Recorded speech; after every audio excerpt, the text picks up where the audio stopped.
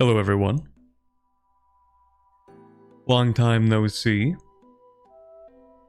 Been at least, what, a week and a half or something? I don't know. I mean, it's been 2 weeks since this series at least, but yeah. It's been a whole 8 days. Okay, so not 2 weeks. 2 weeks since this stream at least, but yeah. How's it going? Good morning still technically for the next 10 minutes. Good morning everyone. Hi Isaac. Hi Train Master. Hi Dork Trio Gamer. Hi Woodworm. Hi Foxnot. Good morning everybody. Speaking of morning, yeah, I stayed up way too late last night. As I actually haven't been doing recently until like 2 days ago. So I've been going to bed at like 11 and then I was just like, you know what, screw it. It's Friday, I'm gonna stay up late. So yeah. For some reason I've had the weird urge to go to bed at a real time and get a full night's sleep and then wake up energized and ready to do work. It's awful. I don't want to live like this. Anyway, hi everyone. I'm Miss Sopogan and Nameless and Kyron. Give me a second to wake up here. Yeah, I haven't been a lot of streams recently. Been a combination of me trying to actually make videos and kind of forgetting to make stream schedules, and then being too lazy to actually lock in a stream schedule for a given week. Yeah. Although I'm gonna make another one tomorrow. I'm gonna actually start making those again.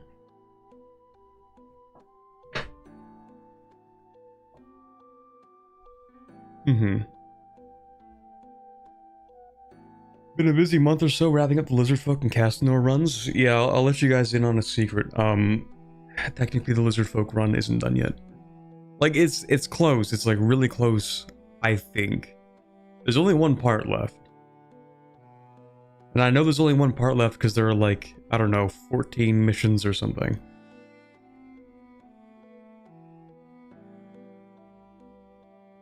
And I've already finished like 4 of them ahead of time. Have you hit the disaster yet? No, I haven't. I thought it'd be a lot earlier. That's gonna be interesting. I've heard things about the disaster, so. Don't burn out? We'll see about that. Have you considered that I might have lived in a state of 30% burnout for so long that it's become a natural state? Have you considered that possibility?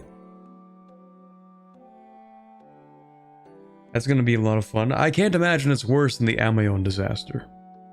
Get ready for the best disaster at Anbennar. It can't be that bad, guys. It can't be that bad.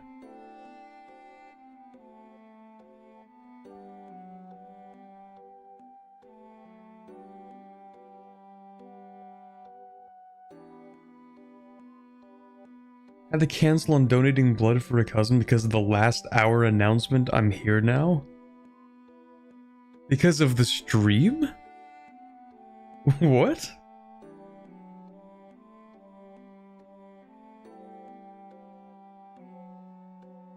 Korea was about 16 million dead in total, more than 10 years of war.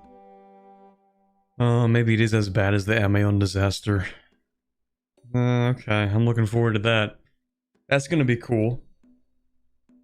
Don't burn out, that's my secret. I'm always partially burnt out. Exactly. If you maintain an inconsistent schedule, then you're simultaneously always recovering from burnout while maintaining the burnout. It cancels itself out.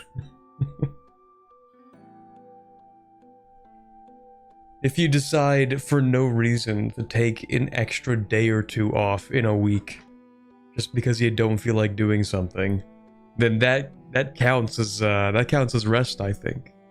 It's close enough. It's not an easy disaster.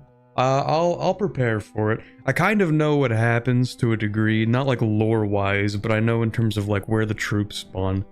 So I could like metagame it a little bit, but I don't know. I didn't do that with the Amion disaster. Because I find, like, yeah, you could metagame it, and then it becomes probably a lot easier. You know, just like delete all the forts in the area. But then, like, they're probably gonna build forts anyway. That's what they do in the Amion disaster, so I don't know. I don't know.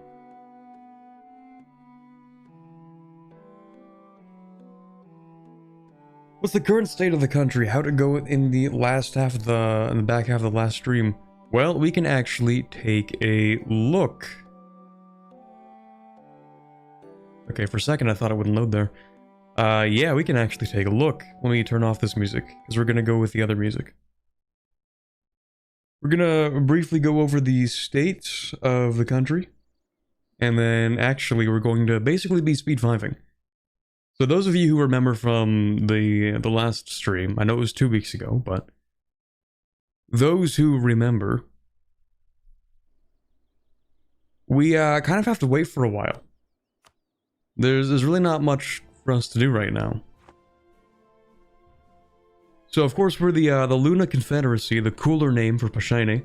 Obviously, I was gonna say we're the #1 great power, but we're not. We're technically the #2 great power. But I think we make money as if we're the #1 great power. Oh shoot, I forgot. Me when I do things for thumbnails and then I don't fix them. Anyway. So we make 370 ducats a month of crowns. So we're pretty much like a great power in every single respect, except for technically the development. That's it. Caught cheating, true, real. You have your fog of war turned off, terra incognita turned off, screenshot. That's how they look so nice.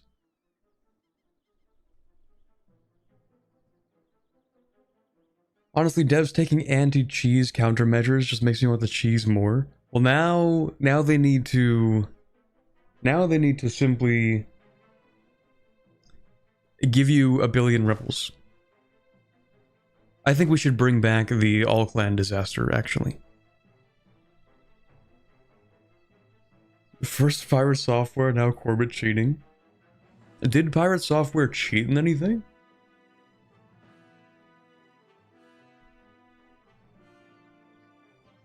Or does he just have, like, unpopular opinions? That puzzle game? Oh, yeah, no, I know the one. Yeah, no, never mind. I've seen that clip. I know exactly. The, Cheetah Outer Wilds. Oh, yeah, no, never mind. Okay, you're right. I kind of lost... Or, sorry, kind of forgot about that. Animal Well? Maybe I should play that game, because I have heard good things about it. Maybe I'll actually, maybe I'll stare at some random pixels in the background and kind of magically uncover the secret that took the community weeks to solve. Anyway. I would like to get into more puzzle games. Although, okay, we'll keep that tangent on the side.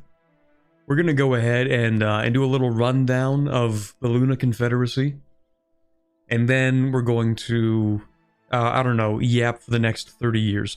So why are we gonna yap for the next 30 years? Okay, so our next steps, this thing here, we have the Prelude to Greatness Disaster, which becomes available at the start of the next age. Now, the next age, that's gonna start in about like 30 years, 35 years, 35, 36 years. You want to be precise-ish.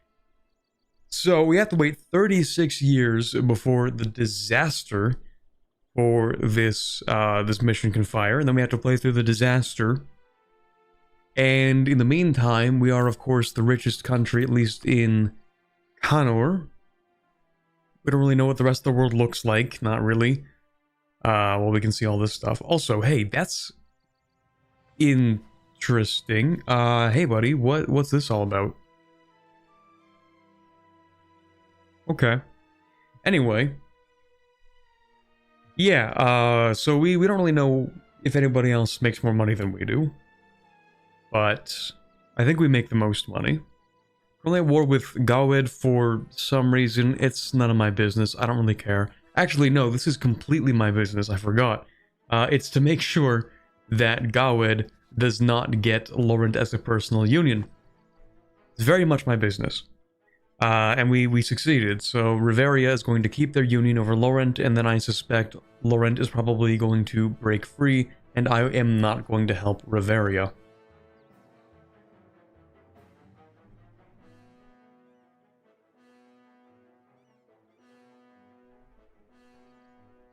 Remind me what disaster again? I have no idea what the disaster's about. No clue. We'll find out.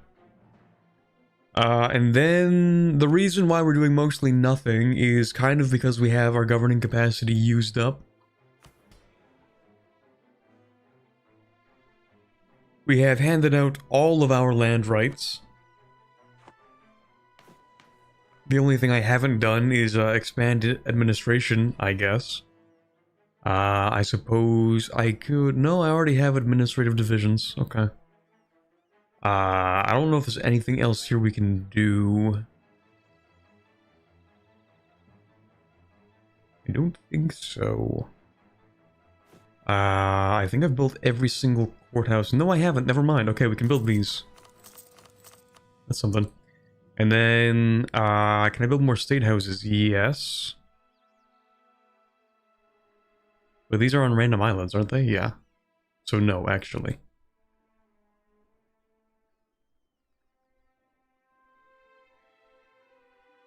Fast forward 35 years in the future. I mean, I don't really want to. I don't know.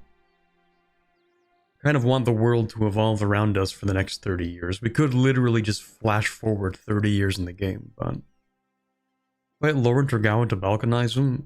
We have a whole thing going on here. We'll see what we can do. Yeah, we're probably gonna, like, balkanize some countries. Probably going to invade Pearl's Edge. Maybe expand my subjects a little bit. We can't get any more governing capacity until 3 more techs. That's lovely. Why not get some colonial nations? I hate fighting colonial wars. I guess I wouldn't strictly have to fight colonial wars, but I just don't like doing it. How do you flash forward? If you want to flash forward, you can do this thing. You open the console, you type in date, and then it's like year. So for example, you would like 1605.1.1. I'm not going to enter it, but this is how you would move forward in time. If you wanted to. You can instantly set the date to this time. To this day.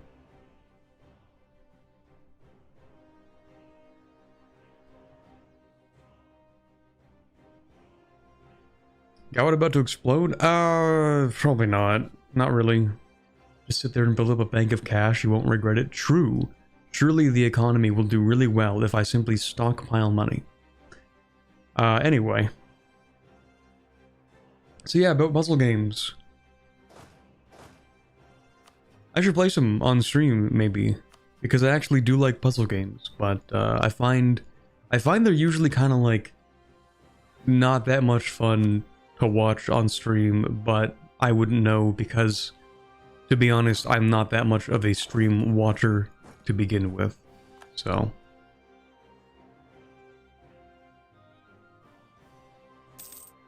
Any way to speed up the game more than ×5? No. See, speed 5 is the fastest because it just unshackles the speed.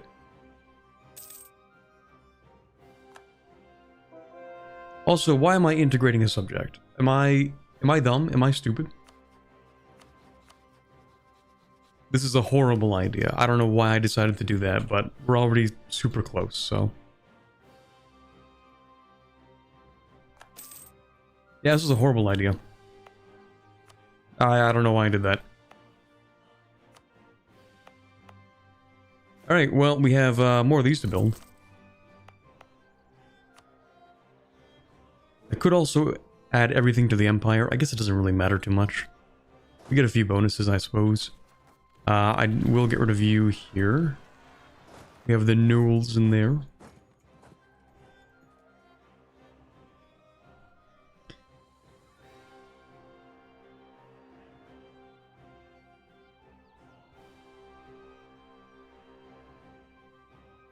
What's the problem with that? No governing cap, yeah. The problem is that we're already over governing cap. And here I am integrating subjects instead of just expanding them.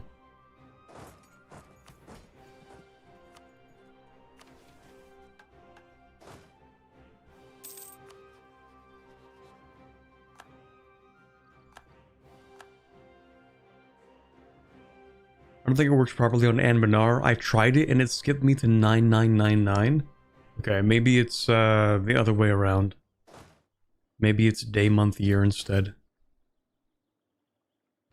Money's not even real, actually. Hello. Watching your streams made me want to play this, and it's really fun even if you do have to wait a little. Enjoyed the coffee fund. Thank you very much, Christian Dimitrov, for the 5.99 euros. I appreciate that. Thank you very much for the coffee fund. Yeah, people have been telling me it will pick up, so that's why I'm still committing to it. I'm still doing it because I've been told it does pick up. And I'm choosing to put my trust in chat that I won't be sitting here for another 50 years after 1610, 1620.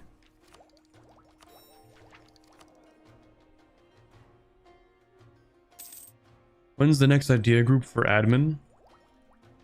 Well, you see... Oh yeah, the coalition's gone. Nice. Well, you see, yeah. Kind of already have... that. Oh, hold on. We'll do some chat clearing on the Twitch chat. There we go.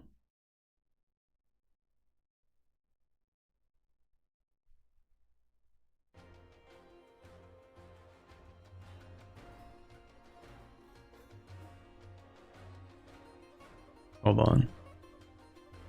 Hard to stream puzzle games? I think it is only because it's really hard for chat to interact with you, I'd say.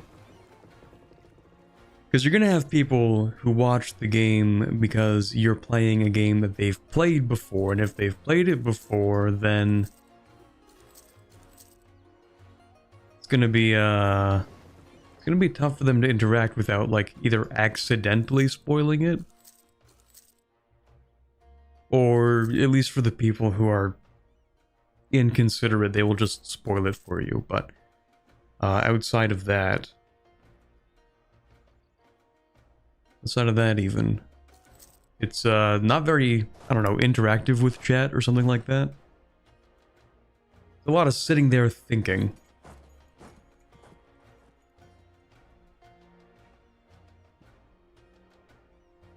Hold on, there we go. Although, to be fair, I have at least on one occasion... Wait, what?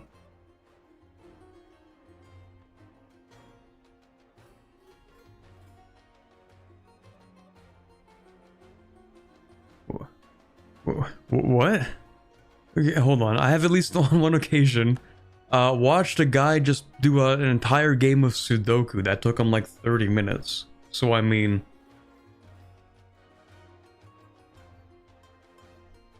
Anyway, what?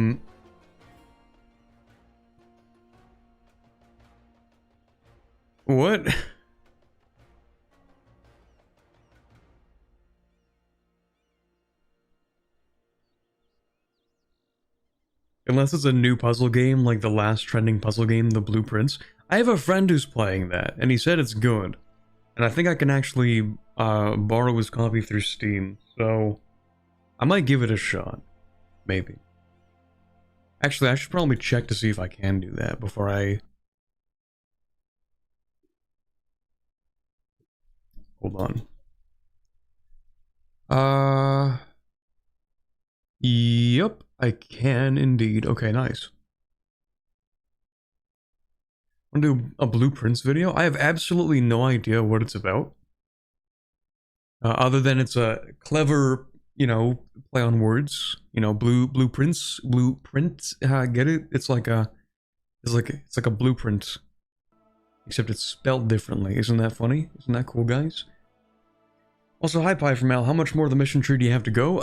Technically one mission, and then who knows? I have not checked the mission tree after this. Anyway, I mean, the rebellion state wants one province. You know what? Yeah, you know what? Sure. Have it, man. Have fun. That's cool.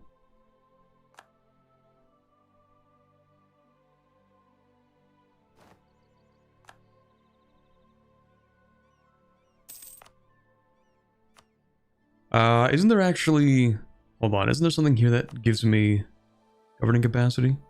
That is not governing capacity. Never mind. That is, in fact, very mid. Never mind.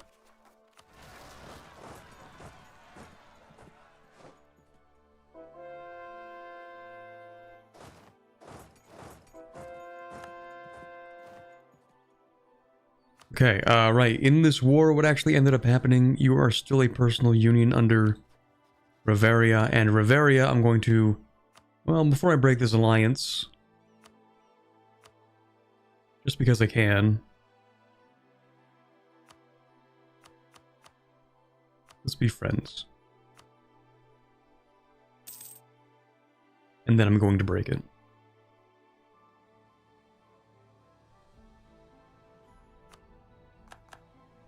The reason I'm breaking it, also, we don't need that. That's cool. The reason we're breaking this alliance is because we want Laurent to try and break free from Reveria, and then I can balkanize them. Also, we have a lot of power through the High Rectorate. That's a lot of power, actually. I guess we can just stack innovativeness. It's kind of free if you think about it.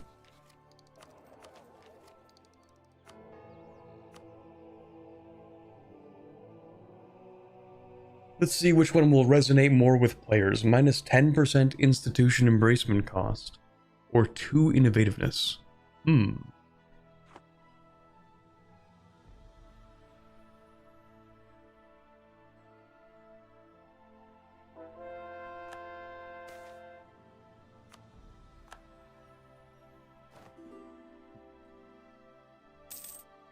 Both event buttons give it to them? That's crazy.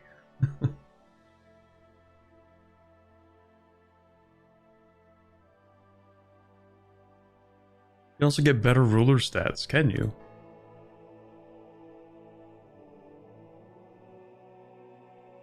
That's pretty cool. Oh. Also Parliament. Maybe I just culture convert everything to Pashaine.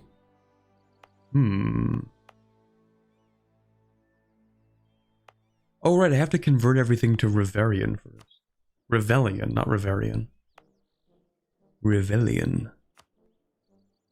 That is expensive. Never mind, we're not going to do that.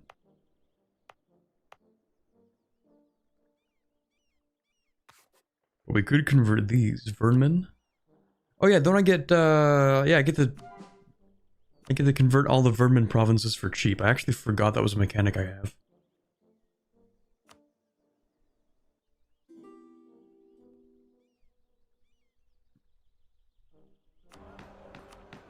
Bait, does it really matter too much? No, let's go with that. That's cool. And then we love corruption.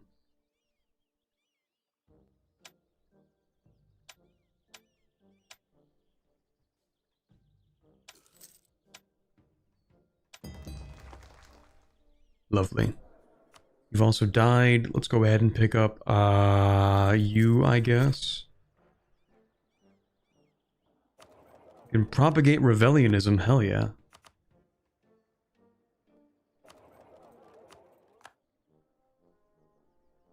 This might actually be like the most cracked religion in Anbennar.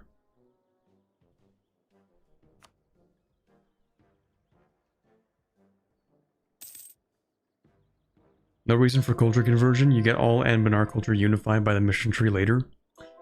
Man. What if it's funny though? Did you consider that?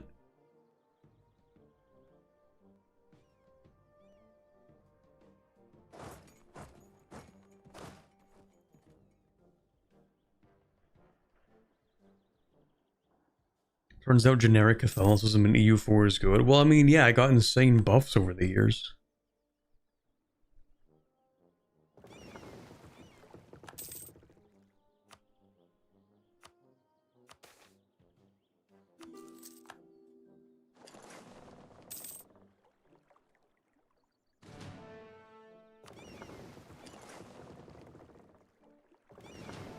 Maybe just to play Anbennar faster, I'm thinking maybe I actually should get a new processor.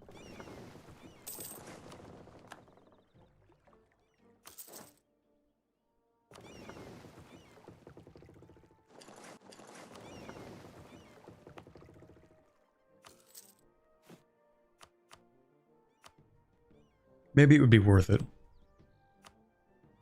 Let's also upgrade all the forts.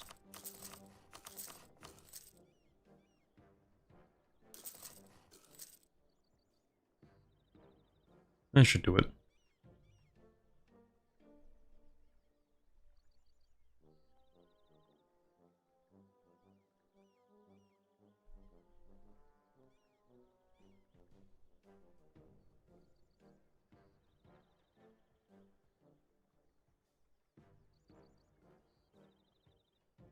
I have a question about races in Anbennar. Is there a benefit to having high tolerance for the other races?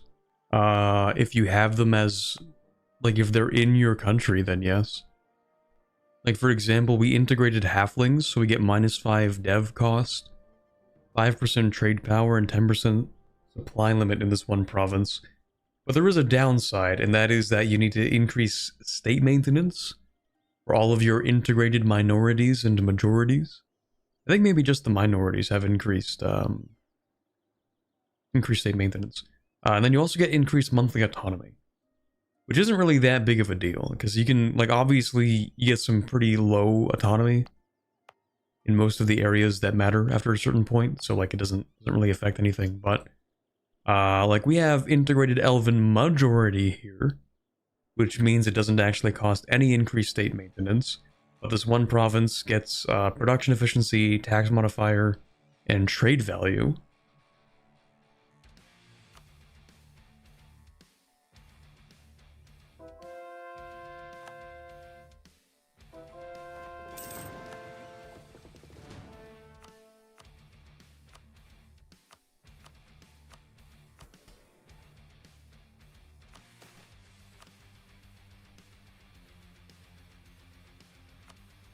Alrighty, 100 crown land. Yeah, I think we're gonna keep this guy. Although remember, it's actually not that bad to get rid of them nowadays.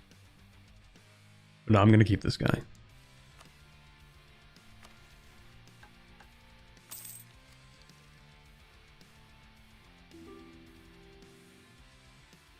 Some tags are meant to be tolerant, some aren't. That's also true. That's also pretty true. I was doing Corveria run from a while ago, or a while back, and that mission tree's a bit long. Fun, but just long. Yeah, I played a little bit of the Corveria tree a while ago. I think that was actually one of the first Anbennar streams I did. Well, not one of the first streams, one of the first streams on the YouTube channel. Because I did occasionally do a couple of those streams. Back when I mostly just streamed to Twitch.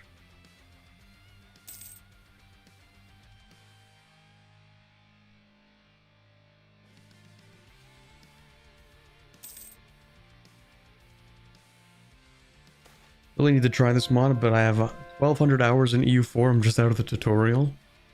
I thought the tutorial ended at 1444 hours.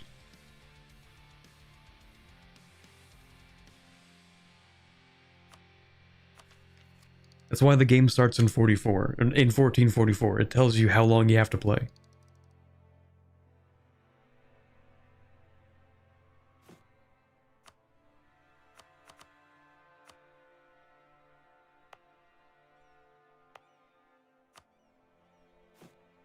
Also, I'm gonna go ahead and just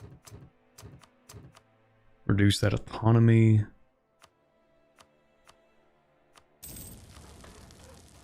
Let me just, yeah, I'm gonna let the game play while I do this. While I spam development. I guess instead of spamming development, since I have max crown land now, and that's usually what I spend. Like, the reason why I dev so much is usually so I can get a bunch of crown land. But in this case, I guess I don't really need it, so I could instead just... Never mind, I have 100% mercantilism, okay.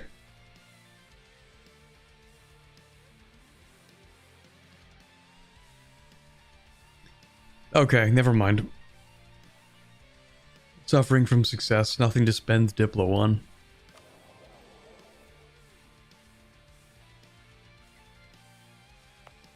I can upgrade that, I guess.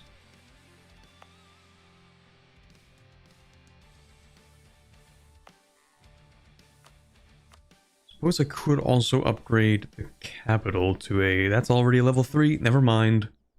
I've already done everything. Everything I can think of, I'm like, you know, there's gotta be something I can do to keep myself busy. And I've already done it. I've already done everything. Too much power. Free me from my opulence and greed.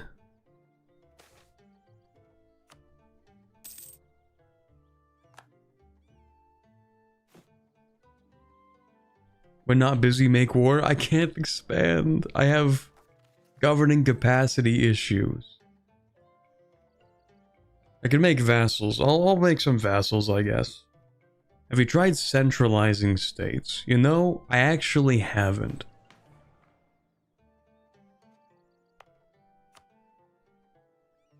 I actually haven't. That's a good point.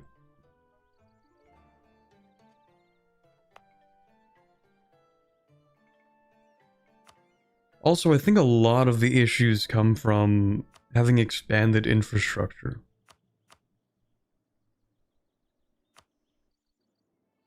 Yeah, that would do it.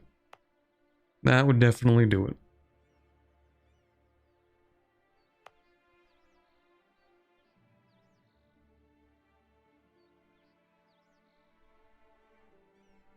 Doesn't the mission tree give you half cost centralizing at some point? I have no idea. You can centralize a state multiple times, though. The only problem is that, like, it costs governing or government reform progress. And I don't really like to spend government reform progress. In fact, I think it would be cheaper for me to just expand administration. But if I'm going to do that, what I'm going to want to do is first pick up my infrastructure ideas. Because that makes it cheaper. Over here.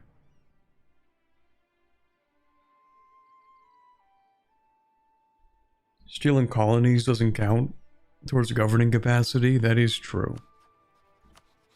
I do also just want to declare war on Buzelar because it would be funny.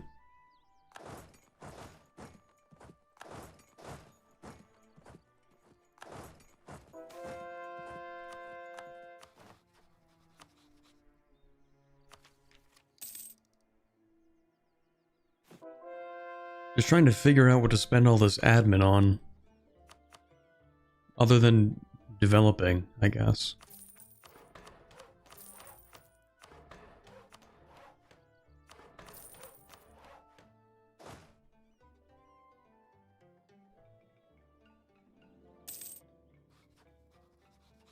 Developing makes you richer? I think I have enough money. I don't think we need more money.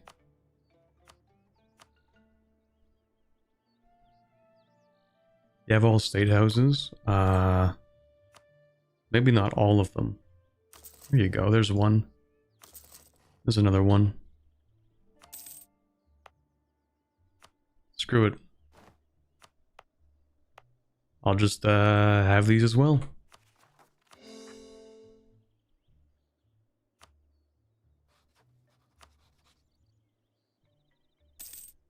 I think honestly I just have to unexpand infrastructure. But in so many of these states I've already built like several different things. It's kind of a problem. But yeah, let me just go ahead and do that. So you have one thing here. What happens if I reduce the infrastructure? Oh, it just deletes the mage tower. Well, damn, that sucks. All right. Let's maybe not do that again. Maybe I don't want all of these mage towers, actually. What do they do? What do they actually do, chat? Attrition for enemies, local development cost reduction. Like, I don't need to develop these anymore, to be honest. I think it's fine. Centralized state, but it's only 50 admin. I'd rather like spend it on, I don't know, coring or something. And even if I centralize state, it's less efficient for my governing capacity compared to just expanding the admin, the administration.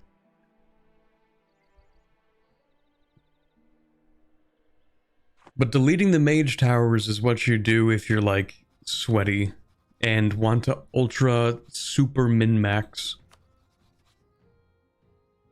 And do I want to ultra super min-max? I don't know. I kind of feel like I don't want to super min-max. I want to play the next 30 years of the game.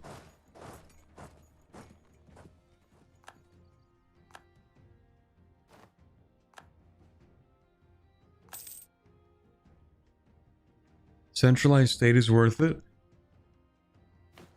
But listen, it's 50 government reform progress. I don't want to spend 50. I could spend 20 and get more stuff. Get more governing capacity.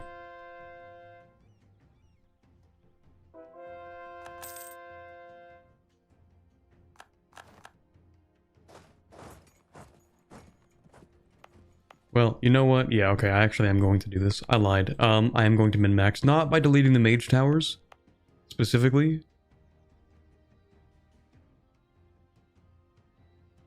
No, I lied a second time. I'm getting rid of the mage towers.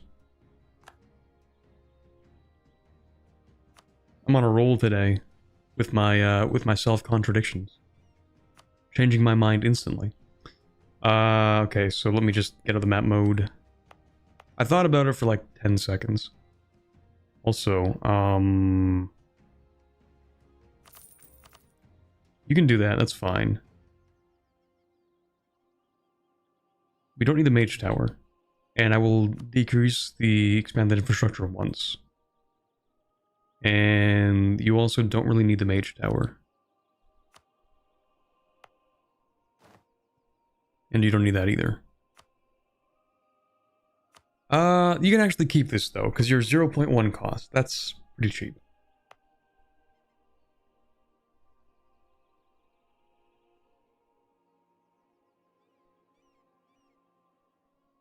Someone is hating the mage estates today? Well, not really. I mean... Yeah, no, I don't know.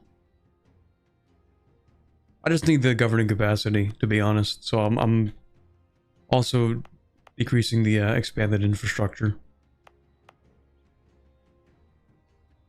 The mages, they've had a good run, you know, they're probably fine.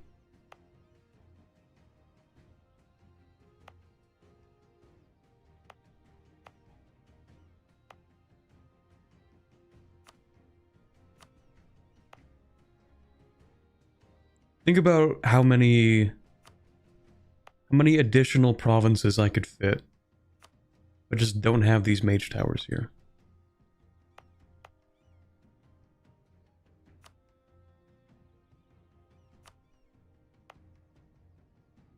And I'm only really getting rid of them because it's convenient too at the same time.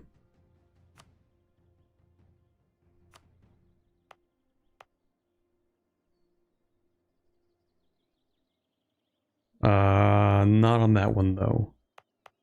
I think all of these are probably fine because they have reduced cost anyway. Because they're constituent cities of the Luna Confederation, they already cost 15 less. But yeah, look at that, chat.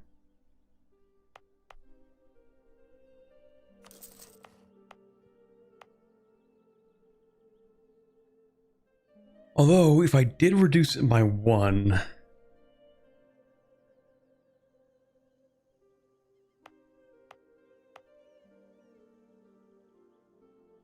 Well, we don't want one in this... I guess we should probably keep 1 wizard tower, to be fair. I guess we'll keep 1... Oh, we don't have one in the capital. I don't really want the... not a trading fields. I don't really want a regimental camp in the capital. It's pretty cringe. But I also don't really want a wizard tower either. You know what? We'll keep one wizard tower. We'll keep one in Bellicare. Because you just need one for the mages to have stuff. Why are we destroying the towers? Because they don't really do much for me anymore. Sure, they decrease the dev cost. But, like, I'm not really trying to make every single province 40 development. So I just don't really care too much. And also, because they'll get destroyed anyway when I reduce the infrastructure. Well, probably not these ones, because they're increased by 2 times, but... yeah. I will also bump up the dev here, and then reduce this infrastructure. And I'm reducing the infrastructure to save on governing capacity.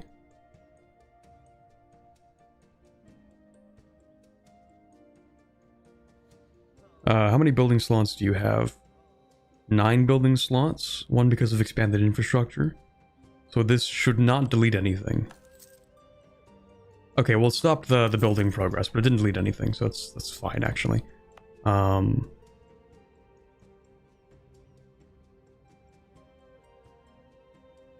I guess you were kind of okay. Shoot, I didn't really read that. This one was probably not that bad, because it has the minus 15. Oh, shoot. Okay, well, now I feel dumb. I didn't have to do that. In fact, I have so much admin, I could just bring it back. You know? My bad, my bad. You guys are probably fine. Because yeah. Yeah. No, you guys are fine. That's awkward. Anyway.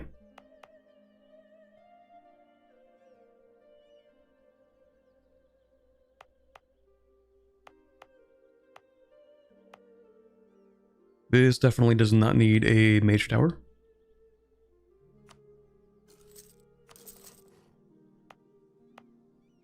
It's 21. 26 cost. You don't need that mage tower. I know this is resetting the construction. It's fine, don't worry.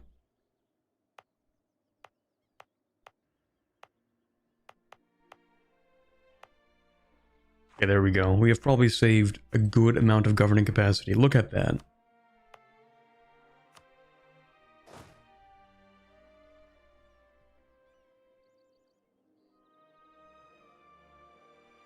Hi, Wayne. What's happening? We're just kind of chilling for the next 30-ish years. While we wait for the disaster to happen. But we will get through it today because that's the goal we have. I can actually stream for longer than usual today. Because usually this is a board game night on Saturdays, but we had to change that this week, so... Anyway. Look at that, he's right wants a mage tower. What do you know? That's funny. You know what, man, actually... You want the mage tower? Shoot, why can it... Okay, stop it. Yeah, you can have a mage tower. That's cool. We'll just get rid of it after. That's really funny, though.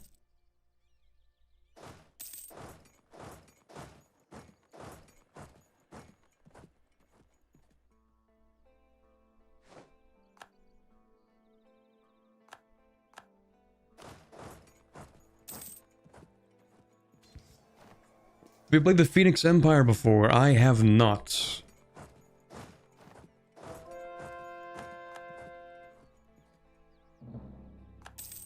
I will eventually have to pick one of those campaigns, generally speaking. Like, I haven't really played in Bulwar in a really long time. Not like actually played in Bulwar. Sure, I did the Celestalia run. I don't consider that to be like really playing in Bulwar.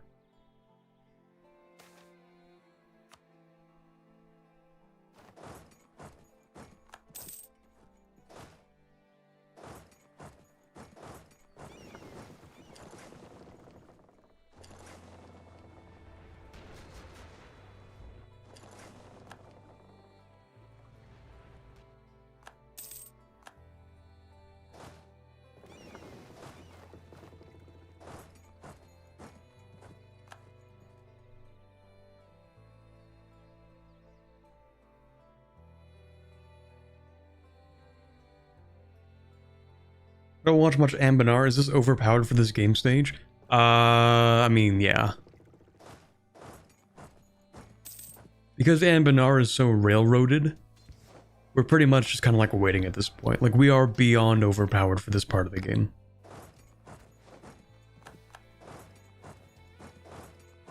Like, way beyond overpowered.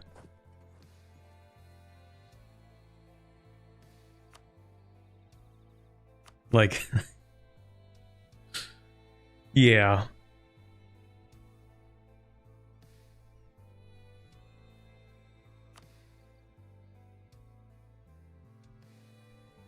Not as overpowered as what you'll eventually be?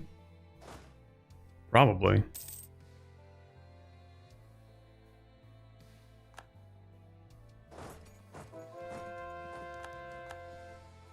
What's the disaster mentioned?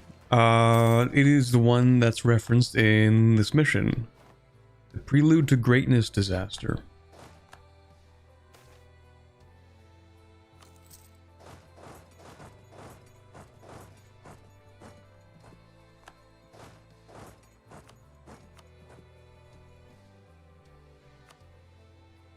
Alright, Wex, we will further balkanize you. Just because there really isn't anything else to do. You're gonna return cores too.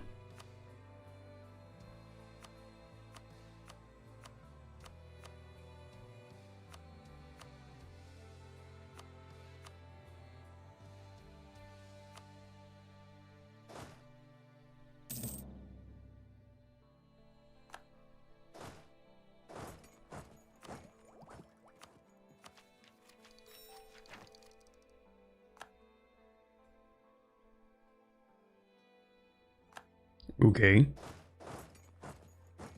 Which idea group did you pick up and why? Let me see. So we started with core ideas because we had a special interaction. We actually still have a special interaction. Okay.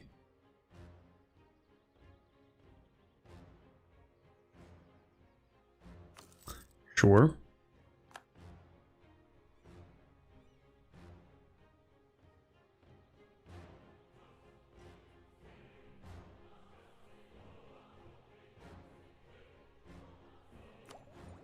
And then plutocratic, because it felt appropriate. And then admin, because governing capacity. And then offense, because I wanted to pick a mill idea group. Although I should have taken infrastructure, to be honest. I really should have.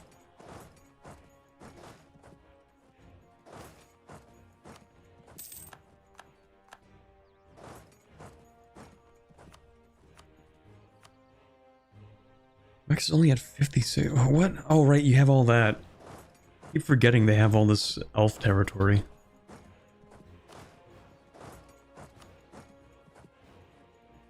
And this.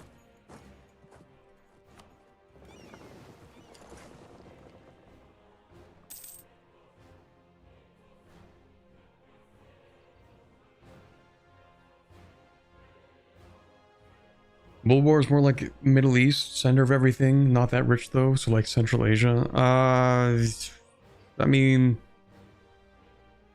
Central Asia is more explicitly supposed to be like the Forbidden Lands, I think. This is more like the steppe. This is like the... let me think about that.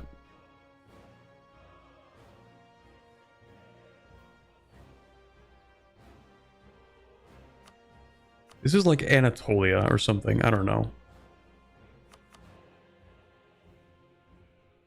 This is like Anatolia or like Persia or something. No, this is definitely Anatolia. This is like Egypt, and then we have the Sahara, and then we have Sub-Saharan Africa, and then we have... Yeah, like this is like the Levant, this little area here, I guess. I don't know. Anatolia and Mesopotamia, yeah, something like that.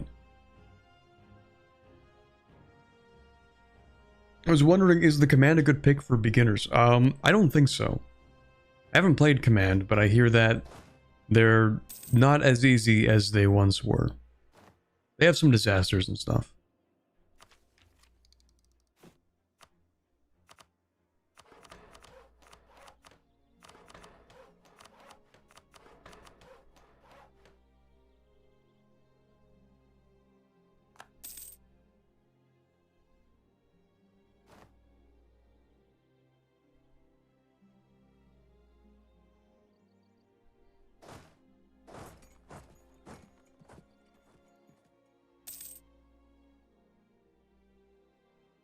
There's no clean Anbennar vanilla analogies. Well, they'll never be one-to-one, but they're always pretty close.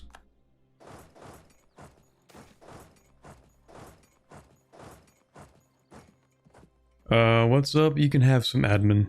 There you go. That's something to spend admin on. Hey!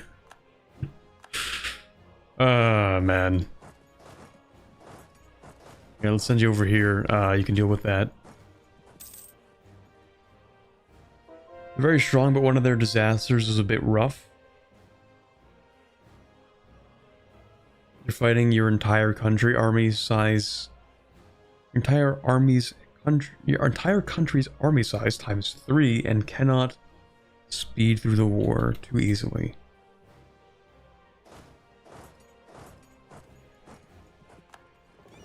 There you go. That's the professional command diagnosis.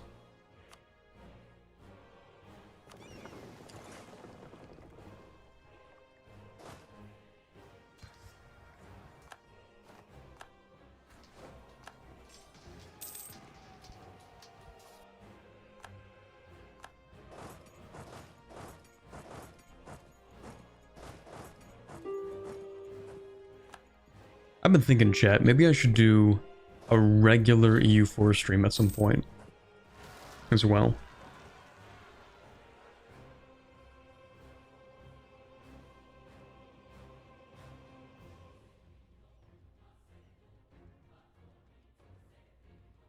Regular EU4 is boring. Regular EU4 has definitely lost its luster for me.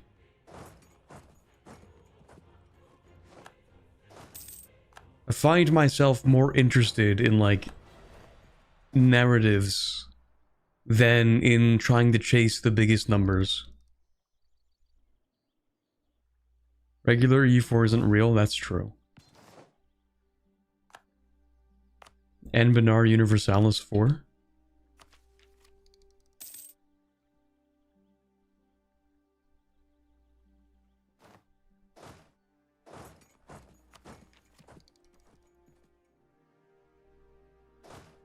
Because, like, I haven't done everything in EU4, but I feel like I've done everything in EU4. There's already so much content for regular EU4. That's the thing, like, that's the other side of that coin, that balance. Should probably read this. We'll get back to that in a second. What's up with that?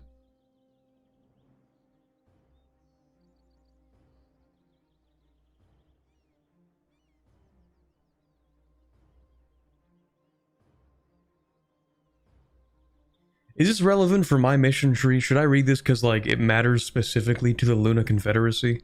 Or is this like a generic event that fires for multiple countries for some reason that I don't know why?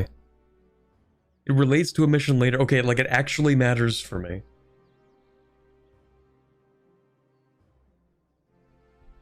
Okay, I don't really know what the context behind this is.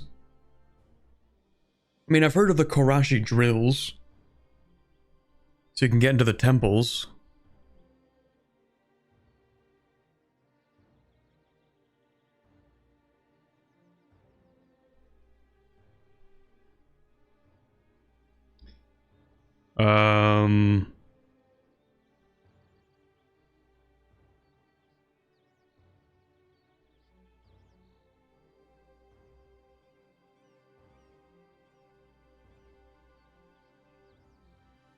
So we're talking to a hobgoblin about looking for a way to steal or maybe even engineer Black Dame's tier Black Dame's Tear is a magic negating material, which, you know, kind of relevant for us.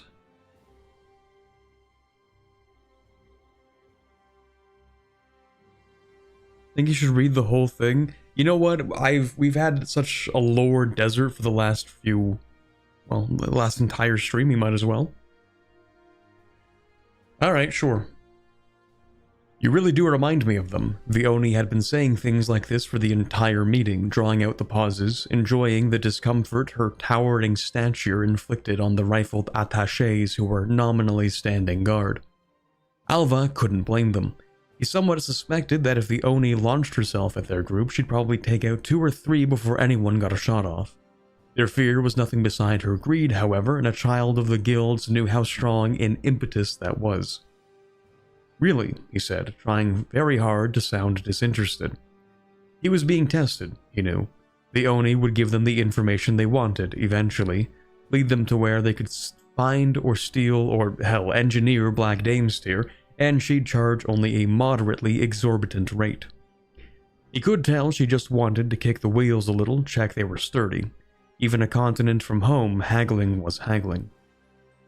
So certain, like they were. She didn't need to say who. The hobgoblins. Oh, we're not talking to the hobgoblins, we're talking to an Oni. Okay. The only others to be so aggressively curious about the stuff. We're all certain, to a degree. Alva smiled. Anywhere else in Anbennar, he would probably still be a peasant. This monster would get no doubt from him. He matched her gaze. Pashaine is a very long way from Shunukorchi. Hardly your problem. The Oni was silent for a long moment.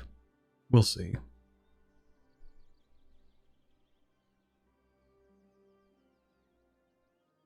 If you try to use Black Dame's Tear for liching, you basically explode. Who would use Black Dame's Tear to lich? Huh?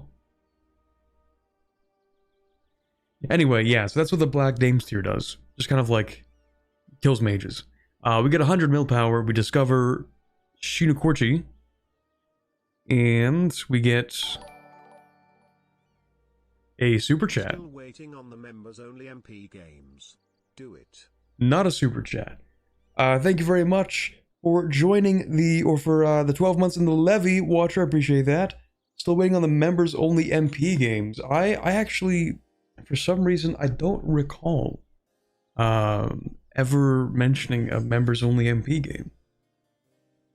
I might need the MP when emote, maybe.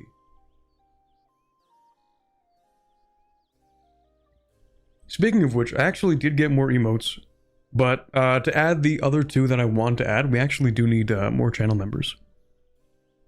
I don't remember what the threshold is, though. Actually, can someone check if the one I uploaded today is actually active, or if it's still stuck in, like, YouTube review? Let me see here. Actually, does YouTube even review emotes? I feel like they don't do that. Which is kind of funny. Let me see here. Emojis.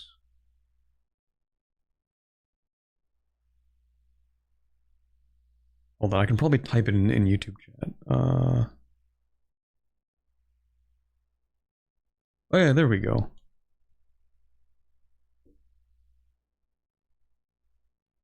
Yeah, it does exist. That's one of the new emotes. The other 2 I would like to add, but let's see. It's 10 members to the next emote, brother. Okay, so it's 10 members to the next one, and then I don't know what it is for the one after. Maybe like another 10. 1 emote per 10 members. That's kind of cringe, to be honest. Anyway.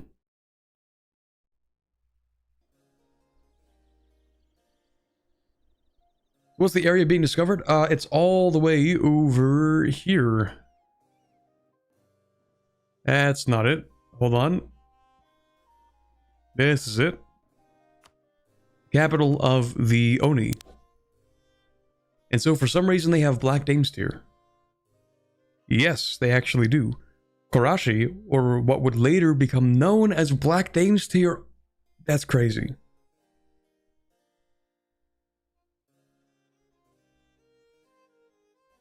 Oh, that's crazy. That's crazy. So that's what Karashi is. This whole time, I had absolutely no idea what Karashi was meant to be. It's just another name for the Black Damesteer. What do you know? That's crazy. You to rally people for the community MP games. You can try. We have finished off our offensive. I'll just take that. Actually, do I want the other policy? Nah, it's kind of mid, to be honest.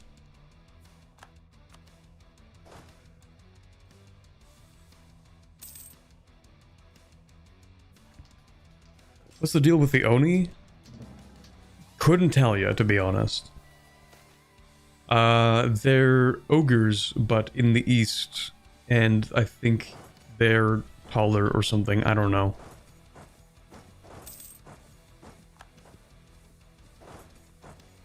They're like, yeah, they are ogres. Like they're in the same vein. They're considered the same race as ogres. After that, who knows? What's up with this? Traitorous Rectors.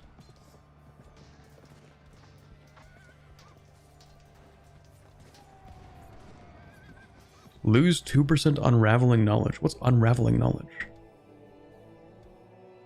Much knowledge about the world is gathered and discovered by the church. Once it reaches 100%, a rebellion debate will occur. Oh, okay, so either Gawed gets... Okay, yeah, they can just have free tech. I don't care. They can have cheaper tech. It doesn't matter. It's either they get cheaper tech or, like, we delay one of our Council of Trent things. They eat spirits. Oh. The Oni are not really ogres. But, I mean, they kind of are, though. Sort of. Kind of. Sort of.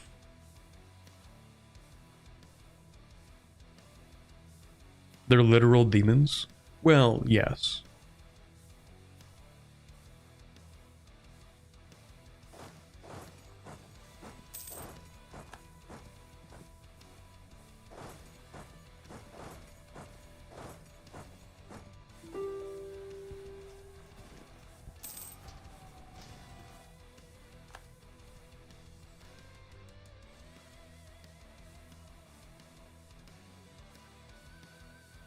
Nothing to do with demons? No, no, no. Okay, well, I guess, okay. First of all, I haven't played them. Second of all, most of this I'm basing off of, like, how close, it sort of depends on how close they made the Oni to, like, the folklore of Oni. Which is that, like, yeah, they're ogres, but they're also demons, in, like, folklore. In terms of Anbennar, I suppose it would have to depend on how exactly they decide to do it. I assume it's close to the folklore, which makes them kind of both.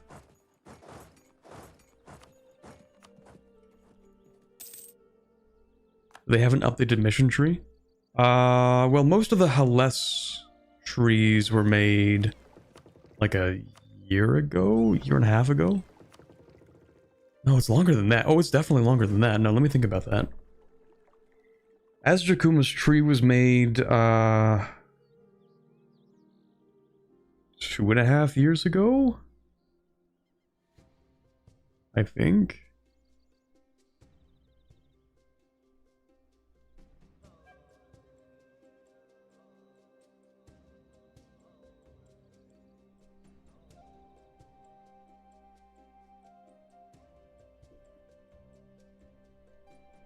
The gnolls are the demons in Anbennar, but even then, like, you can have gnolls that are chill. You can have, like, the Dovesworn gnolls that I'm pretty sure they're chill. I haven't played them, but I think they're supposed to be chill. And you have the gnolls that are here, which are actually kind of chill. Not these guys. These guys are not chill. Actually, are you chill? They can be kind of chill if you have, like, Kanolkatep. I think they're, like, slightly more chill. These guys are not chill.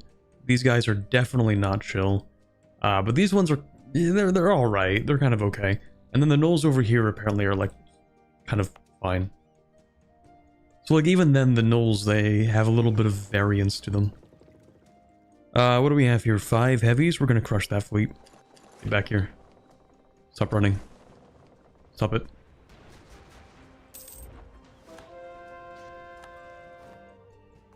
Thank you. This fleet. Perish.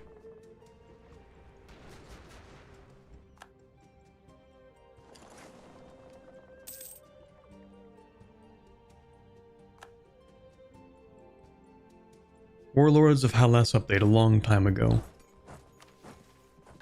Yeah, turns out, time passes, rather quickly. Who could have expected that?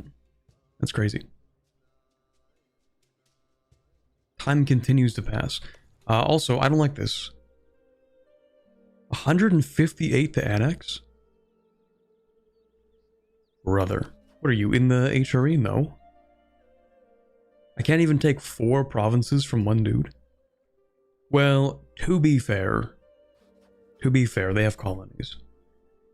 So I should probably take those first.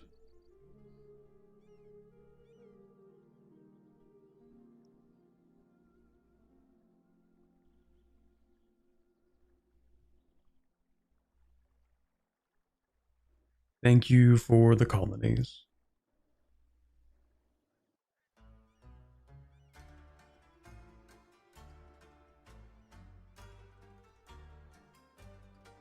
Oh, that's like an actual colonial nation. Never mind. That's not a colonial nation. That's Azraport. I'm trying to grab all of the actual Buzelar provinces. Oh, I can do that this way. Hold on. Sort by giver.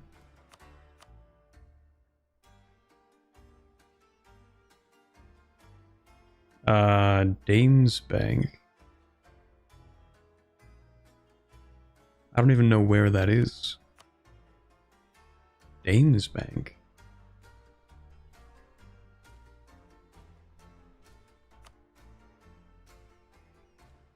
Yeah, that is a little too far away, isn't it? Well, that's okay. It's a colony. It's fine. But I'm thinking about doing...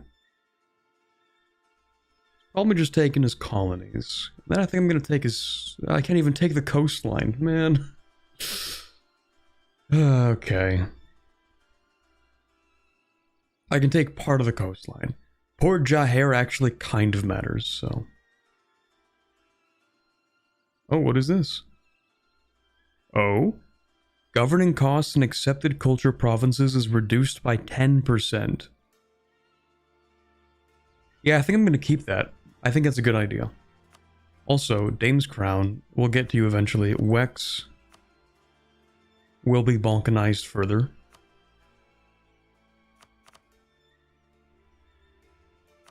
Have fun.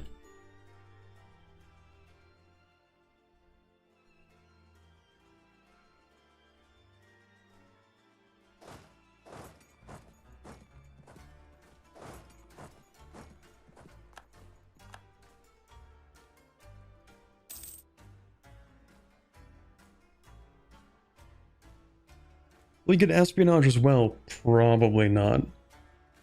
Also, let me, have to do something which requires me to tab out. See, that's going to be one of the things I'm going to really appreciate about EU5 is that I don't have to do this whole, like, tab out. I can have, like, borderless windowed. Or borderless full screen. Wait, no, it's called... No, it is called borderless windowed.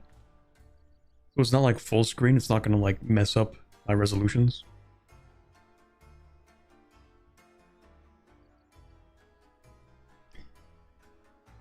Although I have considered actually changing EU4 and just playing it in 2K or 1440p. The thing I'm worried about is that it's going to make it nearly unreadable for anybody on mobile. Next idea group infrastructure? Yeah, definitely.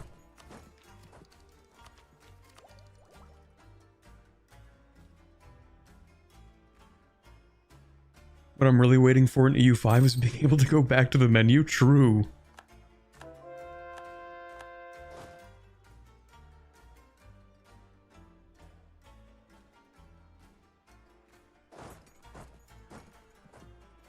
This is barely readable in 1080p on YouTube. Yeah.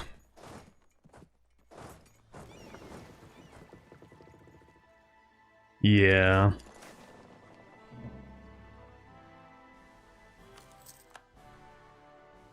And the thing is, like, playing in 1440p wouldn't be so bad with EU4 if the experimental GUI scaling actually worked.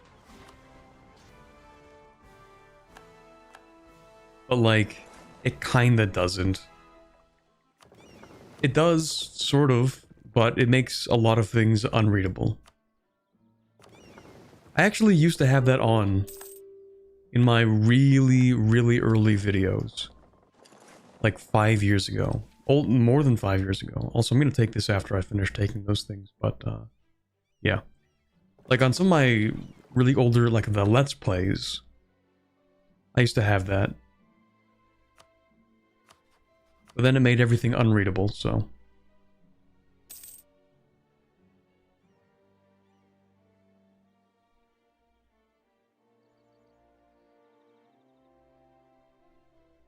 You can stack a lot of AE reduction between espionage and being the rectorate. That is true, but also I could just win.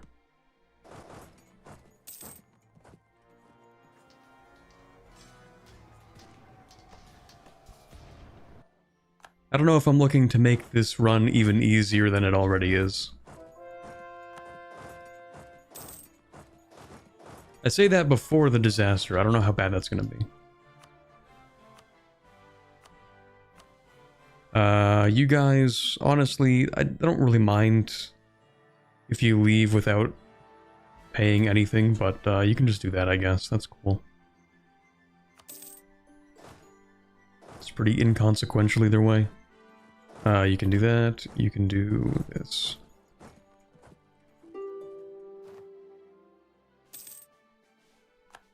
Actually zoom in on YouTube mobile. That's interesting. Oh, also, speaking of YouTube mobile, public service announcement. Kind of forgot to mention this in a more public way, maybe, but this is tangentially related, I promise. So, in September, I'm gonna like change the way that I do early access stuff,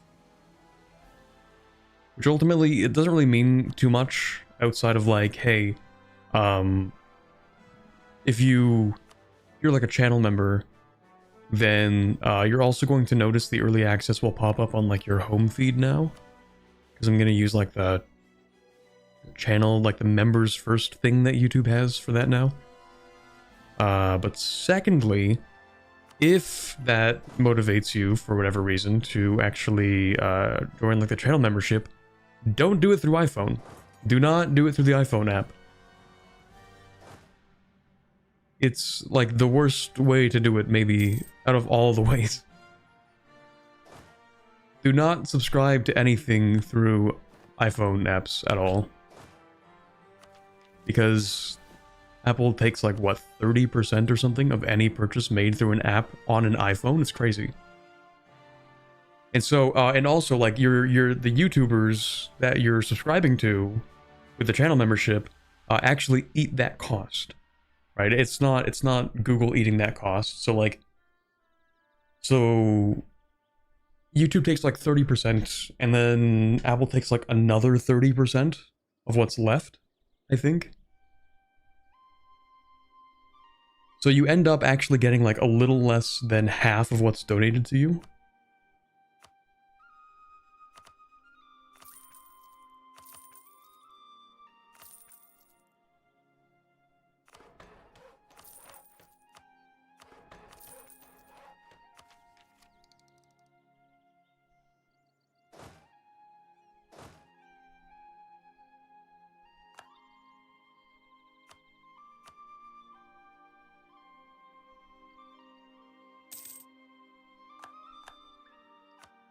I do not like that this war is not over.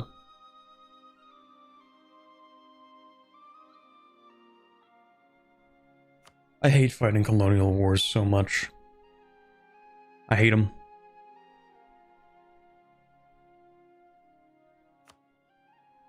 But I'll just sit here. I'll just wait. You know, I got nothing but time. Genuinely, actually nothing but time. I'll even drill my armies.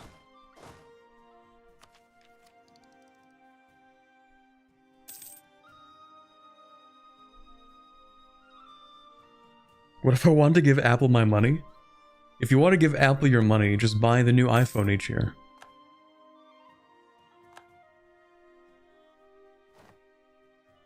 Just pay another few $1,000s for the new iPhone.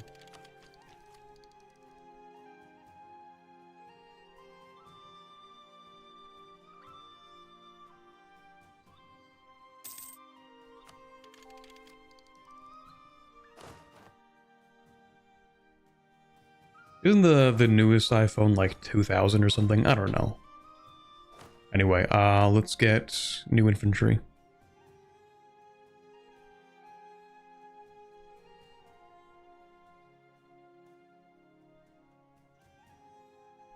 Robert, are you too big for AE yet? I don't know about too big for AE. I have more than enough money to have as much AE as I want. Actually, no, I might.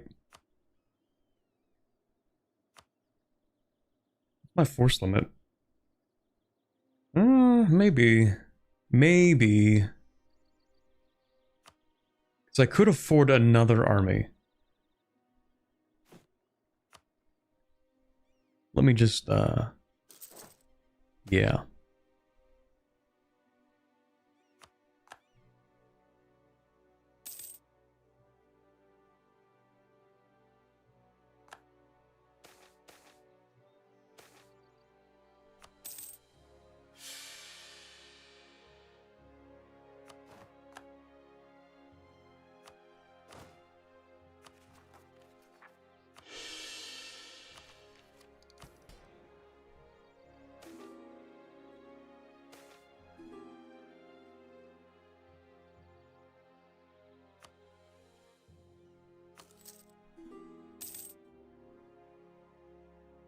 I'm too big for, like, relevant AE.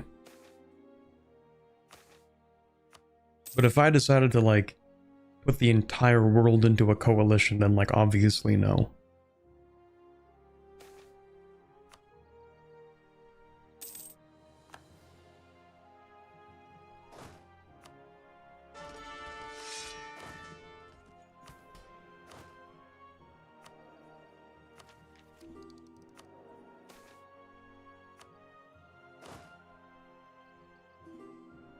But in terms of troops... Oh, also, right, let's not waste this. Innovativeness, 93%. Bump it up twice. And then,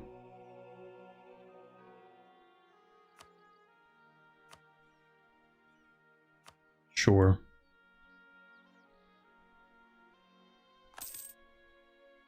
Pay for indulgences? I actually do have infinite money, I might as well. That's true.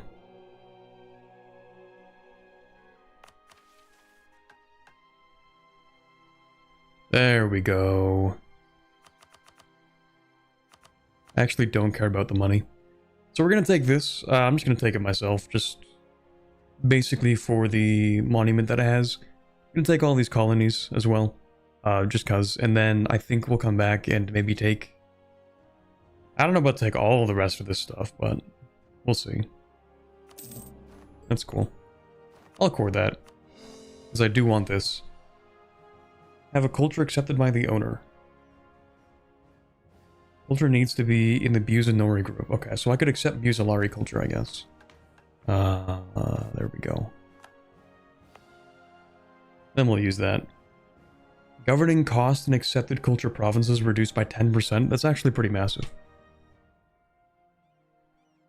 Especially, well, I'm already... No, I'm not an empire, technically. Am I actually a duchy? I am still technically a duchy rank. That's great. That's amazing.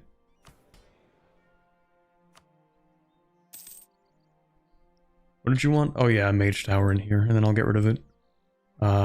We have to do that. Oh?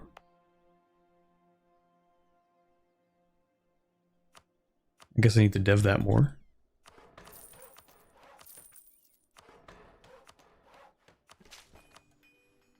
Mage Tower, and then I'll get rid of it. You're still in the Empire? I am still in the Empire, because apparently I'm not supposed to do anything to the Empire. Apparently I'm supposed to stay in it for the mission tree or something.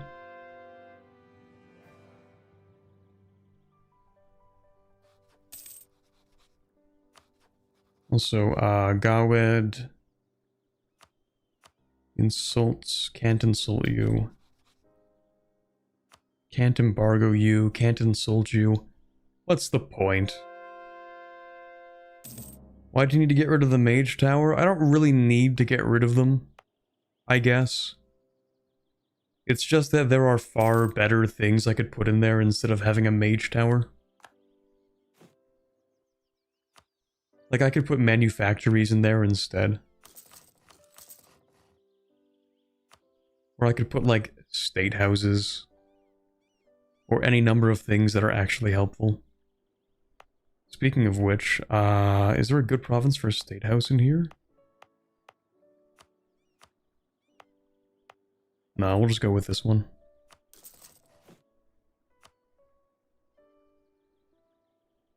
One in here.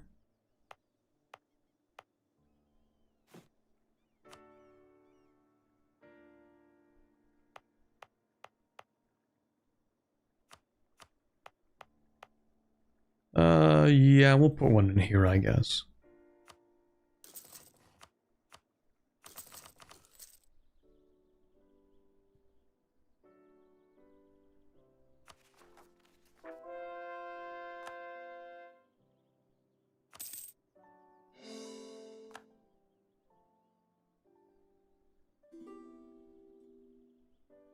Use them for deving while you have them.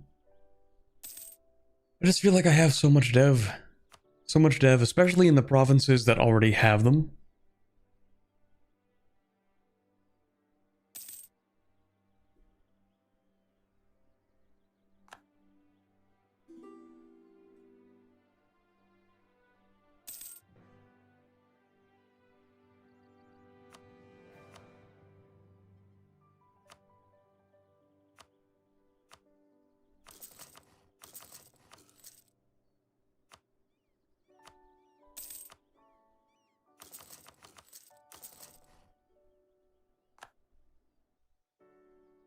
GovCap seems manageable now.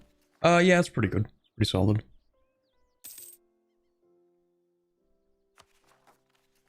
And then I did actually build courthouses in here, but that's fine.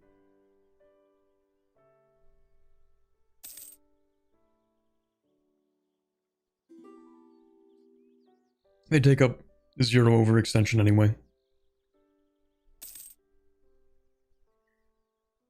Mage towers are for making those estate spells worth clicking. Well, one mage tower is. Anything after that, it doesn't really matter. As long as you have one mage tower, you get the 5%. Also, man, I don't care. You know what? You can just have it.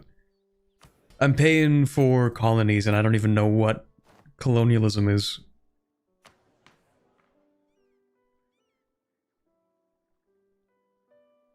What else do we have? Advisor cost.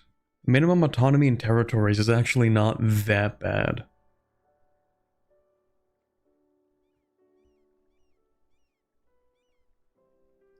Actually, minimum autonomy in territories can be really, really good. Now that I really think about it. Don't I have another one of those?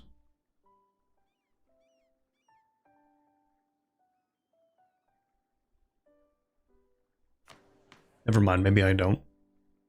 Minimum autonomy. Minimum autonomy. Nope. Never mind, I don't have another one of those. You haven't have territories? I do not have territories, but if I decide to, instead of stating things, have territories, then they can be pretty decent. Let me just check something real quick. Minimum local autonomy, that's just state houses though. Because minus 10% pretty much doubles the output from territories. And what else am I going to do? I mean, diplomatic free policy, how useful is that? It's not. Not really. You know what? I will take this, and maybe I'll just stop making states. It's not like I really need all the stuff that territories, or rather, that a state would give me. There's a policy that stacks that. Not one that I have, I think. Oh, also, is it worth taking the Chancellor's word? No, not really. I should invade more people, though. I'm not really sure who I'm supposed to invade. Eventually I'll figure it out, I'm sure, but... actually, why don't I just invade whoever I feel like invading? You are guaranteed by me, right, because you are released as a free country from Wex.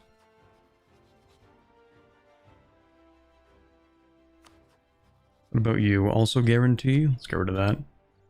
What about you? Also guarantee? No. That's the Rebellion state. I'm supposed to be nice to you. Estalin. I can probably fight Estalin. Ooh, or Pearl's Edge. That's true. I also don't need mill access through Pearl's Edge. Yeah, maybe I fight Pearl's Edge. Or their islands.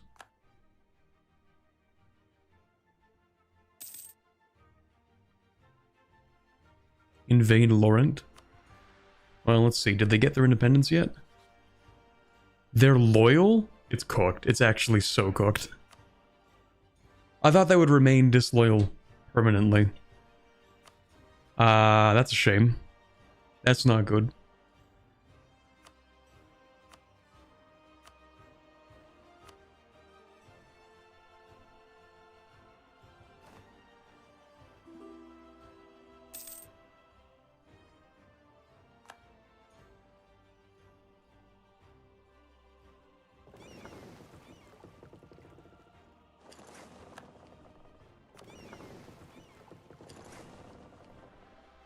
We need a spy network on you.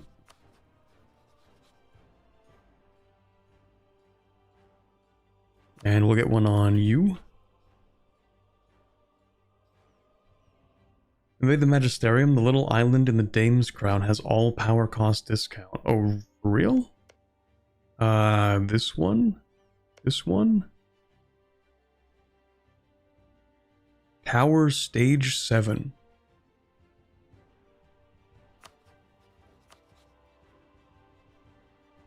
Perhaps. Upgrade the monument. I don't think it's currently cored yet, is it? No, not yet. Yeah, let's move some people around. So we're going to get you here. I will get you here. You can go here.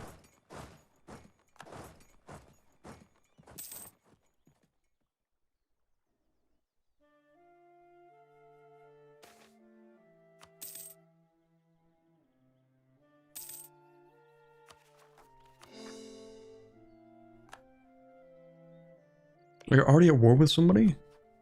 No, never mind.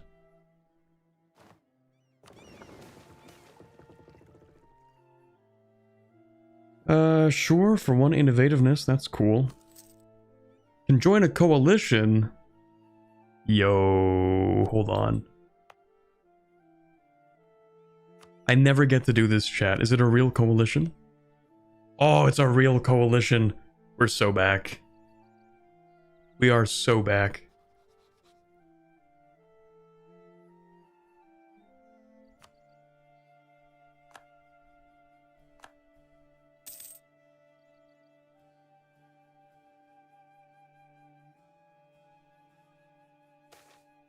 You know, I actually still don't have that achievement in regular EU4 to declare a coalition war or join a coalition of 5 or more members. Yo, hold on, man. What is going on, man? Okay, hold on. I think this matters. Event so long I can't even read the title. That's cool. Am I reading all that? Debate time. Oh boy.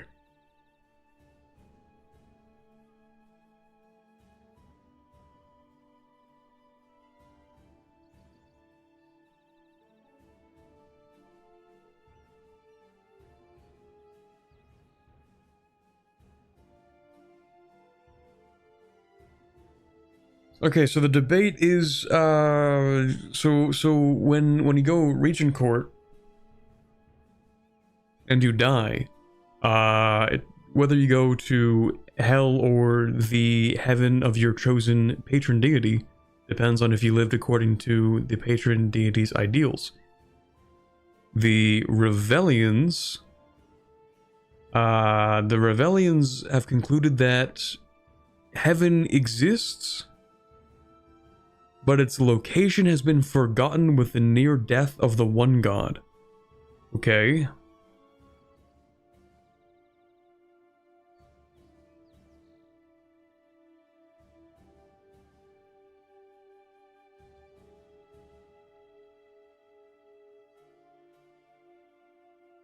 So, we have to restore... Hold on. Restoring faith in God will open the heavens, the gates of heaven, and salvation can be achieved by all. So we have to, like, convert people, and that'll manifest heaven into existence or something? I think that's kind of what's going on. Something like that. Generic Rebellion. I've actually never played Rebellion at all, so I mean, it's new for me. Corbett, how excited are you for EU5, and how disappointed are you that there's no Cahokia? I'm sure there'll be a way to play them at some point. But very excited. Zealot Doctrine, conversions with the first step, okay. Add, what is that, 100,000 ducats to the Rectorate treasury? Okay. Rebellion State gets new missions, that's cool. So we have two doctrines. Zealot. So, to empower God, we need to convert people, and then the erudite doctrine is about understanding alone, not converting. So either perform good works for the church, or to seek knowledge of the faith, or something like that. Alrighty, sure.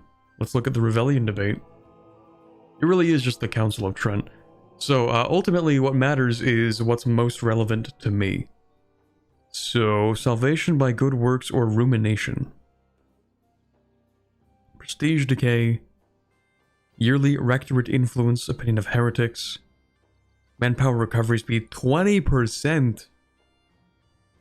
Rectorate treasury contribution, opinion of heretics.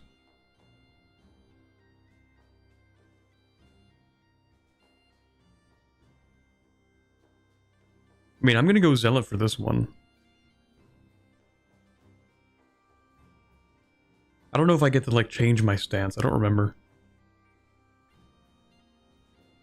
I like the manpower recovery speed, though. That's cool.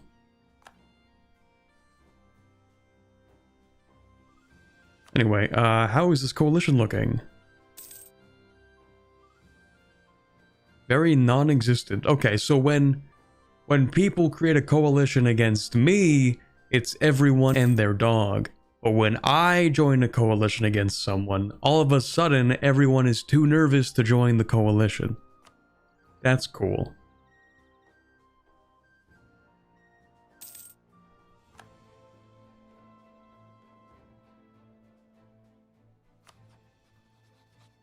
You don't want to join the coalition?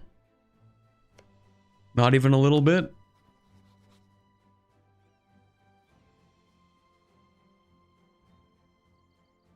Oh, they are allied with a lot of countries, actually.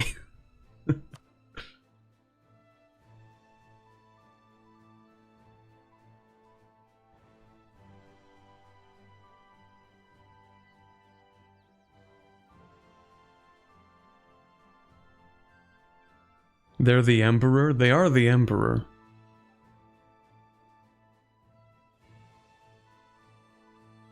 I could probably win this. But honestly, I just want to fight Pearl's Edge. And I actually want to fight Pearl's Edge for this province, not colonialism. How's the disaster going? We'll figure it out in, what is it, like 20 years? We'll figure it out in 25 years. We've actually only played, like, 10 years of today's stream, and it's been way over an hour. We're just kind of waiting. Waiting and occasionally declaring wars.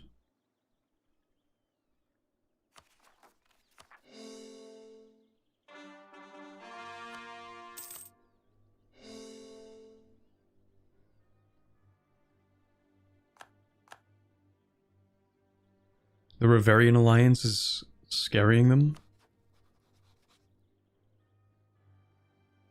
The Reverian one. Oh, like the Corvurian one? It shouldn't be. Average province dev above 30? I think so. Probably? Or around 30. I'll be like 25 or something. Reveria's Defender of the Faith. Oh, these guys. Oh wait, you're allied to Reveria.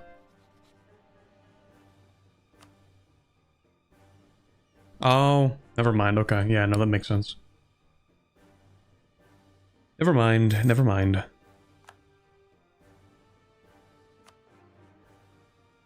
Anyway, can I get this claim? Right, no, it's the Empire.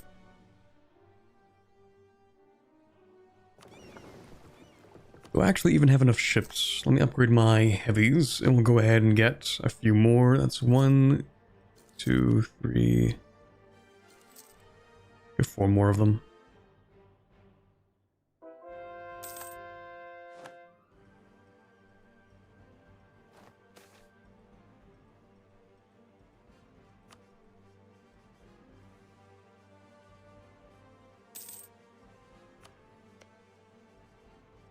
Well, the coalition is expanding. Maybe it'll happen.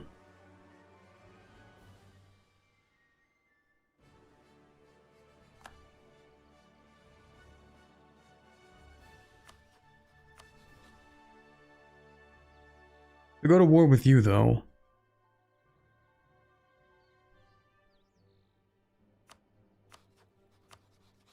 And the coalition is made moot. You know what? Maybe we'll just coalition war this. Is espionage even good for Pashaine? I don't know. I did notice the damaged colony. I just don't really care because they're colonies that I don't care about, really. The ones I stole from Muzilar. I am not going to babysit those colonies.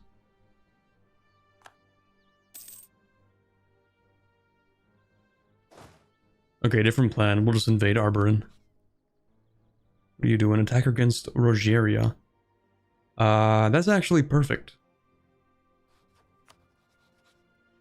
Yeah, you know what? Screw it. Big wartime. I'm bored. Let's fight something.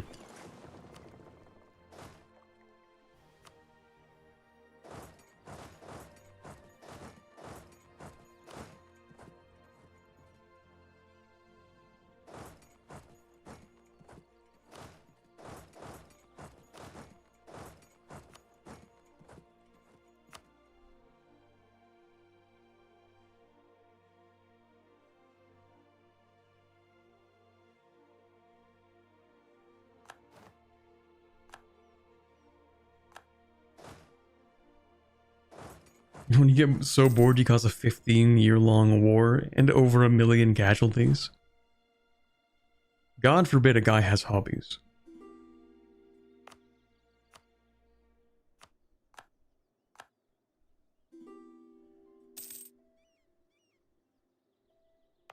Alright, I should actually upgrade this. We have lots of manpower for that. That's minus 5% governing cost. We'll upgrade that again. Although, I might need some of that manpower, so we'll sit tight on that.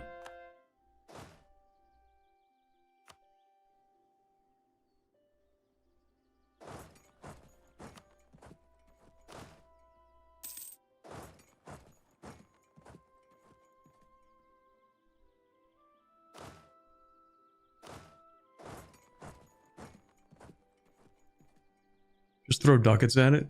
We do have a lot of money.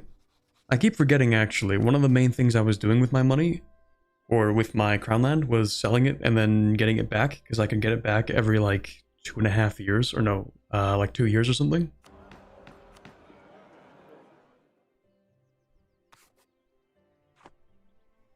I'm actually not making that much money, but that's because of the army maintenance. Spending a lot on that. No debate in Parliament. We'll go with...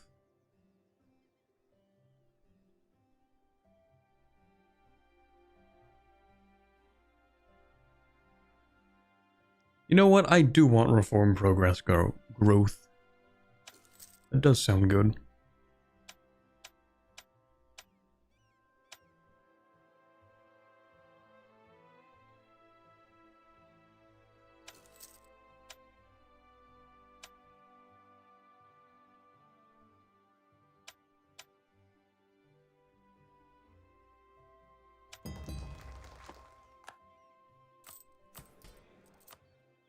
Also, can I get the same thing that I usually get with the Papal States? No.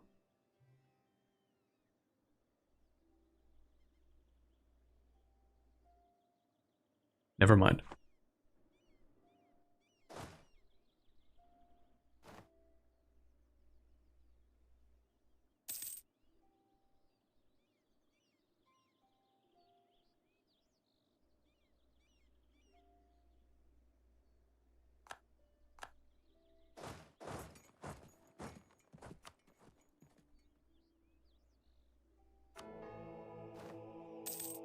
Oh, there we go. We actually did get this. Nice. Manpower recovery speed, 20%. That's pretty solid. We get 4,000 each month.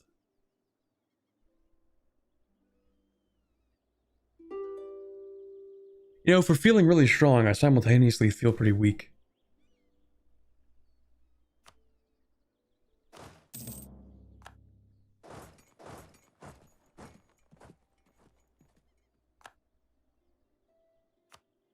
I don't know why.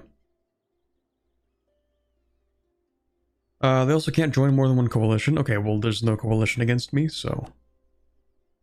They were just being weird about it.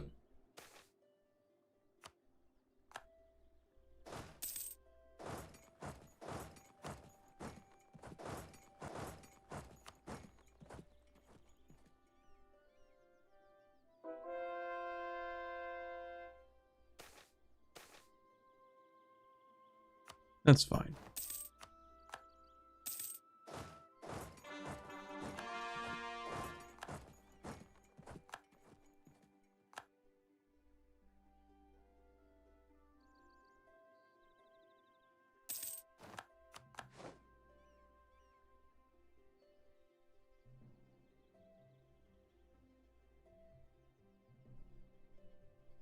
If I recall correctly, you were looking for a good guys playthrough some time ago. Did you consider Azkar? I think I ended up playing a not evil country by picking Bluehart. I think that was kind of the conclusion. To be fair, it's a lot easier to find evil countries than to find the nice countries in Anbennar.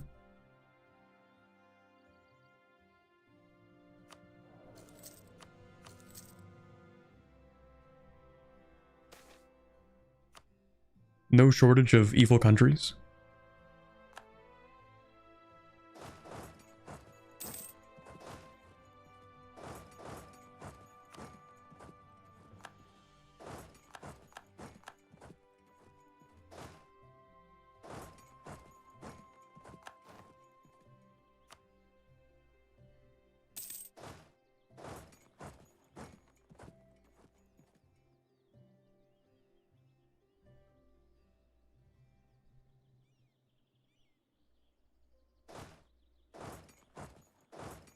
Imagine being a good guy.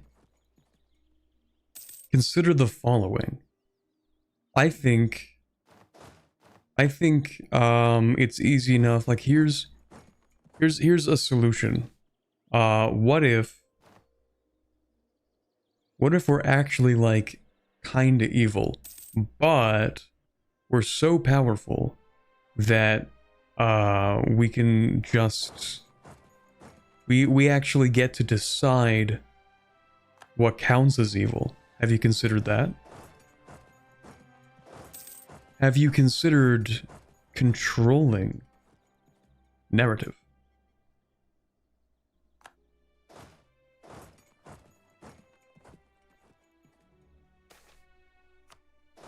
And then you'll never play an evil country ever.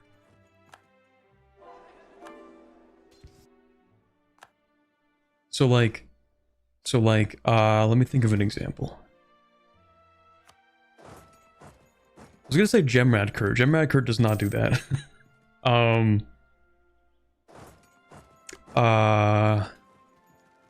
Consider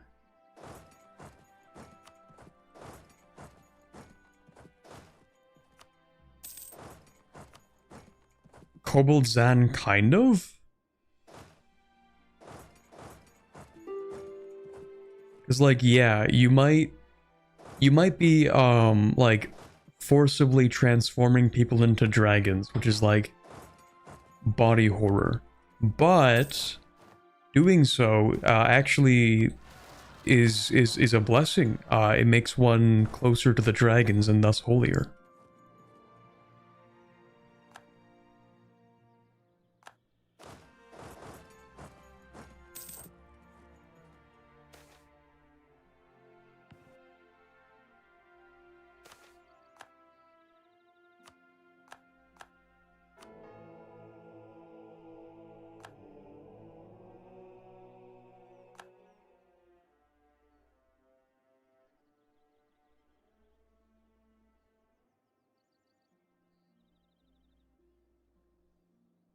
Are you asking me to imagine dragons?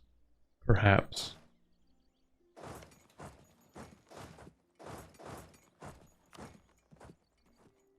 Also, this is the most boring coalition war I think I've ever fought. Where are the troops? Where are the people? I'm trying to fight people, not like siege things. I'm gonna get bored.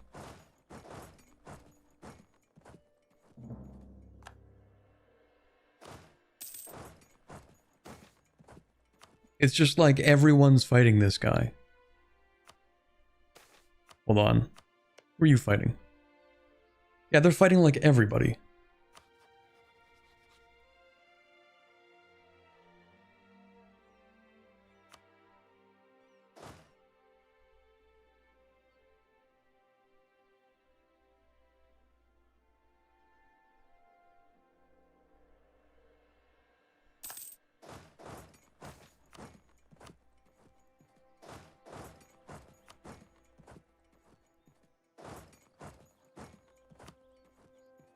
Maybe I should just, like, I don't know, fight Reveria or something. Actually, what can I even force you to do?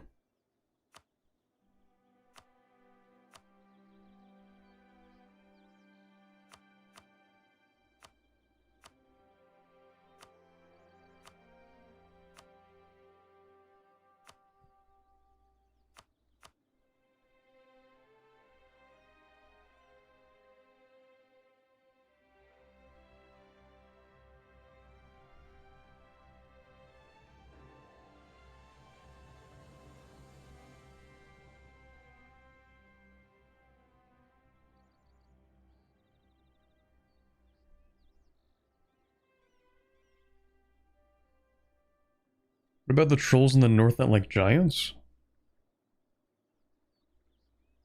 Will they do something like that as well? You would think I'd be able to answer that because I literally played their mission tree, but I don't remember which part you're referencing.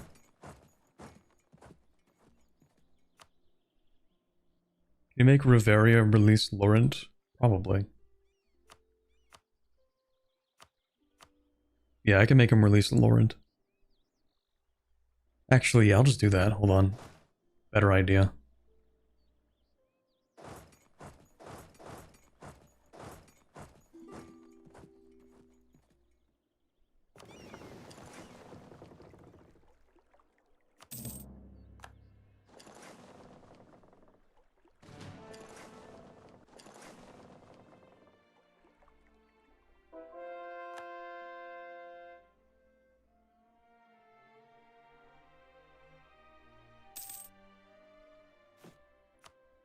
Too many Diplo points. The dev things.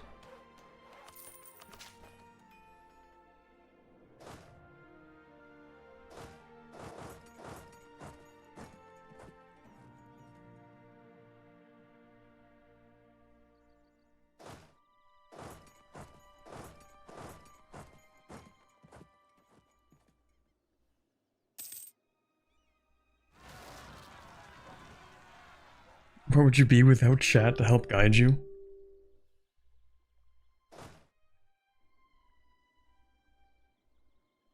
I'd be sitting here fighting several colonial wars, just waiting for things to happen, but recording instead of streaming. That's where I'd be. That was a really fast siege. Who has siege here? 3 siege? You're in charge. Also, with all this extra military power, what I should be doing actually is this.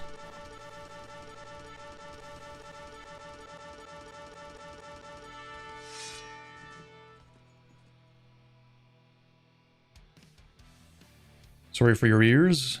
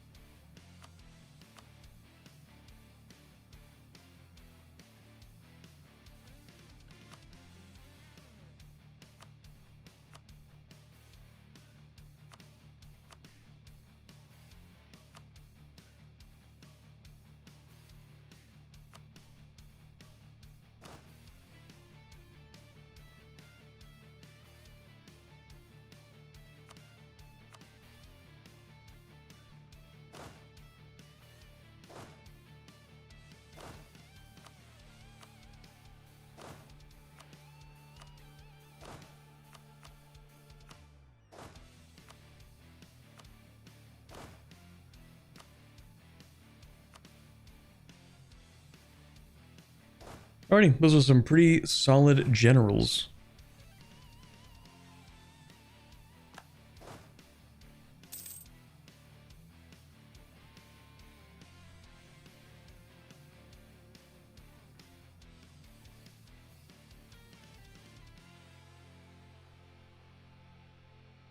Oh, hold on, I gotta plug in my mouse actually. I do in fact use a wireless mouse.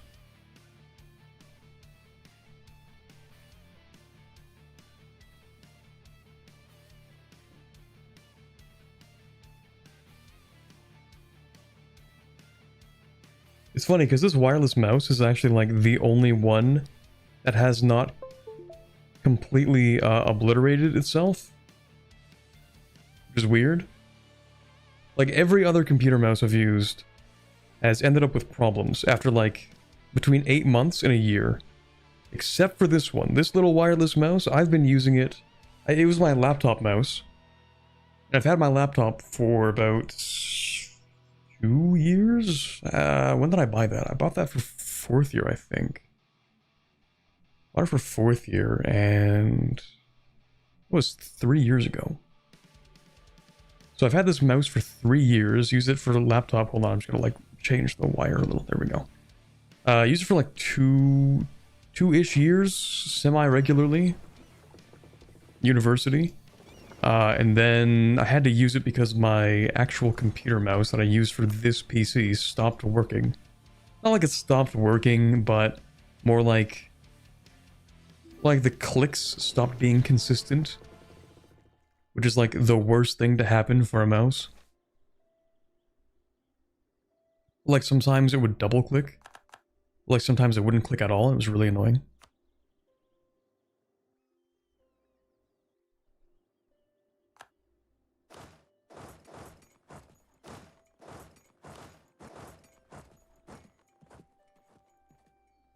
I wish there were a fixable mouse with easy to replace parts. I'm sure there are more reliable computer mouses out there. Are you sieging that? No, okay.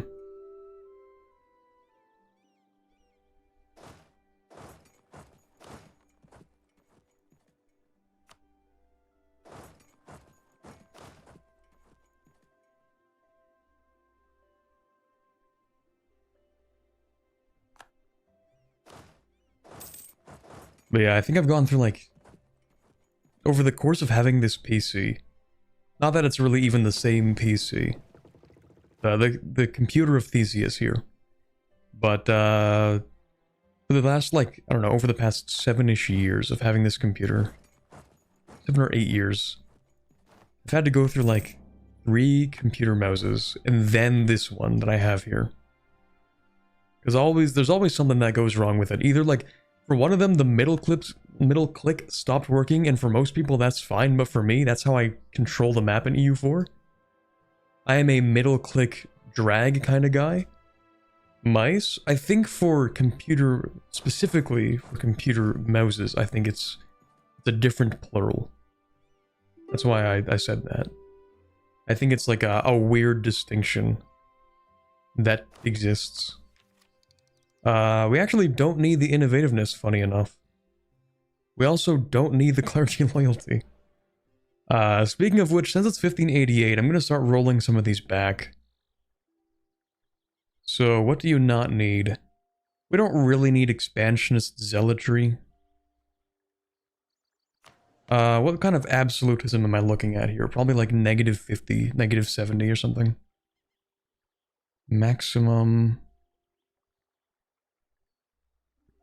Oh. Yeah, that's a little bit of a problem.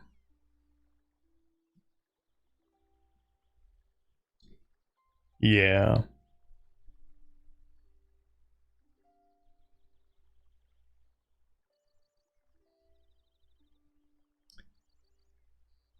Yeah. We'll fix that. How's the army attrition rate? Probably pretty high. We're losing just a spoonful of people each month, just a little bit. I'm sorry, I'm lazy. I don't really like to micro my troops when I'm this late into the game. Early game micro, I'm totally cool with that. This point of the game, it's just kind of whatever. Also, I'm not going to speed through this. Ignore absolutism? Okay, that's fine. I suppose I will. Ooh. Ooh, that was worse than I thought it would be.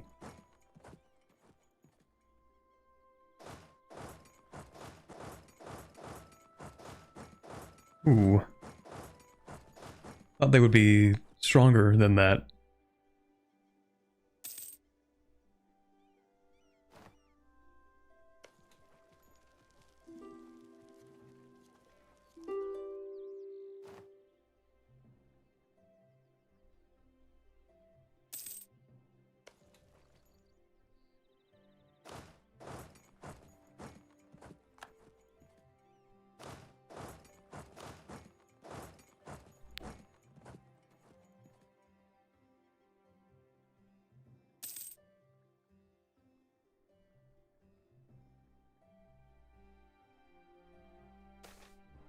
Let's see, I think I missed a comment from earlier I wanted to respond to.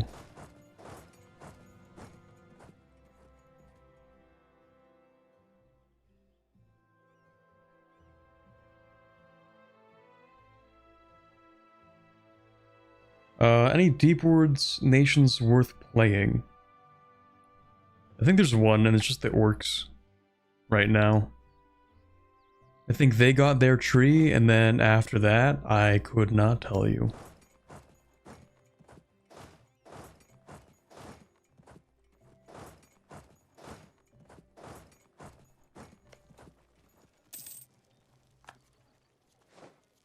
Yeah, it turns out everything I took from Buzelar was actually just a colony.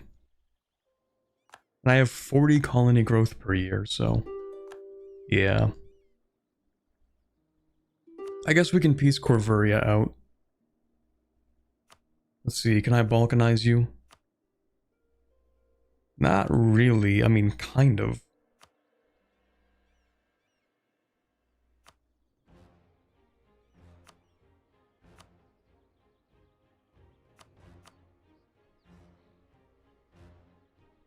Yeah, not really.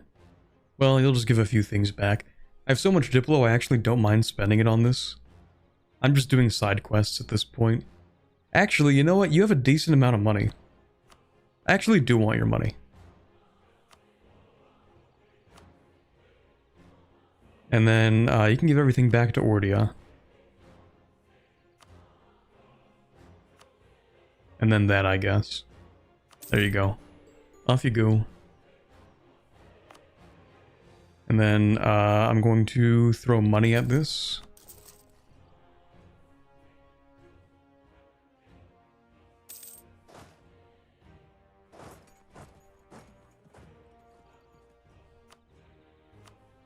Arborin. We'll figure that out when we get there. Pillage? No. That's just extra aggressive expansion for the fun of it. It might be the one mechanic in EU4 that I've just actually never used. I feel like I've used it once maybe, but... outside of like the initial novelty, it's like I just never find a good reason to use the pillage mechanic. There is an achievement for it though, so... there's that, I guess.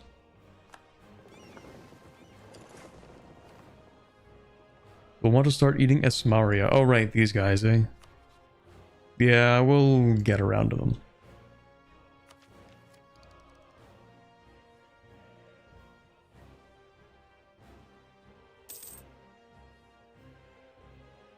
You fight dwarves in the regular, it's tremendously good. That's actually, that makes a lot of sense. That's like the one place I could see it actually being really good. But only dwarves that actually do stuff, so like these guys. 72 development, that's worth a lot of points.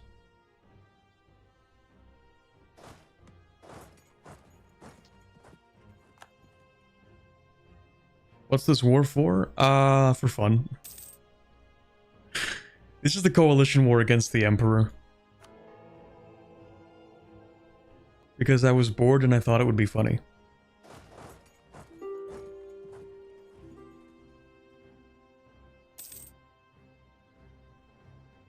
And also, yeah, we're going to split Reveria and Laurent.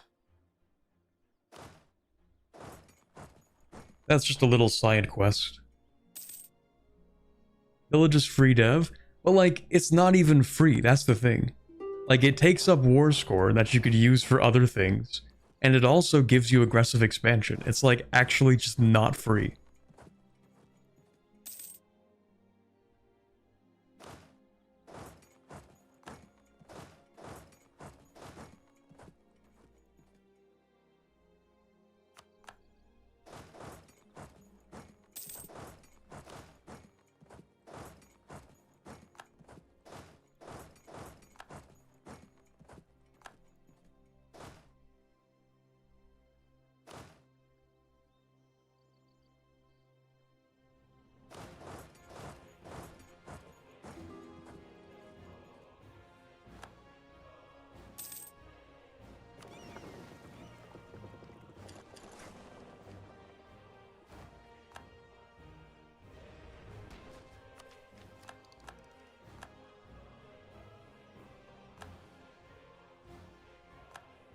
You know what, at this point, how expensive could this possibly be?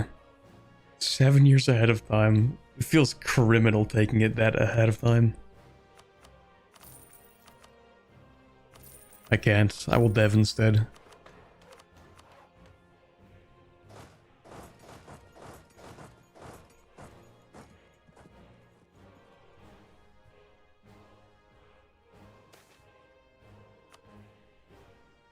You Gonna take stuff from Pearl's Edge? I think I'll take the pearls. But that's probably it. Actually, let me peace out with you. That's Riveria. Pearl's Edge. Can I have that, please? Thank you. And then you're going to break your alliances.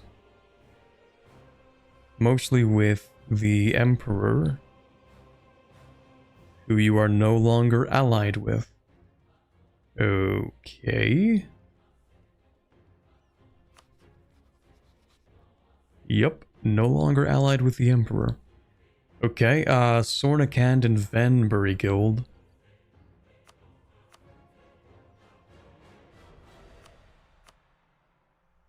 And then I actually do want your money. And then I actually, additionally, also want your war reps. And then we're good.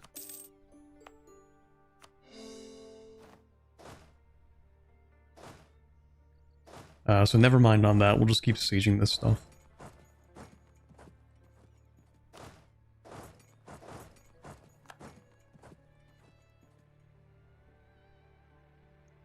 Are we going to see Black Powder Anbennar this stream? Hopefully.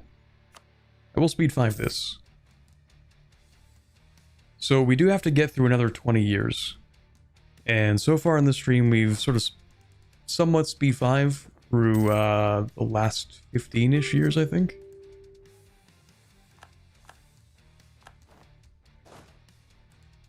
There's your capital. Kind of weird that you moved your capital here. Is this part of the actual Riveria tree?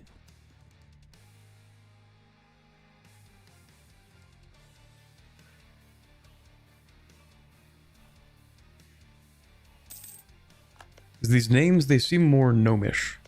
But everything here is Riverian. Like they've culture converted this stuff. Oh my god, they killed the kobolds. They've killed every last kobold. Every single one.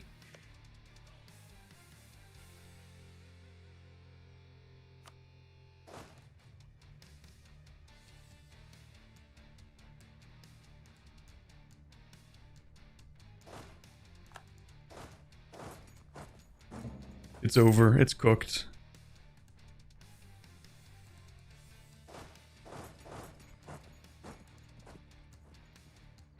Kobolds are gone. Let's go. Mods ban that guy.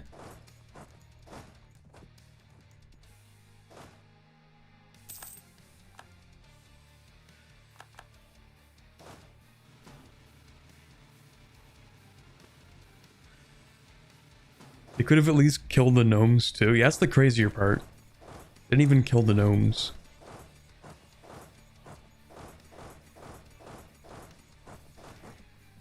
I should probably do it. Rip. Do that. The best part of any EU4 game is when you can just like throw troops into the field.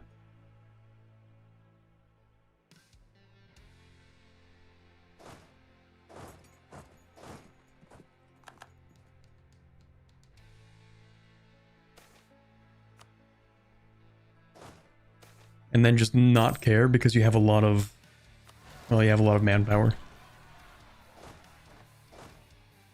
It actually reminds me, I don't know how many of you guys watched, but Flory actually uploaded a video to his channel. I know it's a rare occurrence. But he uploaded like his plan for his super fast 3 mountains. And I'm not gonna lie, I'm gonna borrow like one piece of that maybe for my own 3 mountains run. Not the whole thing, because I already had my strategy planned from the start. But there's like one thing in there that I might borrow. Because the last time I did 3 mountains, the way I did it was actually I don't really want that. I'll take the top option, yeah. The way I did it was pretty much the same as he's planning to do it, which is like go Mayan, right? The difference is that I'm gonna go Mayan Horde, and he's gonna do like some weird stuff with the Mandate of Heaven, but also Blood Empire. And that's cool, but I'm not doing all that. So, the one thing I'm going to borrow instead is probably just going to Siberia to start your reforms instead. I didn't really think about it, but that's actually probably a lot faster than the method I used. We'll just go to that, I guess.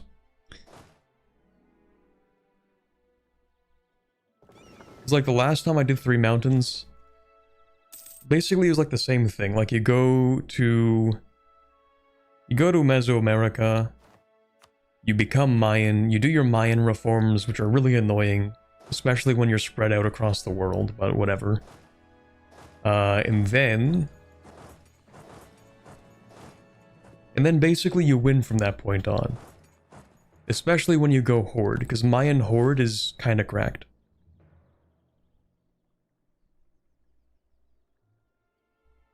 But whereas I went through Oceania the first time, which took forever, I think instead I'm just going to go around through Siberia and then Alaska.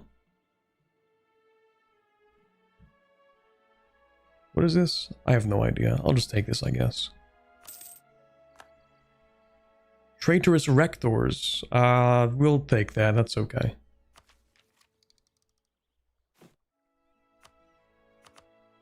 I'm just gonna keep deving for a minute. Yeah, okay. Let's do a little bit of this. That's cool. So, Reveria. Minus 110 for that. You have to be joking. 110 for that. What else is there to siege? I guess there's like this little bit down here.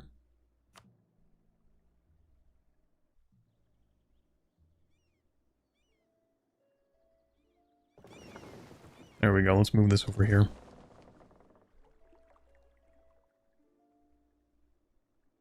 Do they have colonies? They probably have colonies.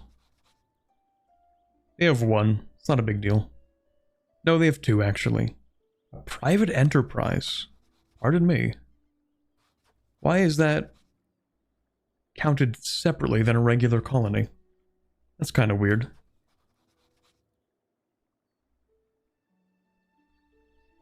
I don't remember that change ever being made. What's so powerful about Mayan Horde? Well, Mayan is probably one of the best religions in the game for world conquest. Mostly because you get the core creation cost reduction in your religion. That's like one of the main parts of it. And then the other thing, well, obviously Horde is just cracked. Like you don't even have to ask like why is Horde powerful? It's because you're playing a Horde. You have the ability to raise. You've basically won the game. There's a reason why most super fast world conquests are done playing as like Oirat. It's just because hordes are cracked. Being able to raise is just crazy. Because, I mean, raising on its own allows you to take like 30% more overextension in each war. Because you can burn it all down to less than 100%.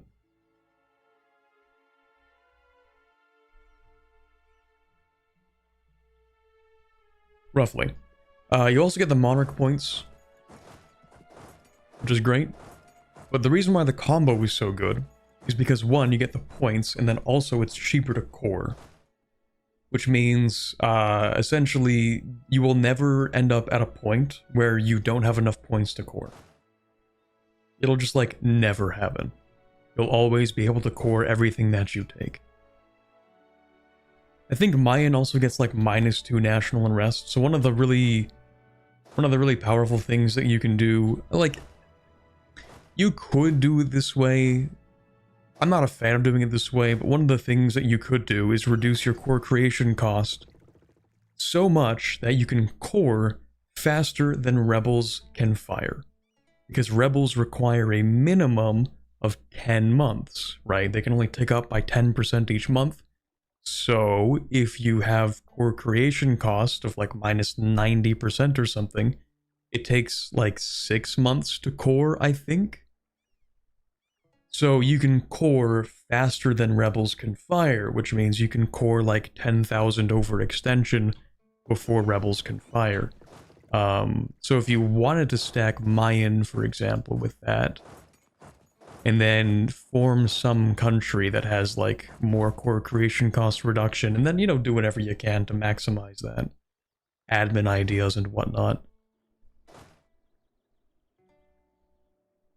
Then raising pretty much ensures that if you decide to, for example, take like 2,000 overextension in the same month, then you can raise it all to get enough points to core everything, and you can core it all within like 6 months, and then you don't have to worry about rebels. But that's not the way that I like to play things, so I'm not going to do that in my 3 mountains. I have no idea what this is about. I'll just take this, that's cool. New disaster, yeah, supposedly new disaster. The real disaster unfolding is what's happening to my fleet right now. Give me a second, I don't want to speed 5 this. We might actually have to leave this fight. That's a really good admiral they have. They also have like significantly more engagement width, and we don't want to fight that engagement width. That's the main problem, actually. It's not about the number of ships, it's about the number of ships engaged at a given moment, so we don't want to fight that.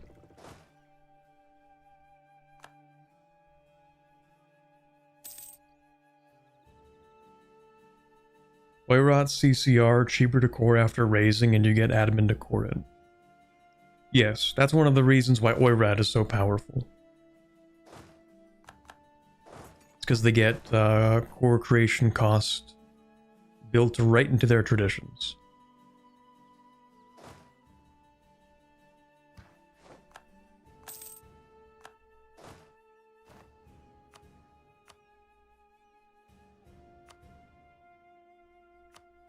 Okay, Riveria, would you like to leave? No? Brother.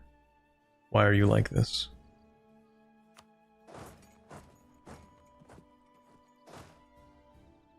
Okay, I'm kind of wasting a lot of time. I'm just sort of waffling here. Talking about literally anything else. Can I win this, please?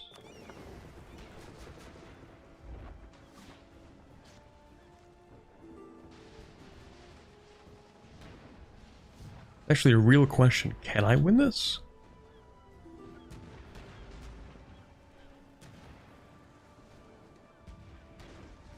It is an inland sea, so my galleys will do something.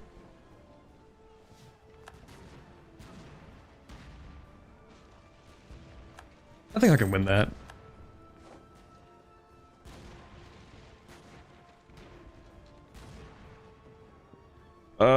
Yeah, no, I can win that. Yeah, okay. I was sweating a little bit there. Light ship. We'll send you here. Do that, do that, do that. Okay, please, Riveria. What is wrong with you? Why are you like this? Also, I want more ships. Let me just do this. 1, 2, 3, 4, 5, 6.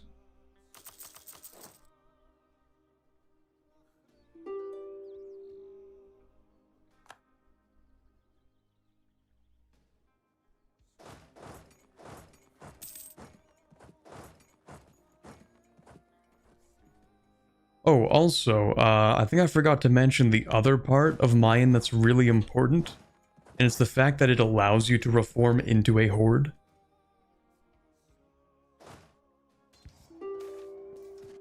It's one of the few ways of becoming a horde that is not painful.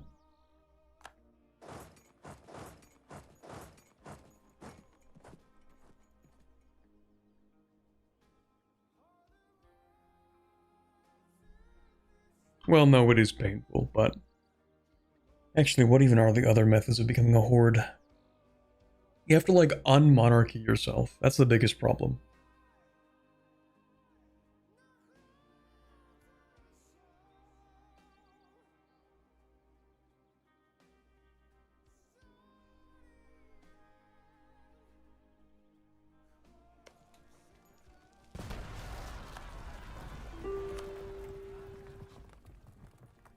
Oops. Didn't mean to get rid of that. Tibet? That's true. Tibet is the other method of becoming a horde for free.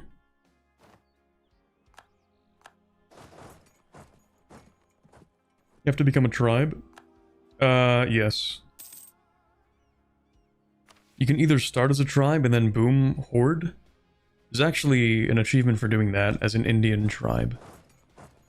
Like, within the subcontinent of India, just to be clear. It's called like, Ganges Khan or something.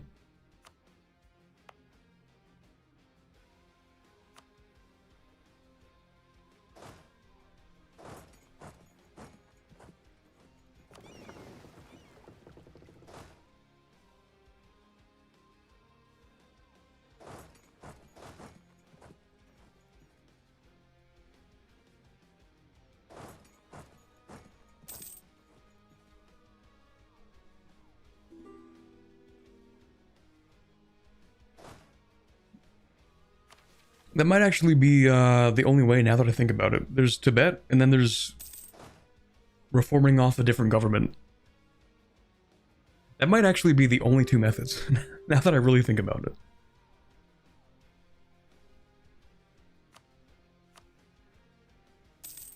Now that I think about it. Also Teutons. Okay, yes, that's true, but like... when we're talking about any country being able to do it. Also another method, console command. I actually don't even know what command you would use for that, though. That's the other thing. Reveria, please let me leave this war. I'll piece everyone else out of this, actually. Here. You will embrace the cube. You're welcome.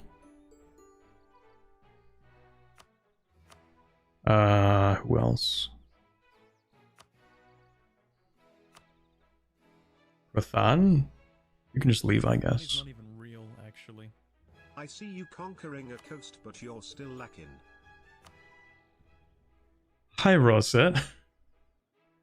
Thank you for the $2 super chat. We're getting there. If you think about it, this is just one small part of a coastal world conquest. Maybe the real coastal world conquest was the coasts that we conquered along the way. If you combine all of the coasts that I have ever conquered, then in theory, I have done at least one coastal world conquest.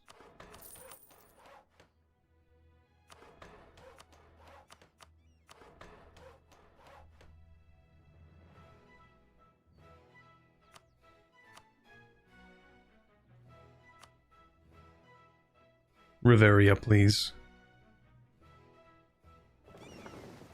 Please, brother. Why do you do this to me? Is it because of an ongoing battle? Is that it?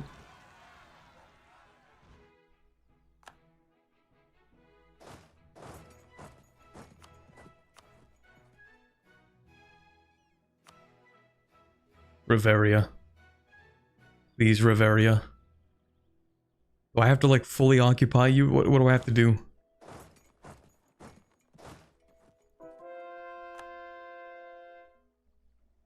Please. Because they're making gains? I don't think so.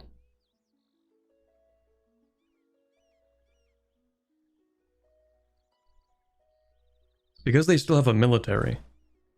Lost the siege? Where? Oh, that siege, probably. Okay, I have to go destroy their military, that's it.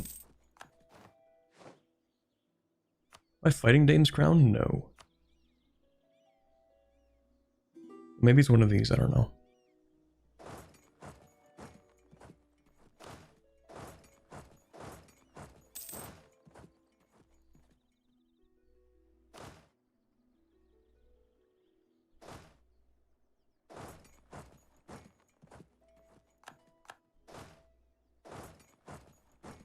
Oh, hello, Reveria. Suddenly I can't move. Did you annex this before my very eyes? Oh no, you probably... Never mind. I think this is the fort that we lost. And now I'm not even the attacker. Excellent. Very, very good stuff. Reveria, please. Reveria, please. Let me fight you. Let me fight you, Reveria, please. I just want to fight. Please, Reveria, please. Let me fight. Yes. Yes.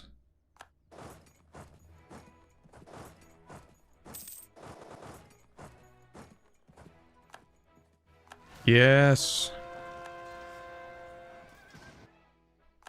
Beautiful. Now please, please leave the war. Thank you. Oh, we're so back. Okay, huge. There goes your union. And all is right in the world.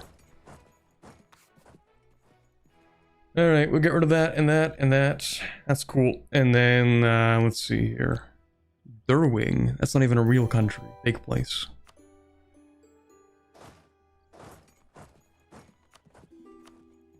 Arborin.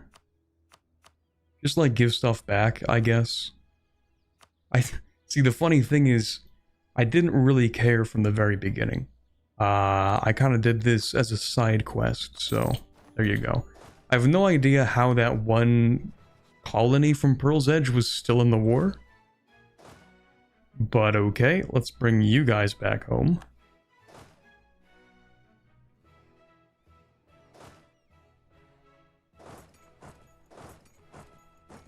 Wait, did your colony become independent? Is that it?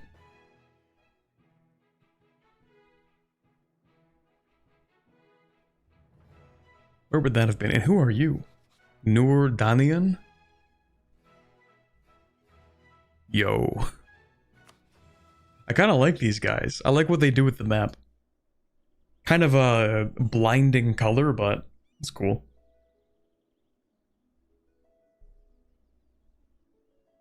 Oh, hi, Anolf. Apparently wasn't following you on Twitch. It happens a lot. Where's Pearl's Edge? Or that one guy that they had? The one guy that's now, I think, independent. I don't know, it's fine. Kalen's Reach? No, you have that still. This guy? No. I can probably just type it in, because I'm curious. Pearl's Edge Aordund. They are in fact a subject. That's why I didn't recognize it. It's because it's now the same color as all the other subjects here. That's lovely, man. That's cool. Also, Gemrad Kurt, cool. Gemrad Curse, but no, no Lich. Tragic.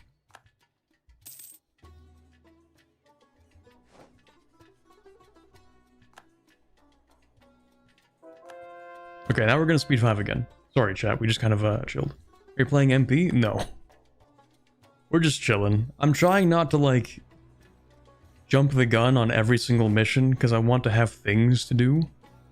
So we're just kind of doing whatever right now.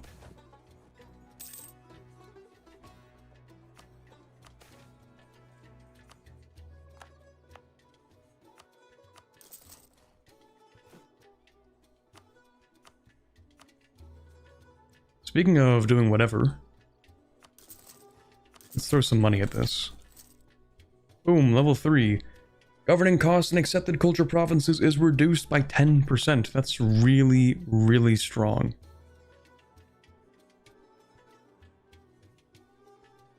But is it actually applying? Yes, Askajar is indeed applying. What is that, minus 25... 50, 60, 70%? Minus 70% dev? Or governing costs in here? And then reduced by another minus 10. Quite nice.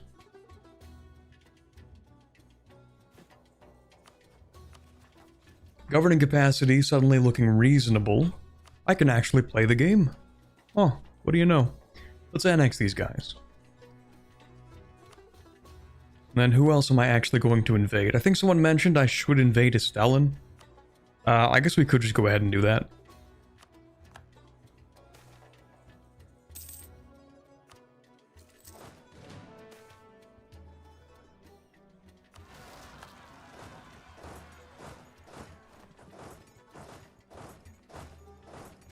I think the main problem with invading them is the fact that it's going to be expensive. But yeah, we'll go ahead and just take some stuff. So we want that. The 4 siege. Or 2 siege. You can siege. Actually, don't I have another 4 siege? I have a 5 siege. Hell yeah. 5 siege there, 4 siege there. I do like siege.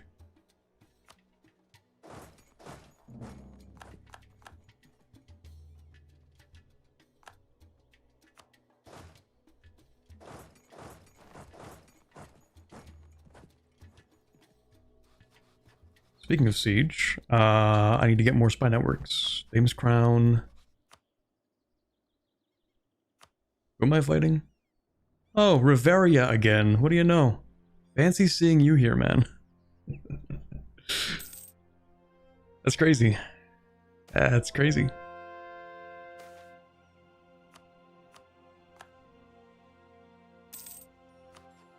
Also, wait, don't I have like an elf? No, I have a gnome in charge.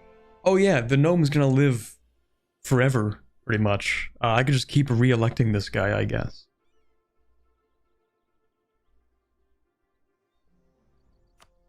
Also, how bad could this possibly be? It's manageable. It's not that bad. It looks worse than it is.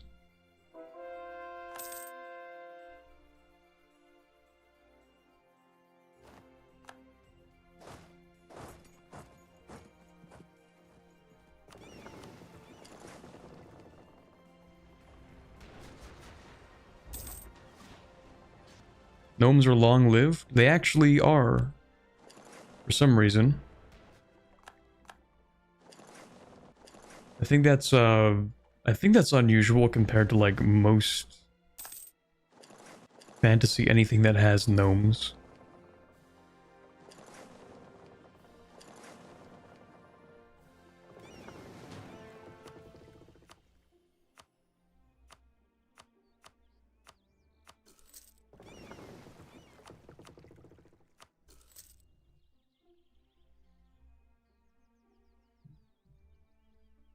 It was also true in D&D. Huh.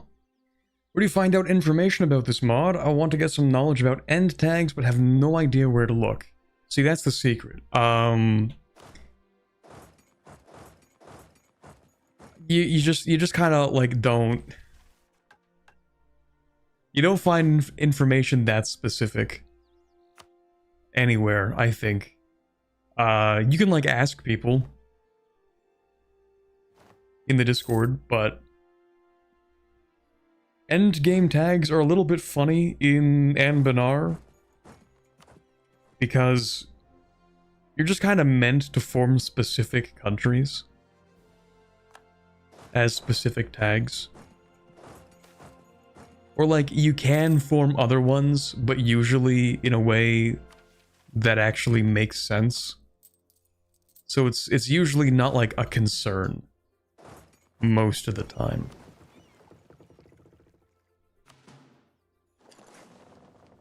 I don't think I've ever had to think about whether a tag is an endgame tag in Anbennar.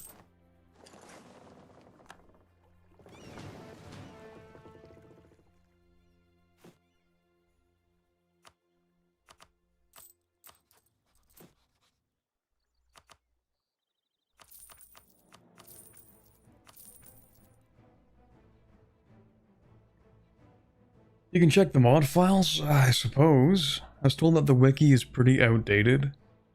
I don't think it's actively updated, so that's probably true.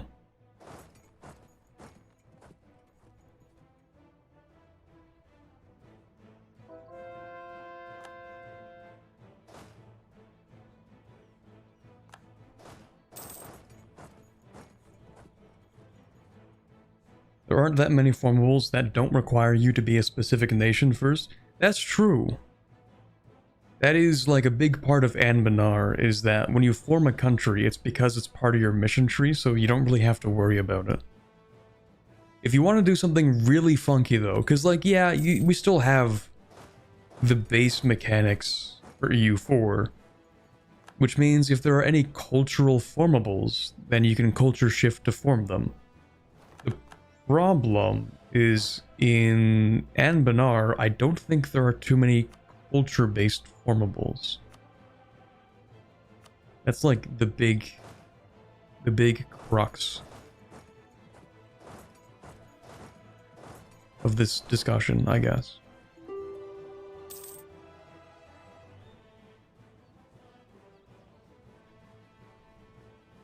I was just worried about missing out on forming nations.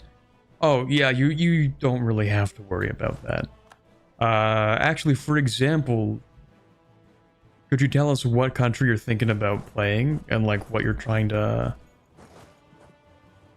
Well, yeah, no, we'll start with what you're playing. And then I'm sure chat knows whether or not you have to worry about formables. Sometimes you need not only the culture, but the race too. Yeah, and I don't think you can change the administrative race.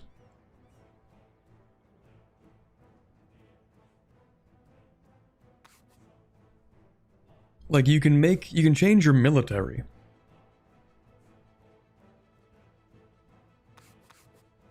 Which I don't think I've ever done, now that I think about it.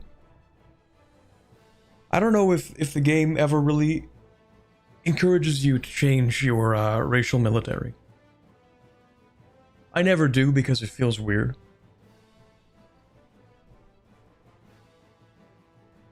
I guess in some cases it could make sense.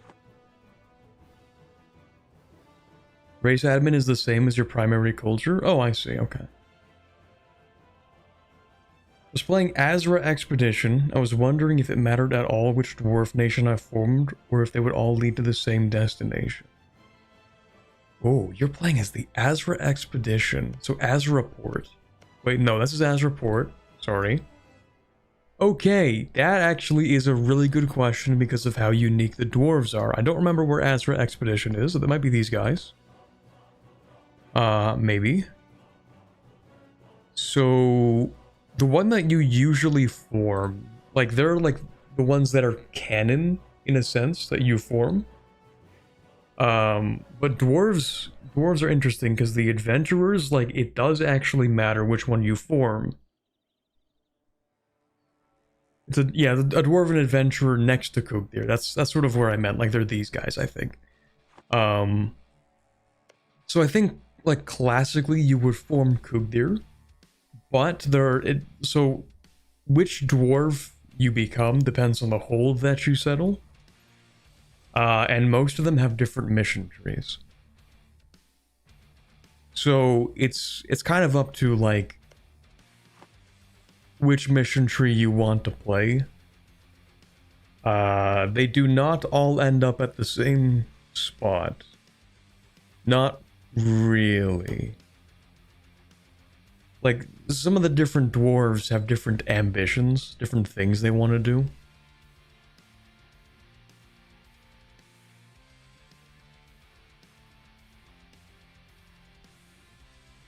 Yeah, there is a website where you can check out the missions for different countries. I guess that's relevant to mention.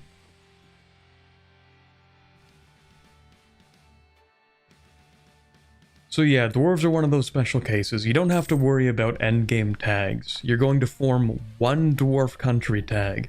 It's going to give you a mission tree, and you just play through the mission tree. Whether you form another tag after that just kind of depends on which one you picked. But I don't think there are any, like, bad picks for the dwarves. There's always something interesting with each one.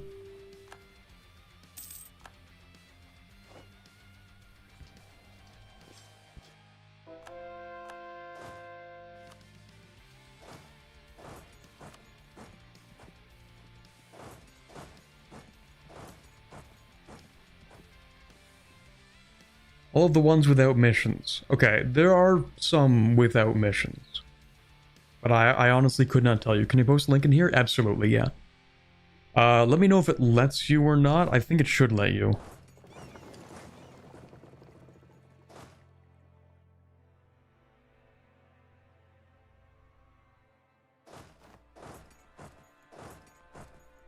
Also, what do we have? Random rebels in the middle of nowhere? I don't even know what a Kunolo is. Fort Whittington. Okay, man. Right, because I did take these. I guess I should probably do something about the colonies that I took. I guess. Alright, where are my ships?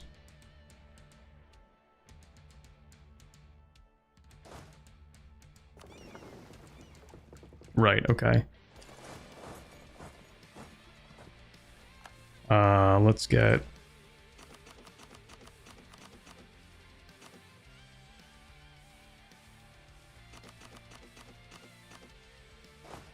How many transports? 38? This is probably fine.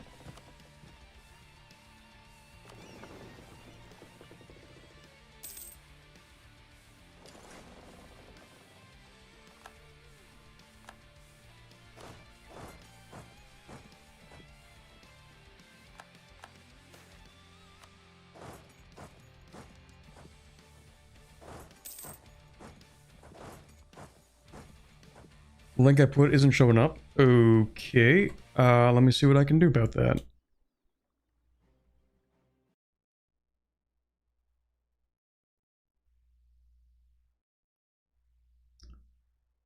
Let's see. We go to moderation. Can people post links?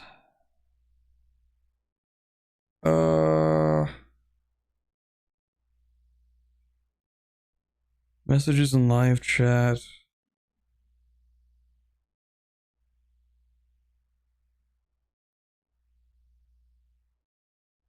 That's weird. It shouldn't be hidden. I don't have links hidden or held for review. That's a little odd. Hold on. Why would that be hidden?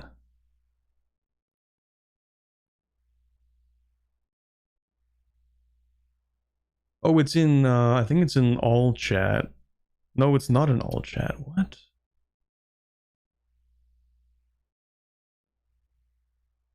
Still not showing up. That's so weird. Okay, you know what? I'll just put it in myself.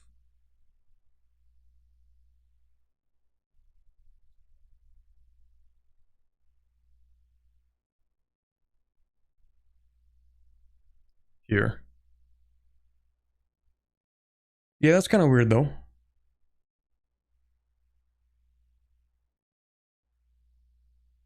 Little bit odd. Things won't show up shared in the stream link. Wait, things won't show up shared. Yeah, I don't know. I have no idea why. I checked my moderation settings. There's like this little option you have to sort of hold links, but it's not checked.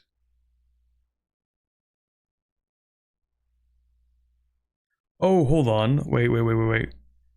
Oh. Okay, I'm a little bit dumb. Yeah, so URLs and hashtags are already blocked in live chat messages.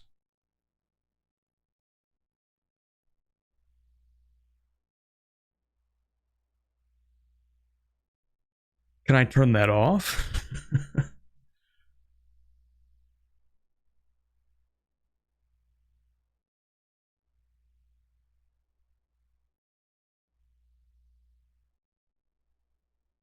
Nope. I cannot turn that off. Okay, cool. That's neat.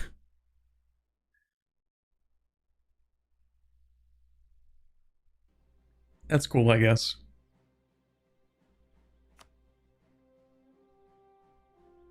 Probably to prevent spam. Yeah, probably.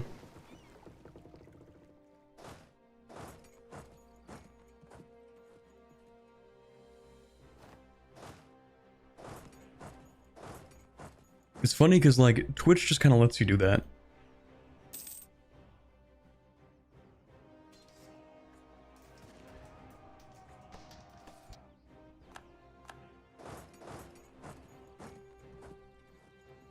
Alright, are we here yet? Yes.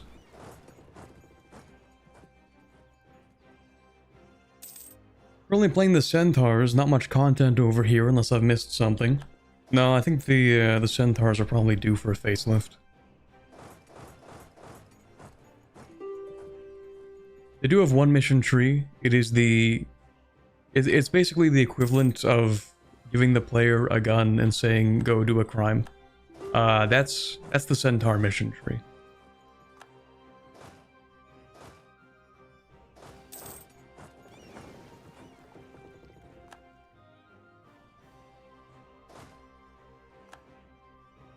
Another Centaur rework, let's go!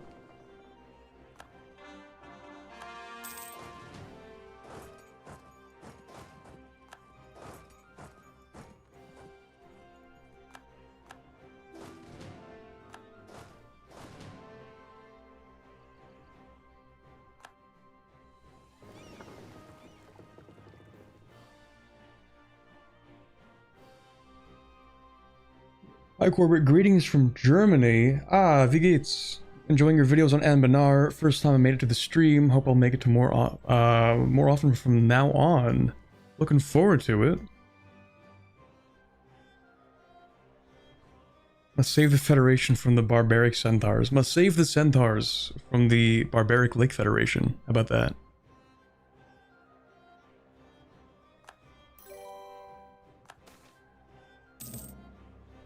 We don't even need the innovativeness anymore. We have lots.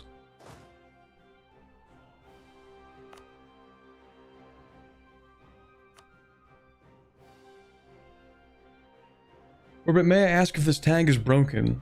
Broken in like a really strong way or broken in a literally doesn't work way?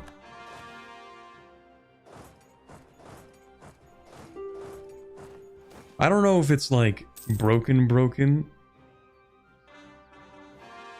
You just kind of make it broken if you don't slow yourself down. Like, you're not really supposed to form the Luna Confederacy as early as we did. And the reason why we formed it super early is mostly because we were able to do that through taking court ideas. It's the one time court ideas is like actually a really good pick as your first idea group. And that's because of the estate cooldown interaction modifier. Estate interaction cooldown modifier. That one.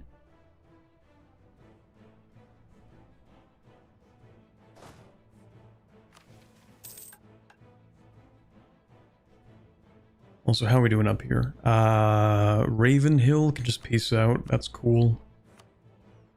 Ryland Temple, I don't really mind either way. Whether they live or die. I'll just take things from you. Ryland Temple, more like Revellion Temple. Got 'em. Welcome to the faith. Ravenhill. Force religion, of course. Welcome to the faith.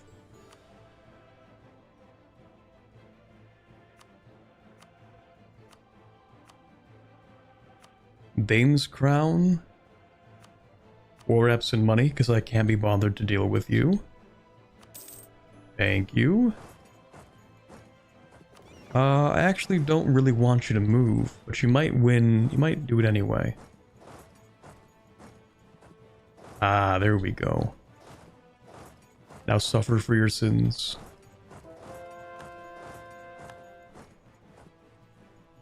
Boop.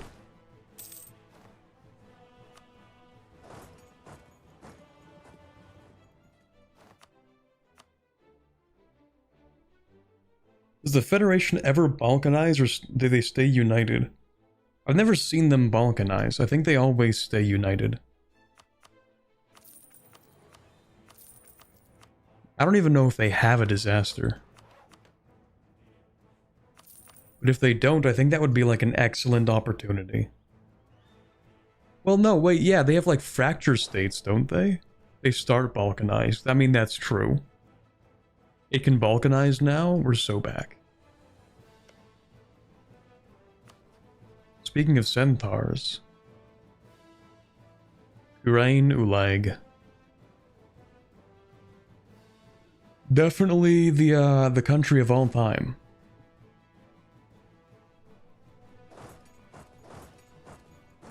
I really do want to make the centaur video. Obviously, I'm going to get around to it eventually, but I'm kind of hoping that by the time I do get around to it, we have like a different centaur tag. I know there's more than one. There's more than one centaur tag. They have like the Republic one as too. I don't even know if that was English. They have the Republic one as well. But I don't think it has content yet.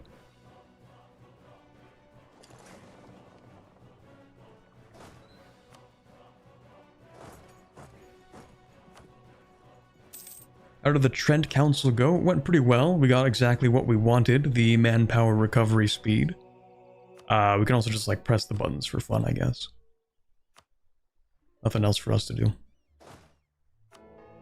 Also, that's a ton of money in the Rectorate coffers.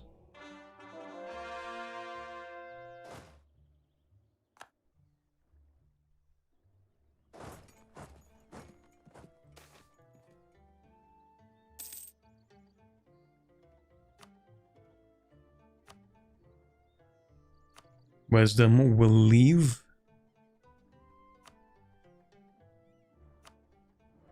That's cool. Really not trying to do too much here. From Miss Stalin, I'll just take this stuff.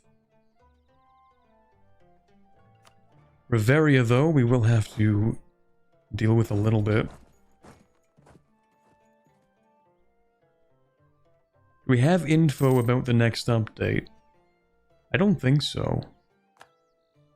I think there are dev diaries, and you can go look at the what's it called? Is it the Git Labs now? It's not Bitbucket anymore.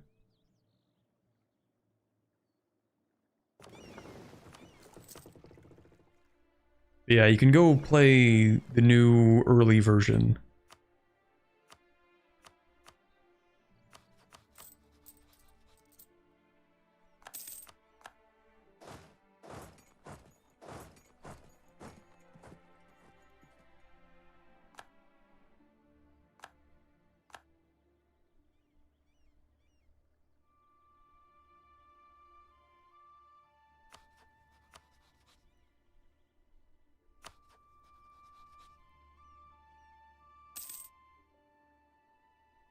The only Centaur formable content is the old Conquer the World one.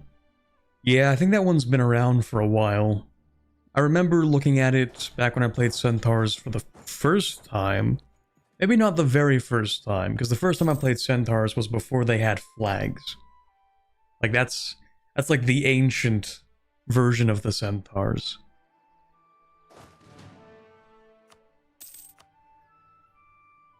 But ever since they were actually like fleshed out and, you know, they have their formable, I think that's when they actually got the mission tree was with the formable. Maybe. And it definitely does have its years on it.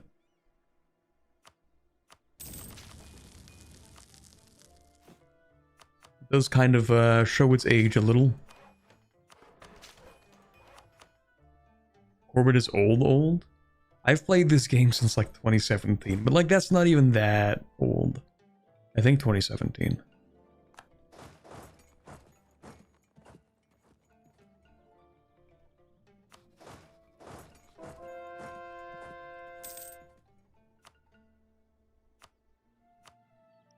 Okay, Reveria. War reparations. Actually, I'm gonna take your money, not because I need it, but because I want you to be poor. We're waiting for 1600. We're actually waiting for 1610, technically. Yes, this entire stream is waiting for 1610 and then doing the disaster and then whatever else I have time for, which I do have a lot of time today, so You know, we might have like another, I don't know, 4 or 5 hours in this stream. It's not even 3 p.m. yet, so.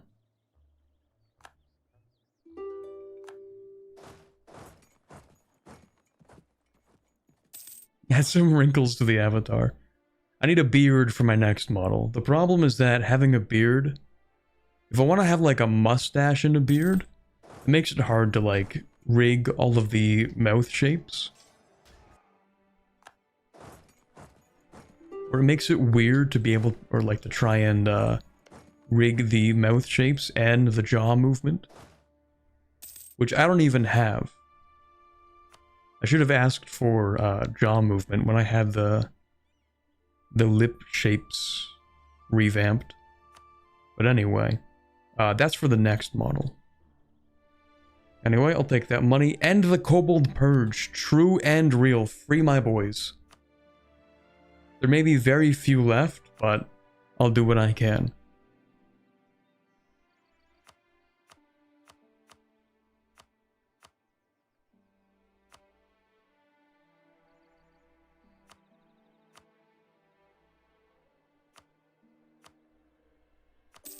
There you go.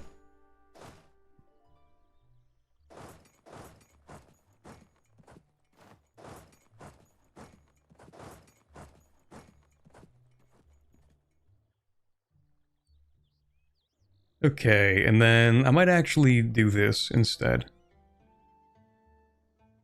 How bad is that? It could be worse. Actually, question about the mission tree. Do I need to have low aggressive expansion, or does it matter at all?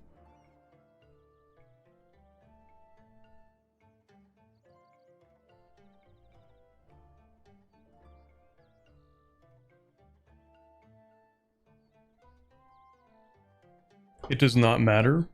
Huge.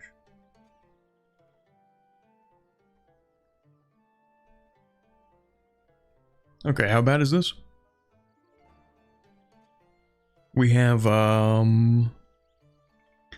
it's a lot of countries. It's a lot of them. I think it's gonna be fine, to be honest. AE won't matter if there's nobody to expand into anymore. True. Truth nuke. I think I'm just gonna take this stuff.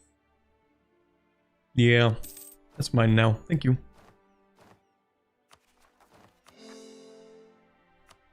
Just a little smidge of aggressive expansion. Just a touch. Yeah, I do have the button. That's what I was kind of sitting on. The Chancellor's good word. There we go. It changed absolutely nothing. That's okay though, because now we have aggressive expansion, which means I will be forced to let the game speed 5.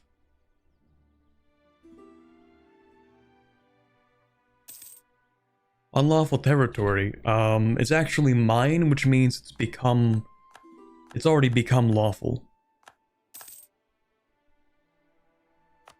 According to this permit that says I can do whatever I like, it actually is entirely lawful. You'll also take this. It's a good day. It is indeed a good day. Coalition growing. Anbennar's coping and seething. It's a beautiful day.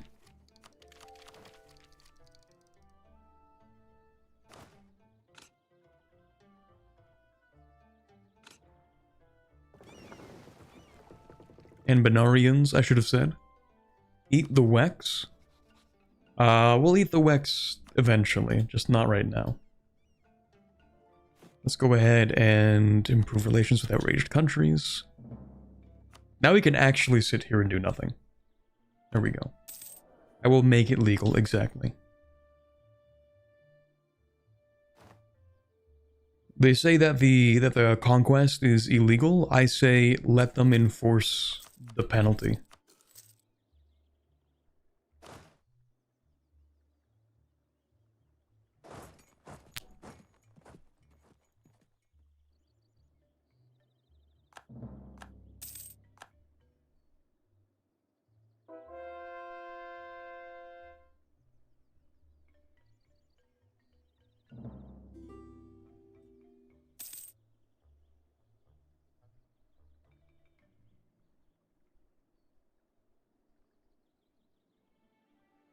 With a good enough propaganda network, it'll turn into defensive expansion? True.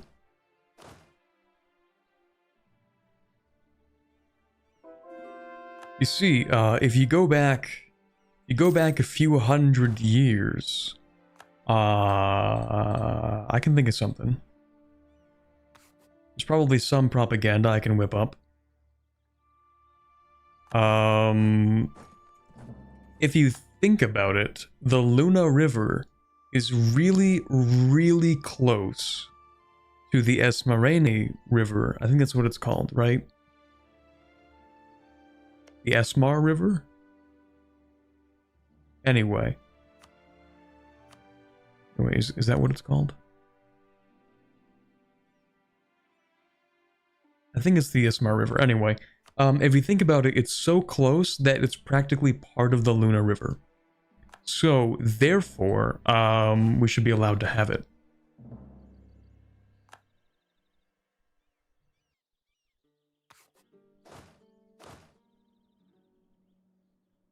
The natural borders of the Luna River. Consider the following. If we built a canal, right? If we built a canal, then it would be one big river. Never mind the fact that the Esmar River, I think, actually is from a completely different tributary system. Like, entirely different. And it would make no sense at all to connect these.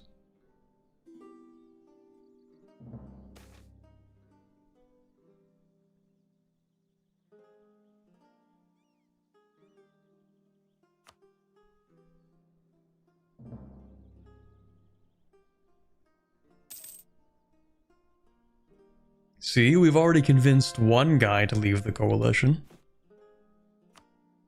I think it's working. Just in case, I'll just build like another one, you know? Just another army. What's one more army between frenemies?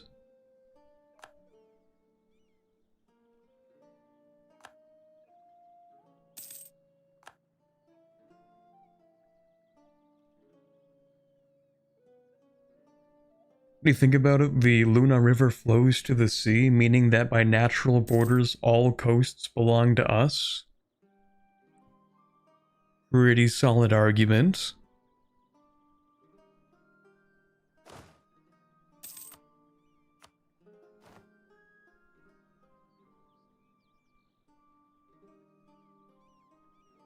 The Luna Confederacy consists of most of the Empire, so it's natural that it should consist of the entire Empire. Yeah, okay, listen, if you think about it, hear me out, right? As Stalin, the whole Esmar River was under the domain of a corrupt and bloated aristocracy that did nothing but hold river parties on their barges, not tending to the needs of the people, and not granting them the universal civic rights that all Anbennarians should enjoy as citizens under good governance.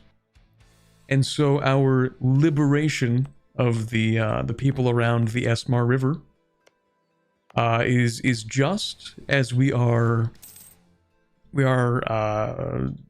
saving them from their corrupt lords.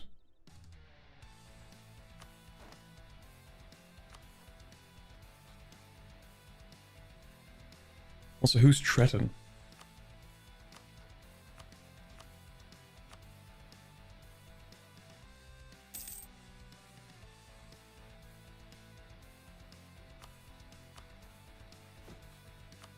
QED or something.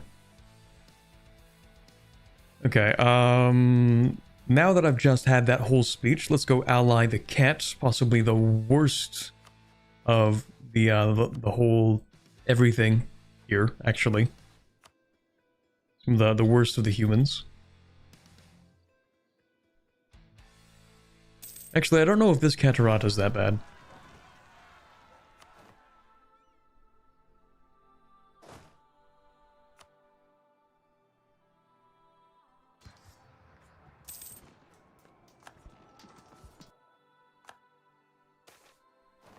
What did Ket do? Well, the normal Ket are pretty much also ruled by a decadent aristocracy that does not care about the people. So it would be funny to have this whole speech and then be like, yeah, we're gonna ally the Ket now. Because the Ket themselves are literally just like cat people gods.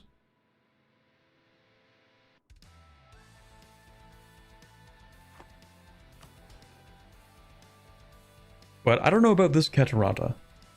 This one worships dragons, and I don't know what the lore behind this is.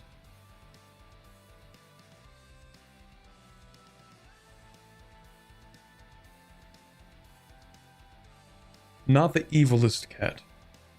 It could be worse.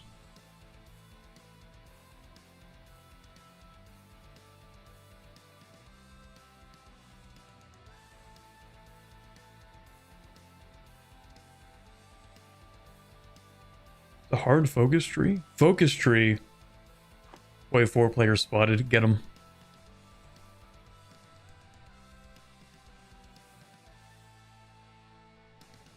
I think there's a dragon down there somewhere lurking. Yeah, okay, so the bronze dragon does kind of just chill here, but I don't know what he's doing in this version of Keterata. I don't know if he's like the guy in charge or whatever. Rebels in a few places. Is that the Bokia ones? Man. Not the Bokia ones.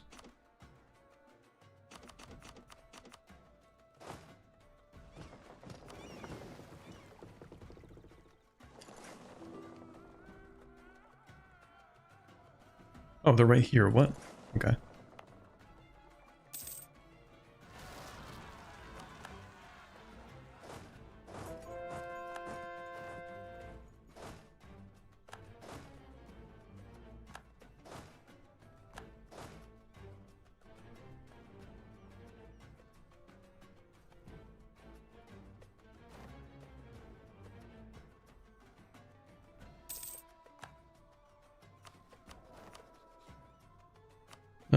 Actually, I want this guy.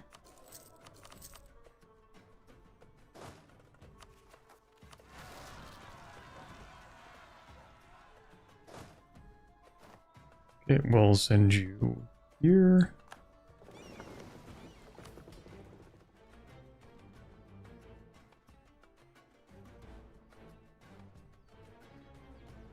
In this version, if I'm correct, they're the good guys trying to liberate the enslaved population.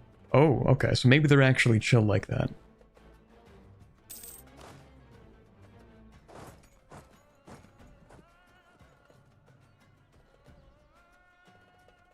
He plays card games and collects generals. True. I do remember that from the Kobold-san playthrough. The Bronze Dragon just really likes playing Magic the Gathering.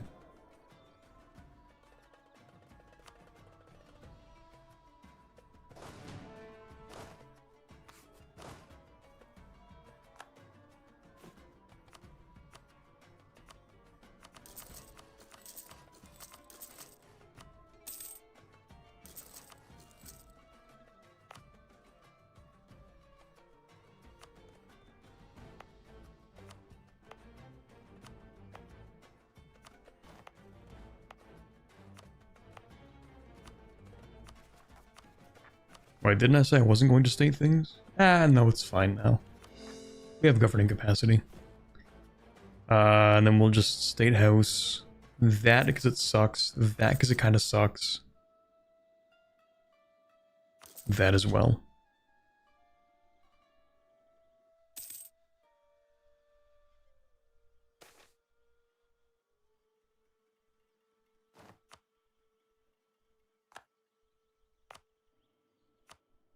Interesting that Kurine Ulag is allowed to demonsterize, considering what their tree is about.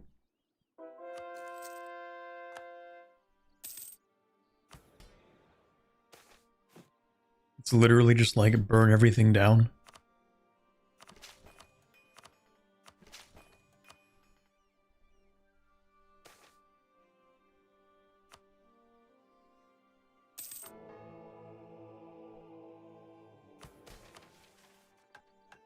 Another debate, let's go. Nature of conversion, either Zealot doctrine or erudite doctrine. I don't think I'm going to read all these, to be honest. That's cool. We're going to vote for... I do like the missionary strength, actually. I'm going to maintain my position. I actually can't change my position. Never mind. Alright.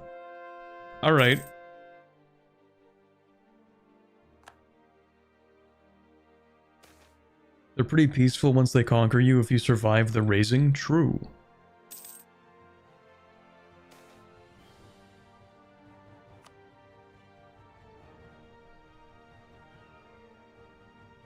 Eventually you get Pax Centaurica.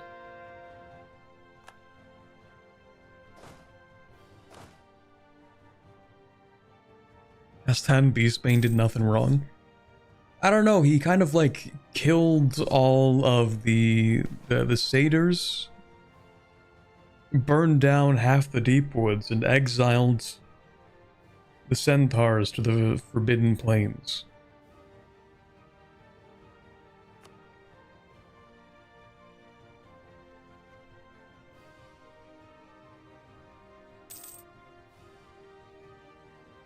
He did fight the gnolls though, so that's cool. Have you done the hill gnolls yet? I have not. I might have mentioned this before, but I've considered doing like mini Anbennar videos where I just cover like very quick starts to the game. I'm not trying to like do a whole campaign.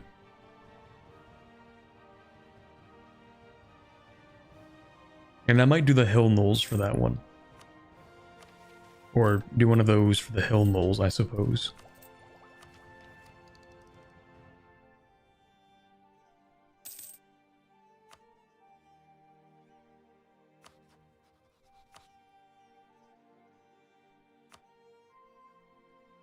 I've just noticed no coalition actually. Interesting. Well, we do have 114% improved relations. That's kind of helping. But I think I'd like to invade Buzalar again.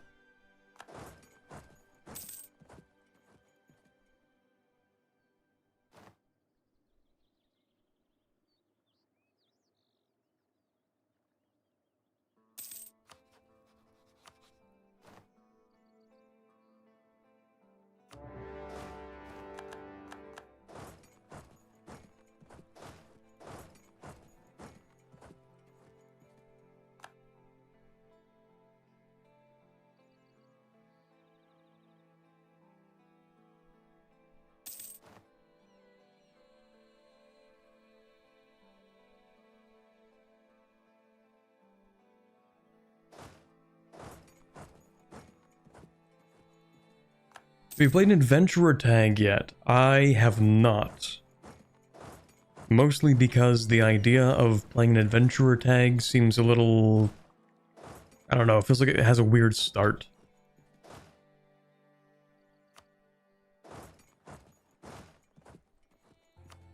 Because you have to like actually play the game, and then wait, and then boom, now you can play the country that you actually wanted to play.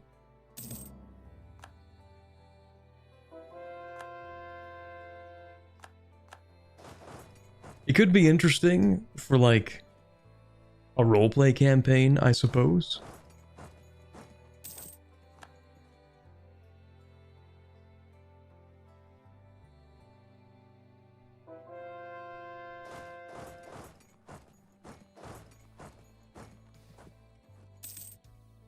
Load a save file from another campaign. That is fair.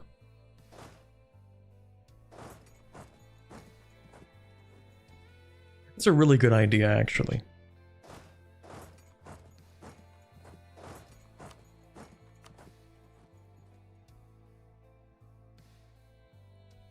I love how that's not full annexation. That's really cool. Can't even core most of this stuff. If I can't even core that stuff, I might as well just let them keep it.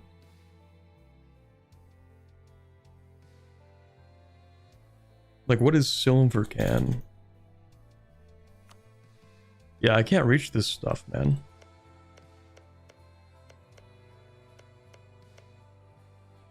Yeah, I think they're pretty much guaranteed a free exile. Because they're always going to have at least one colony somewhere. And if they die, then one colony instantly finishes and becomes the new capital. And since I can't reach these colonies, I'd either have to wait for them to finish colonizing, vassalize them. That's incredibly cursed. That is exceedingly cursed. Oh my god. But it could work.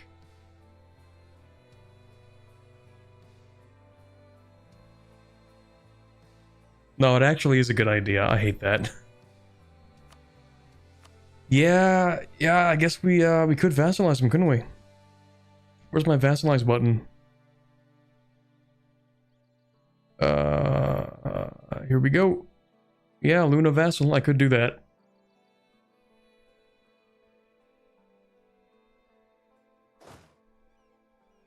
They will not like me, but why do we care about them getting exiled? I just want their stuff.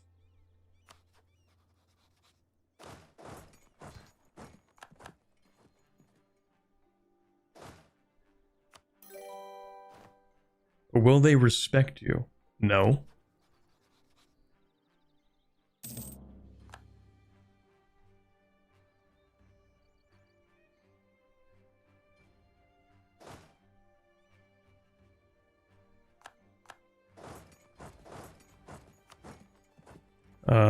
Right, as reports, my old enemy.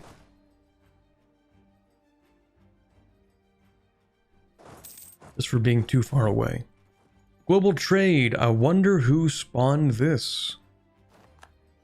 I wonder, guys, I wonder who could have spawned global trade. Interesting. Yeah, let's go ahead and spend some mill points, I guess.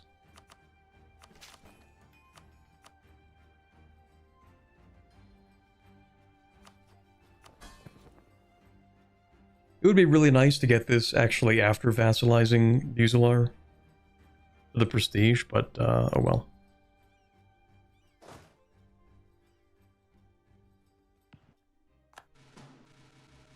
Since I can't really invade Azraport, I'm just going to go ahead and use the war score from his allies to allow myself to take everything.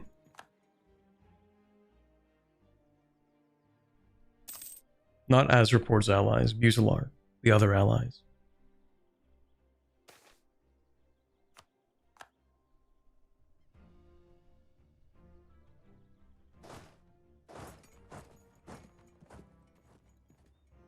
Yep, that's gonna take a while.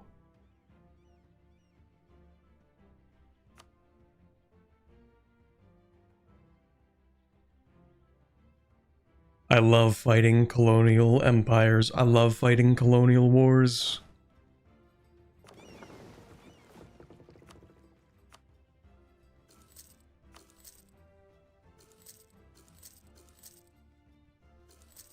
It's great. It's really, really good. 90 months until disaster? Is it like right at the start? No, it's gonna be another 10 years, and then I'm sure it'll be right at the start of those 10 years.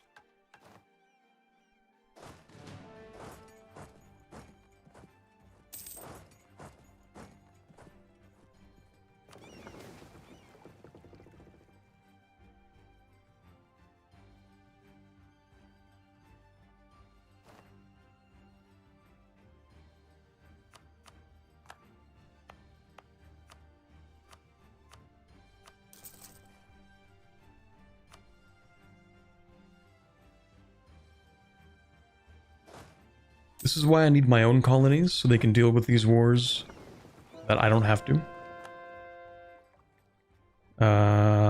Yeah, I don't think waiting is going to make this happen. I'm gonna wait until my ships are done, and then I'm just gonna send people. Wait, that's not even going to be enough ships. Shoot. 1, 2, 3... 4, 5. That'll be enough ships. You want a hint to get the disaster faster? You know what? Sure, why not?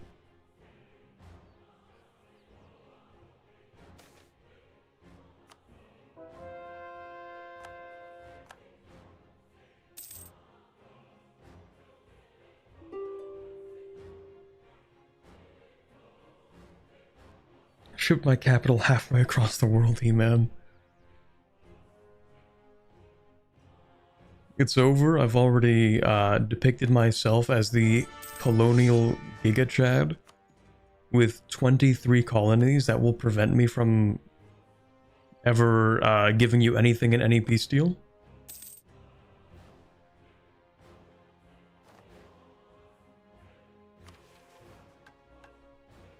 I might as well do this again, I guess. See, look, nobody cares.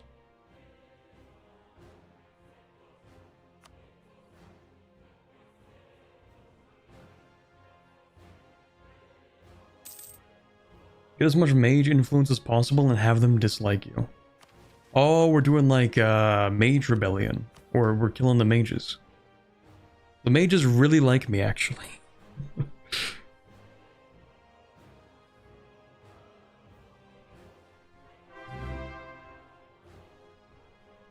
Hi. Hi, Lysander. Thank you very much for the Prime sub. I appreciate that. How's it going? Do all that to get it to tick faster. I can give the mages more influence.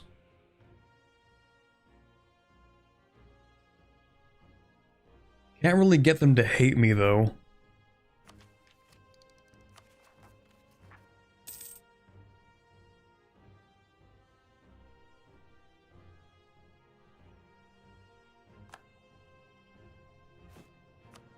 You know what? I'll get even more of these.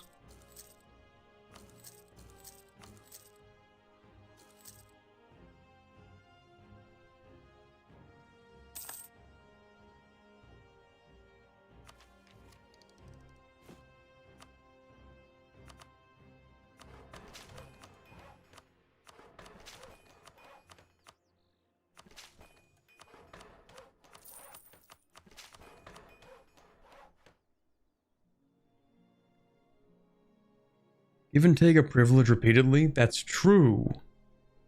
That is actually very true. Yeah, no, that's pretty true. Yeah, that's pretty true.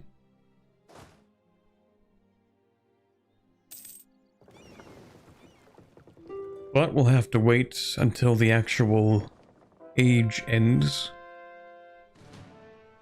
Because the disaster is currently not even available. Oh. Right, forgot about the parliament.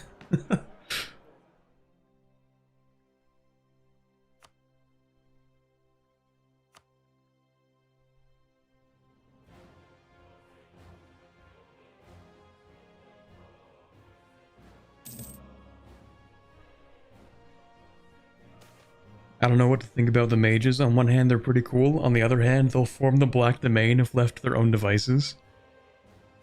Well, not all mages. Not all mages. Only, like, some of them, if they're feeling particularly fancy.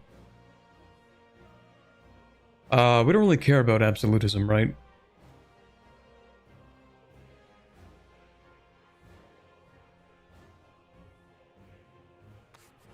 I'll just take this.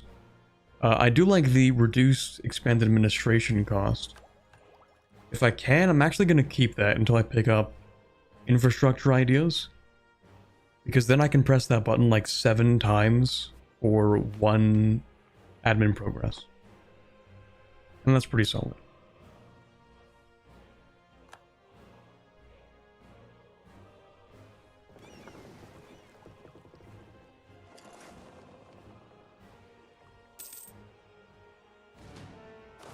Okay, now we can send the army across the sea.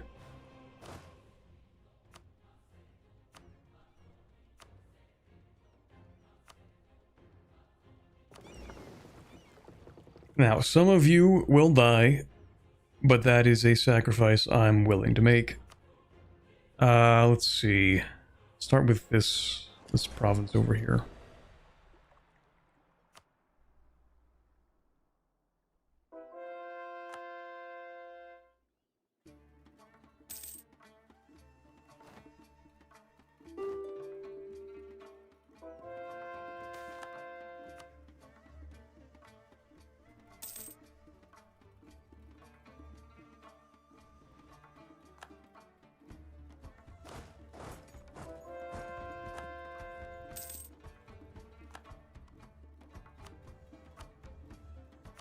Oh, we can't forget to build a few of these.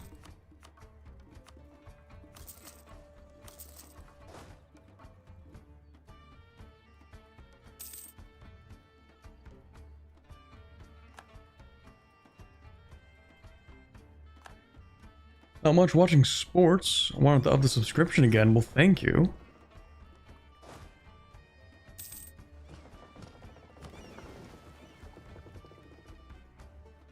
Well, I actually can go after Azerport.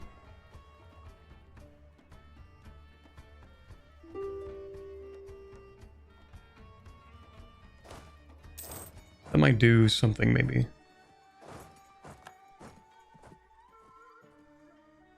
Will you try the new magic system on the GitLab? Potentially? I tend not to look at the pre-release stuff until there's going to be a new update really soon.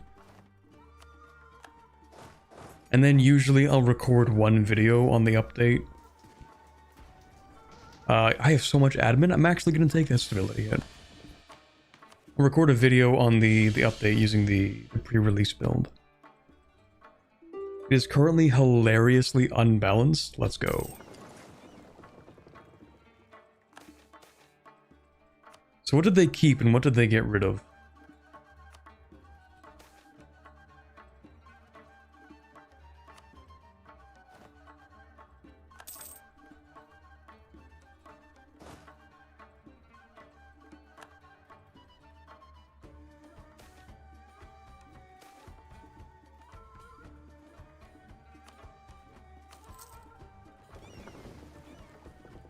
I assume they kept the schools and stuff, right?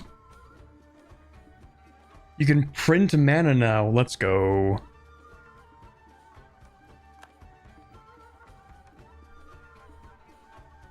Entire thing got reworked. You now have a mana system. Some of the spells stay the same. Inflicting claims. Some of them stayed the same and all of them are there.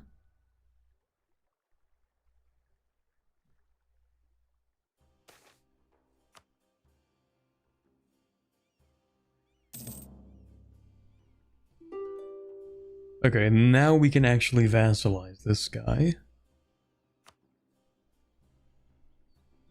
Does anybody care? Yeah, but like, not really. Buzelar is going to hate me, though. That's okay.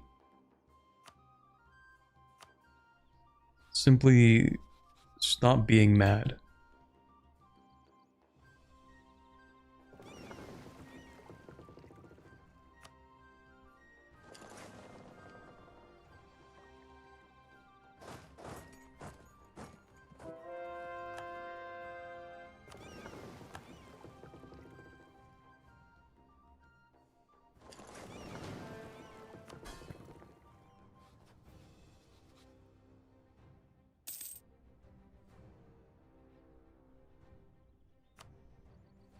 Ildumar Golden Era. That's funny. These guys are about 3 years away from being annexed.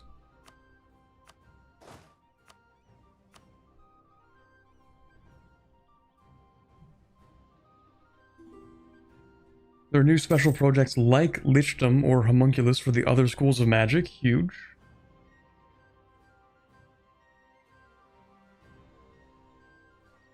The AI is very happy to press the magic buttons. We're so back.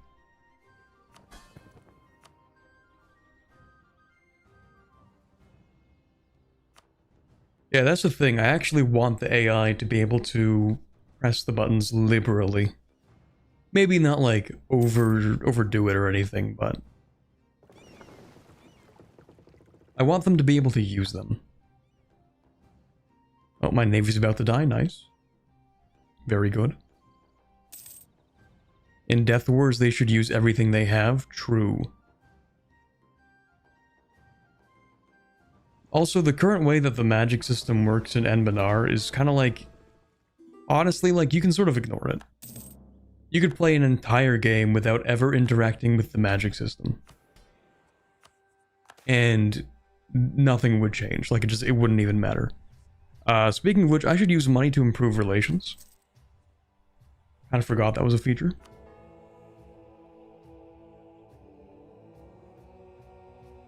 Also do want more prestige. Duplicate my subject.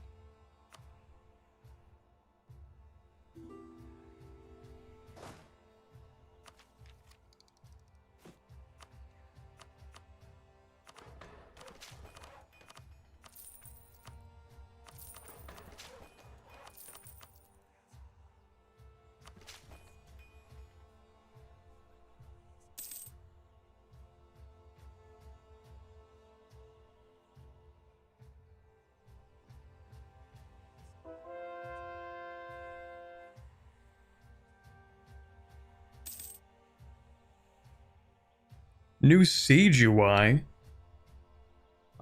Based?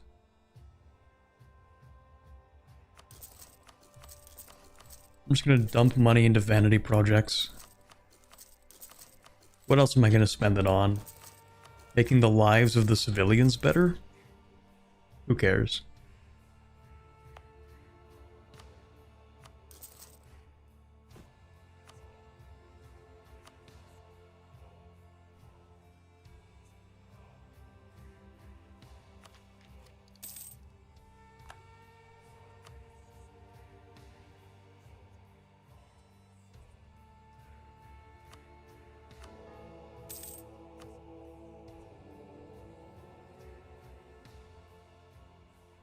Just another 7 years, chat.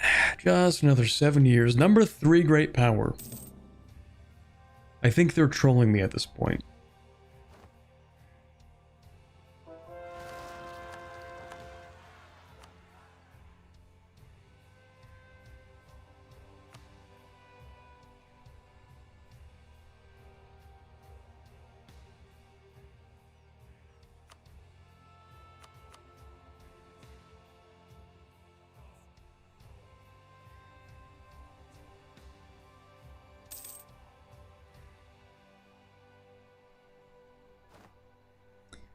Advisor down. Let's see. All power costs, my favorite. You broke Riveria? Did I? They're fine. Yeah, no, that's cool. I was just maintaining the balance of power in the region. All in a day's work.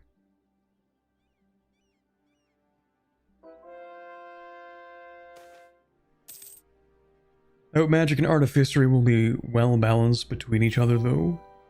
Magic good in the early game, artificery good in the late game. That's the hope. Well, I kind of hope, actually, that if you dedicate enough to it, then magic could still, at least a little bit, hold on in the late game.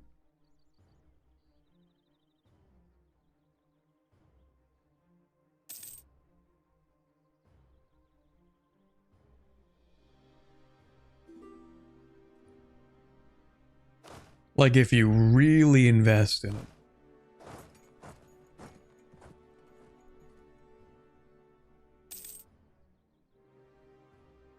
Seems with the magic rework, yeah, if you fully dedicate to having your estate study, you can be a late game powerhouse. Let's go.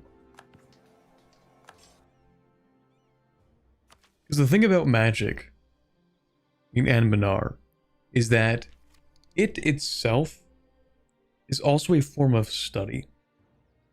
And so it kind of makes sense to me that you would be able to, you know, study magic improve the power of spells, improve the efficiency of spells, that kind of thing.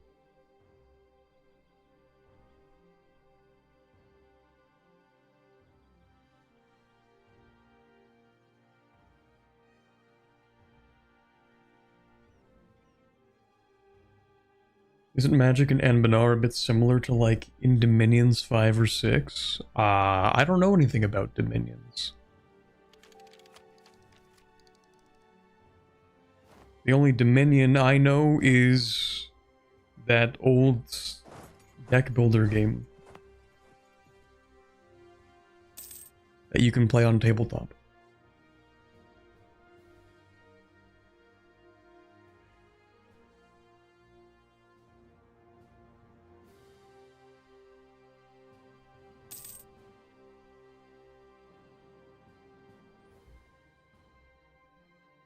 In Dominions 5 or 6, magic gets less important when you choose your age, I think. Magic system is more efficient when you invest in it early, so the early game powerhouses invest in it and get entrenched in it. Artificers are easier to grow, but they get it in the late game. Well, you know, like, I feel like that is the dynamic that you want.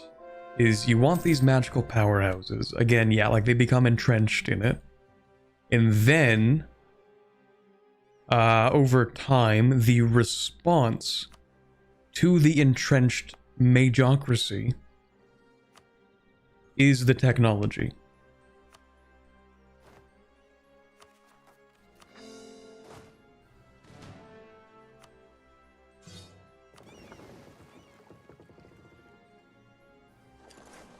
So, like, countries that don't have an entrenched magocracy are able to respond to the magocratic states with artificery, specifically because, you know, they didn't invest too much in magic. They weren't that big with magic to begin with. I think that's, like, the ideal dynamic.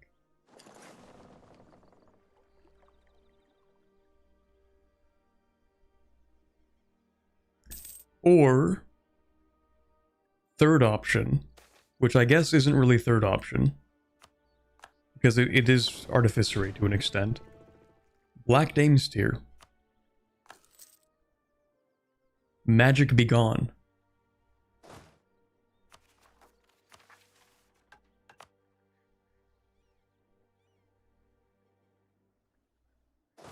I didn't even realize I owned this. Okay, sure.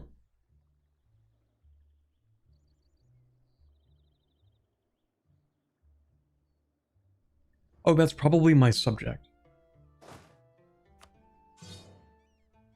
Right, because my subject was colonizing. Which is why... do I own anything here? I do own this, that's why.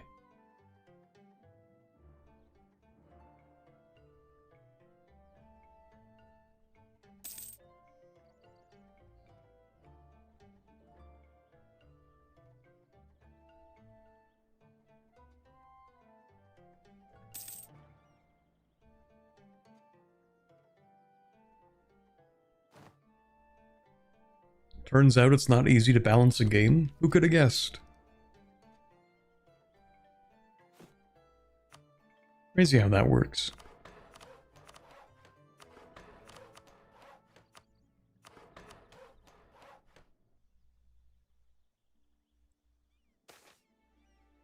Actually, funny you should mention that. That just reminded me.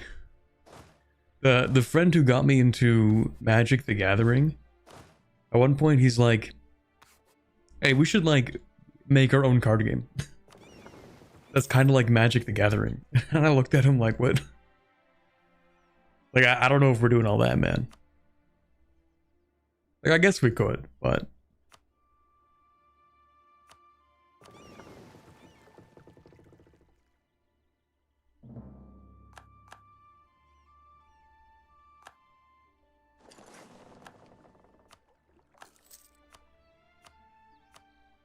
it seems tough.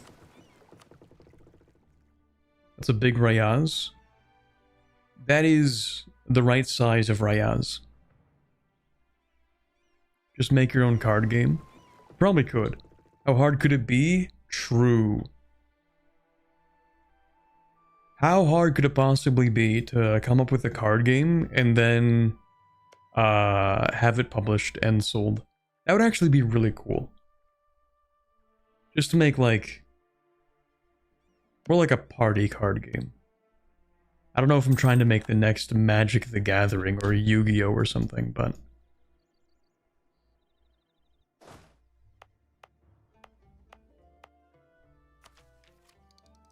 something easy you can play with friends. Have it published, make like $2 off of it. That's the dream. Anyway, I'm gonna embrace that. We'll just go ahead and...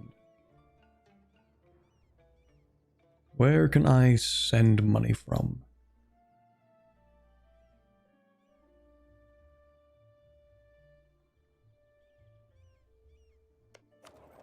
Let's send money from here.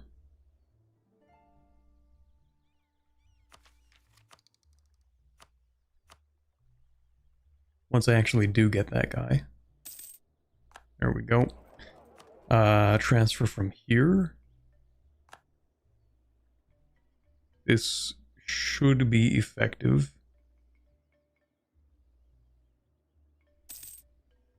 And then I think also maybe just transfer from Anbennar Coast.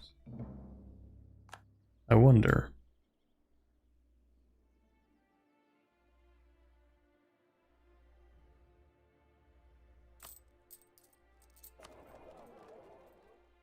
$223.78.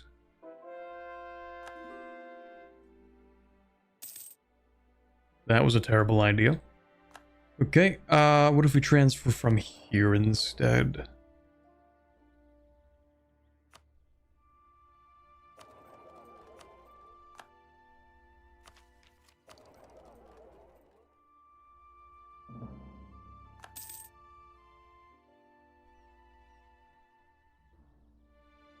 Okay.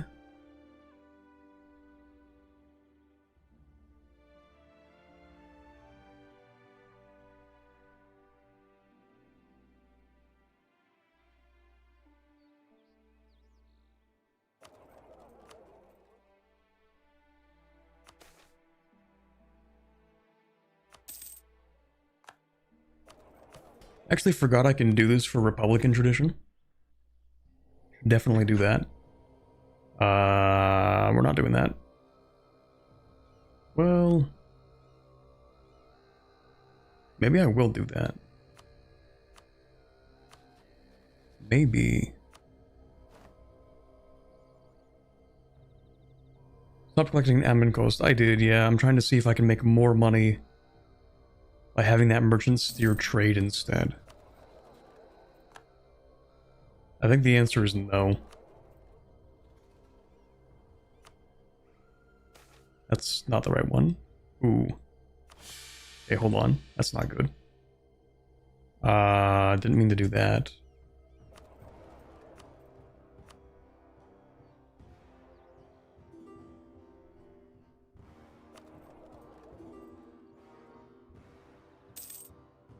Okay, whatever.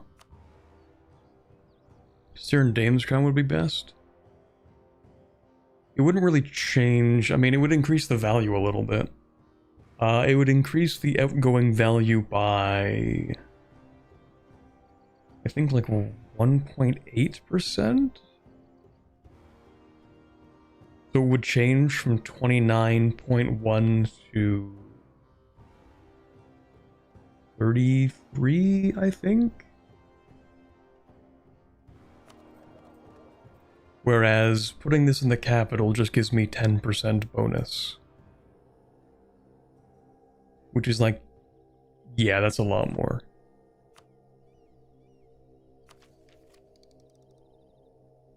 But doesn't it give you trade power in Anbennar Coast as well? I mean, it gives me a very marginal amount. 7.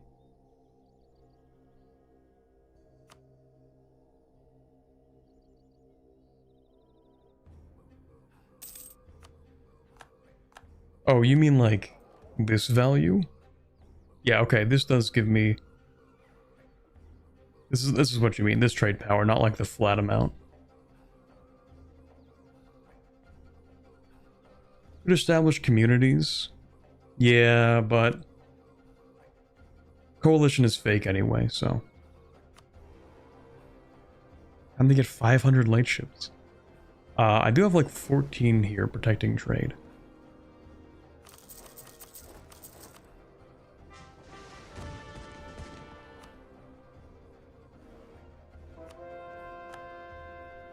Just 5 more years, chat. We've been speed 5ing most of the way through today's stream.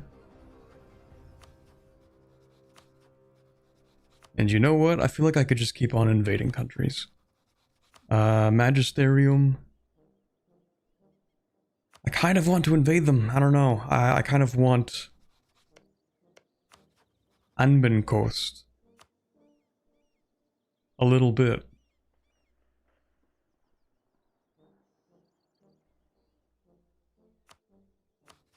I also want Pearl's Edge. Guaranteed my Laurent. Right, I did want to balkanize you. Maybe Magisterium first, though. Probably easier.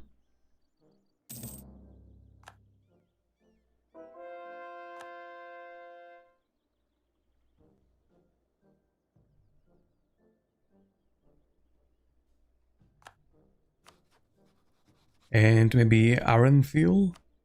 Why are you guaranteed by the Rebellions? Why are you like this?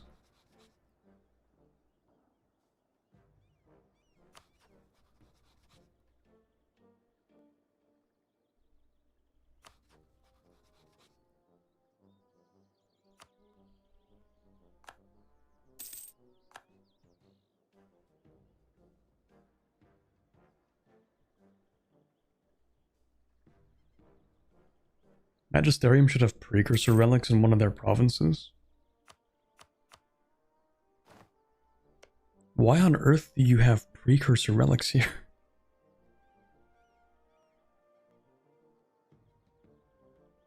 Where do they get those from?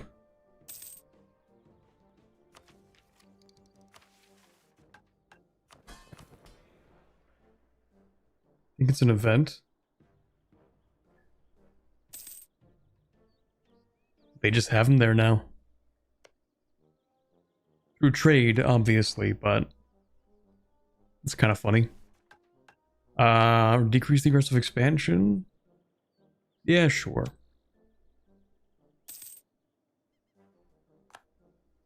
There we go. See, nobody cares. Absolutely insanely cracked button.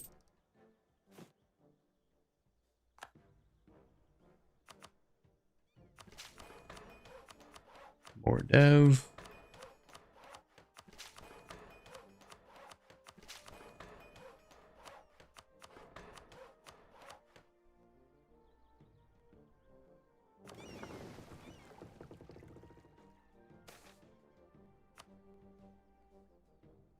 There's a hidden lab at the bottom from the sea? What?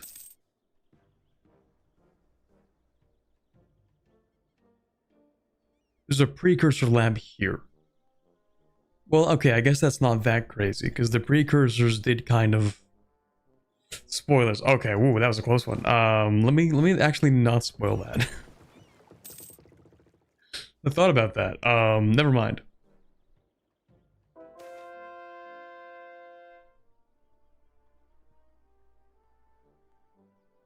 We really don't need the money. Or the prestige. We'll take the prestige, though. We'll have you settle down a bit.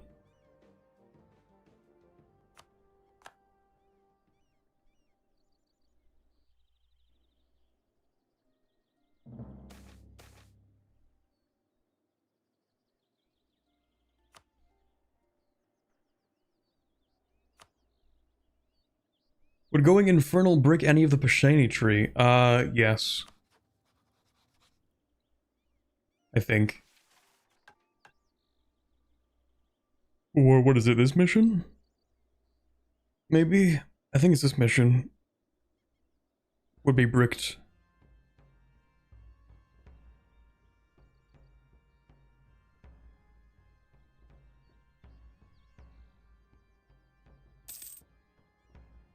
Is Luna supposed to go Rebellion?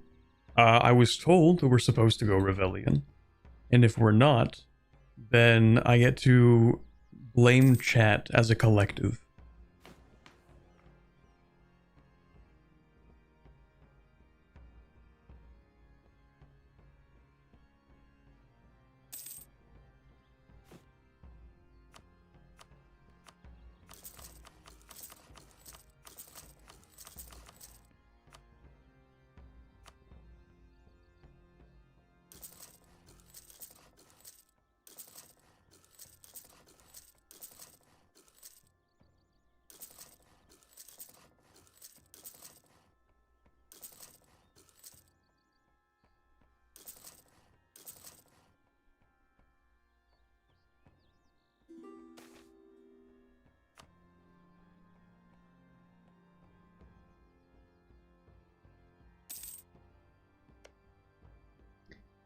And fully annex you, can I? Nope, that's gonna be 3 wars for the Magisterium. That's great. News of the Korashi drill. Lovely.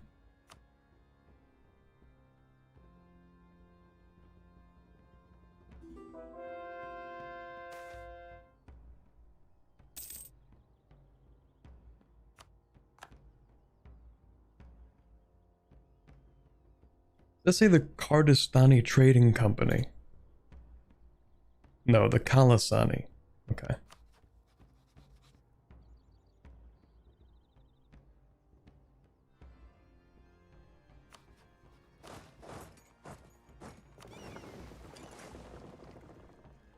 Man, you guys have a lot of spy detection in there. That kind of sucks.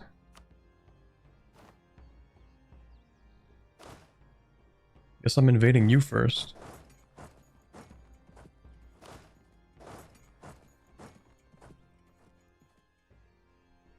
You can get the whole trading company to be yours by taking a specific province off of Dame's Crown?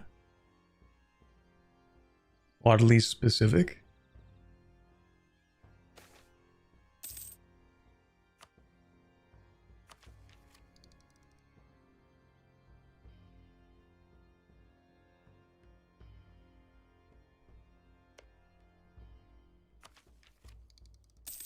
I might as well take this.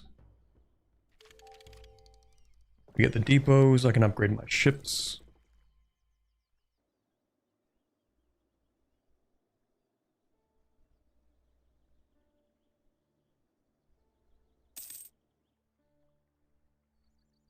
Did Varian Infernal today. One mission regarding Corin, not actually required to convert.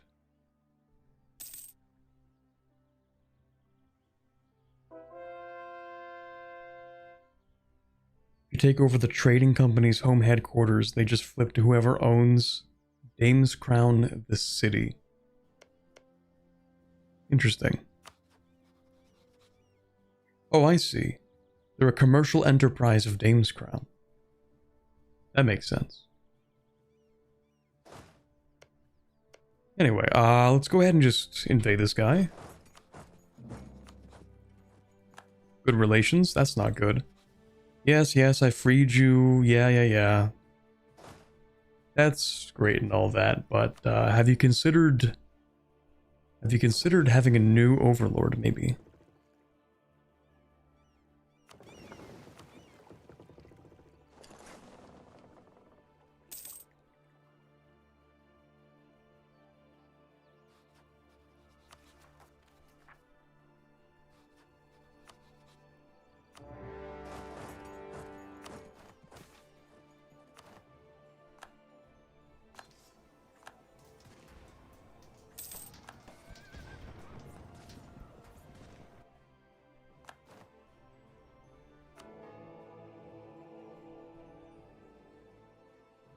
Am I crazy? Or did the...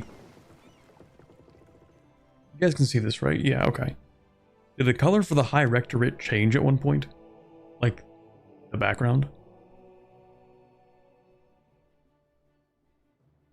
I could have sworn it was like blue or something. Was it always red?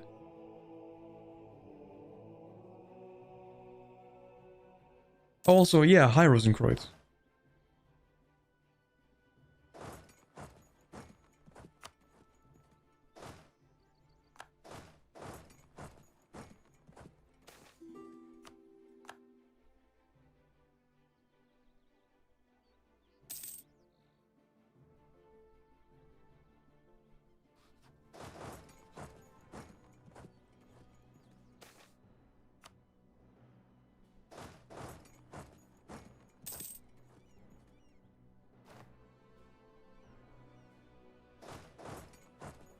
YouTube's a small world. I feel like you for YouTube is a small world. No, I just personally antagonize Corbett because it's funny. I don't think you've ever actually antagonized me. Bro's trolling. Name one antagonism. That's what I thought.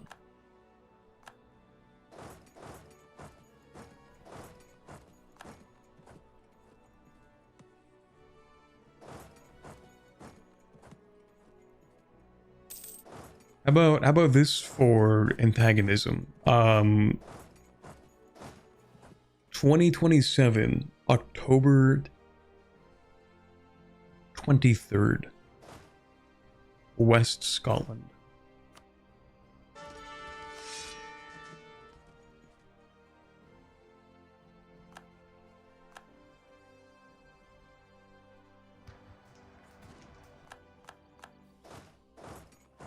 That's it. There's no follow-up.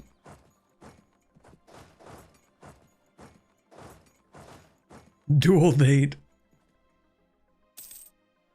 Bring your finest black powder pistol.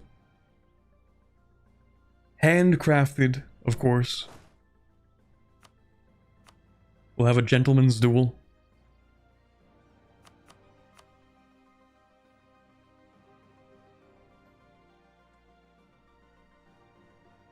Scottish broadswords, true.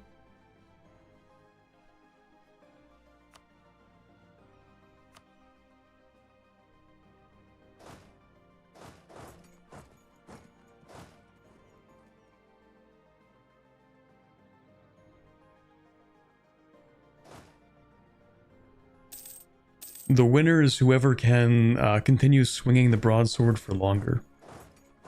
'Cause those things are heavy, man.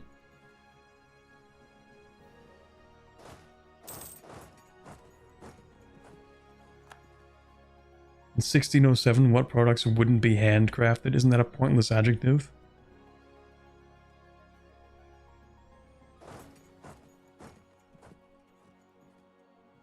As opposed to... as opposed to magically assembled. Also, why am I locked in here? Door stuck. Let me out. Oh, nice.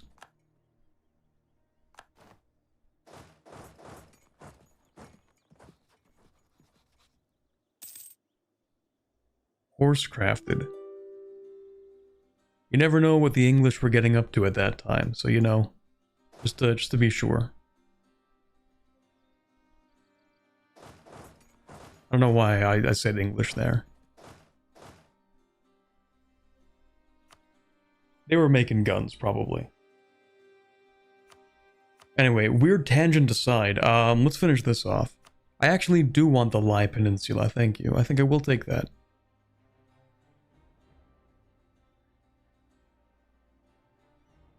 I don't know why I can't take the actual Lai Peninsula. Oh, because like that... Wait, what?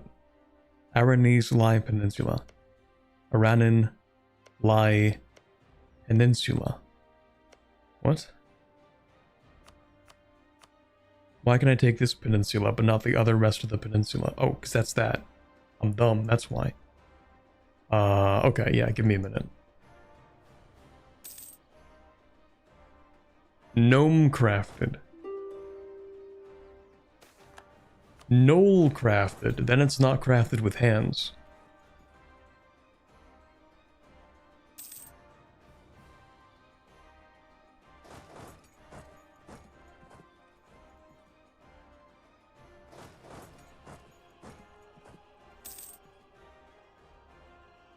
Haramari crafted. Alternatively.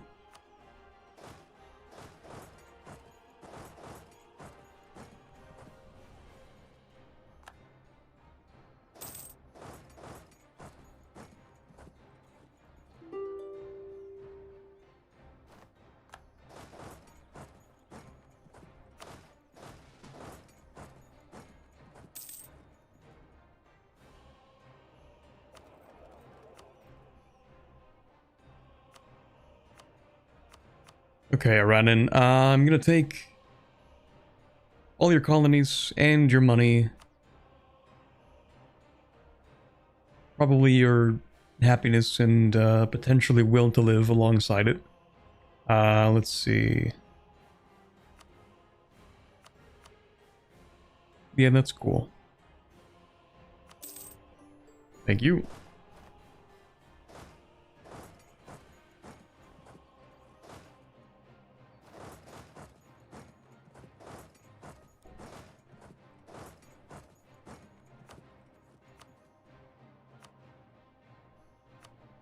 Imorin, just money war ups, I guess.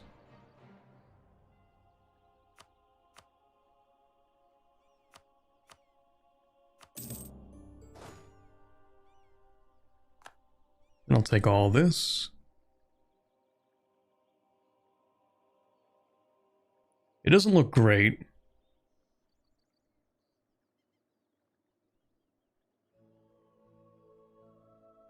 Oh well.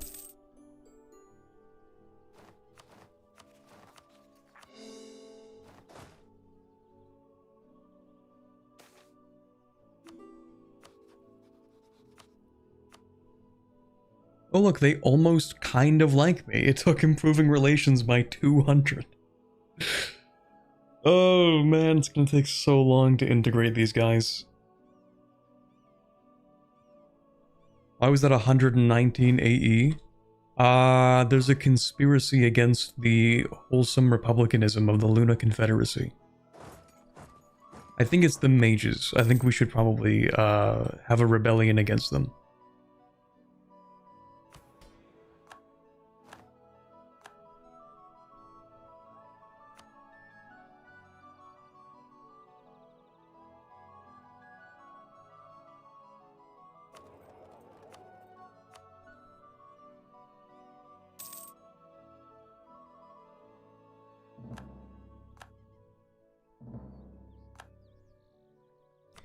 Yeah, we have like a really slight coalition. I don't think it's a big deal.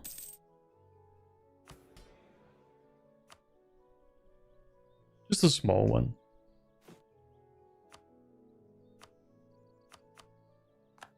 What are they gonna do?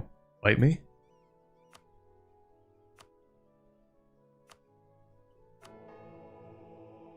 Ooh, free stability. Hell yeah.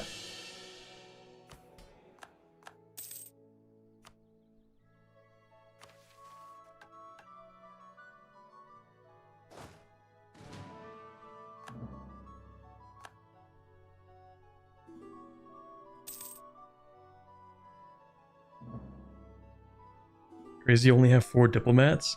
What's even crazier is that I'm still a duchy. I'm the #1 great power and I'm still a duchy.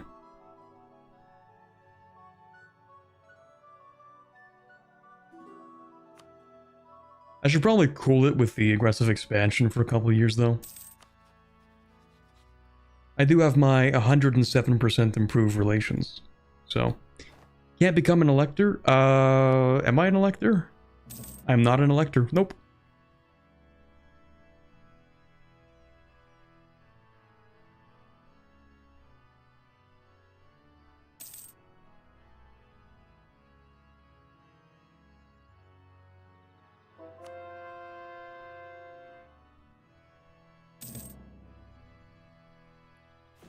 Right. Too many points. Suffering from success.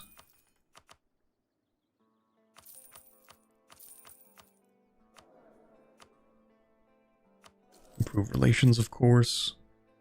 What do I want more of? Money? I have a lot of money. I can always have more money, though.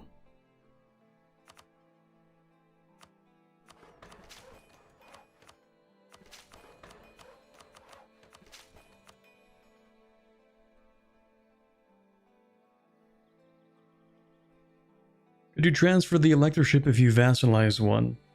I think that requires the emperor to like you, which we could actually do, so maybe.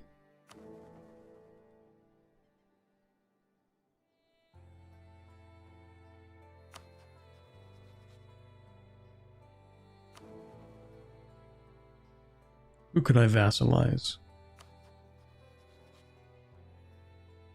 Ooh. I think you've changed your name, didn't you? You're now the Temple of Heavenly Matrimony. Because you're no longer Regent Court. That's amazing.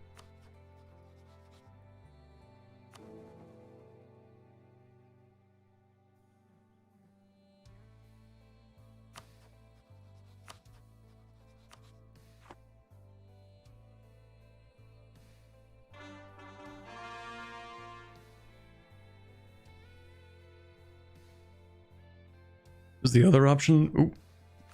Drink more water. The other option where they like you less? Yeah, I mean, there's this one where you have money and you just buy it.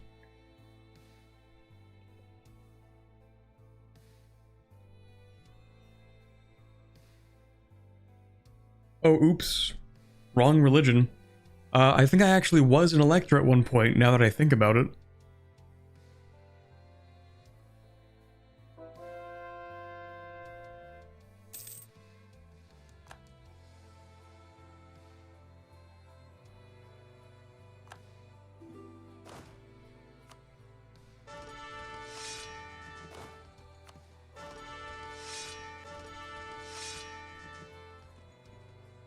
Yeah, I was the 8th elector.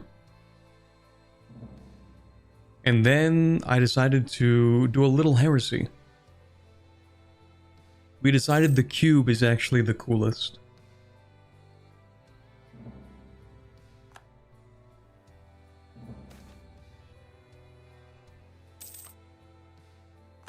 What is this?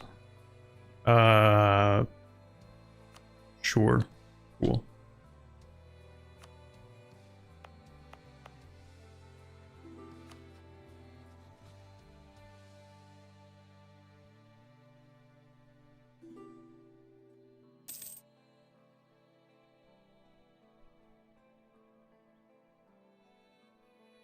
Just have to work on dismantling the Empire unless your last mission needs it to be around. I don't remember... Well, I say remember. I say that a lot when I mean actually I have no idea. I don't know why that's what I substitute it with. I have no clue if I need the Empire around. Someone said I did, I think, at some point. Oh, here we go. That's not what I thought that was. Okay, we do get the black powder colleges. Things are happening. Open university. Cool. We like that. Secondly, don't care about that, to be honest. Ascani Wars of Consolidation. Cool, have fun. Kugdir looking like they're gonna consolidate. Alright, I guess. Also, Marhold. Really big. Cool. Now we have our disaster, the prelude to greatness. The mages need more influence. And they need to hate us. At this rate, it's going to take a while. So what we're going to do is we're going to go to the mages. And we're going to say, here, you can have reduced research regulations. Presumably I can immediately revoke this, but I don't know if that's the case.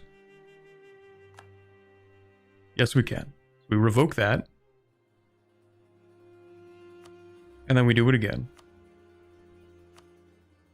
And then they can have it back. Actually, no, that'll make it impossible for me to take it back. But that's okay, because, yeah. We'll wait a little bit and then we'll take it back again. Now it's at 3.5 per month. That's good. You know, it would be really funny if the disaster's so bad that the coalition actually fires.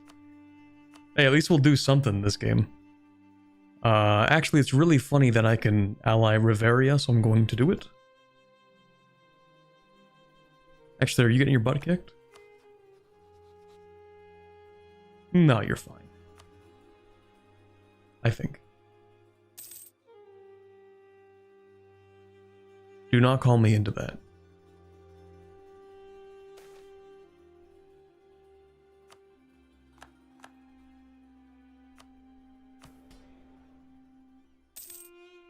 Are we in the disaster yet? We're getting there. It's gonna take like 2 years. That's fine. We have to do the disaster before we can move on? Yes.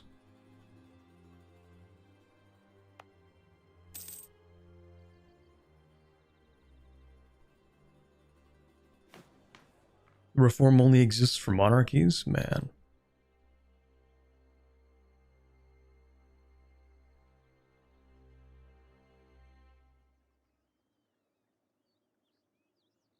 Yeah, I don't even see it here. That's cool.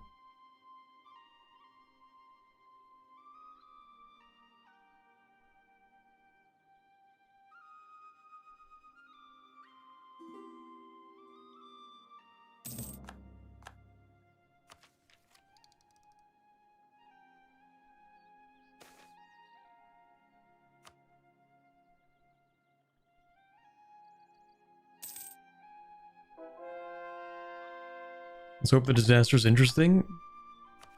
Let's hope that it doesn't absolutely crush me. Just in case it isn't bad enough, I'll just start off by saying, how bad could it possibly be? Now it's guaranteed to be much worse. Speaking of really bad, hey, that's 32,500 crowns. What?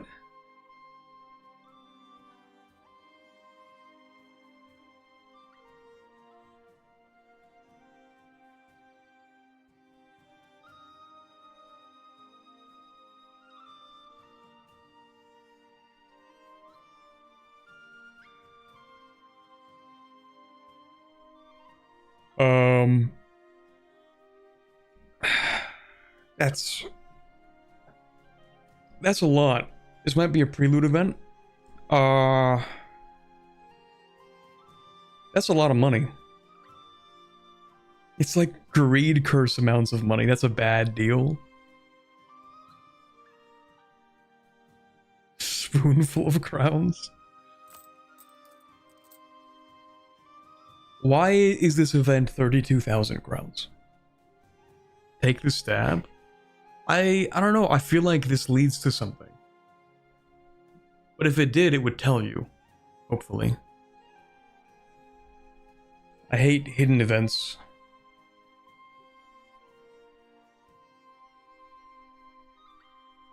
That's probably fine. It's in a scan, that's none of my business.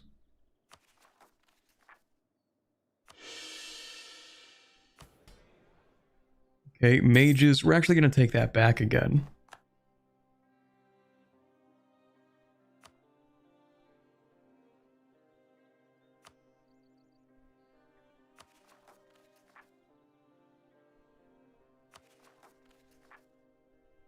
There we go, lower than 50 loyalty.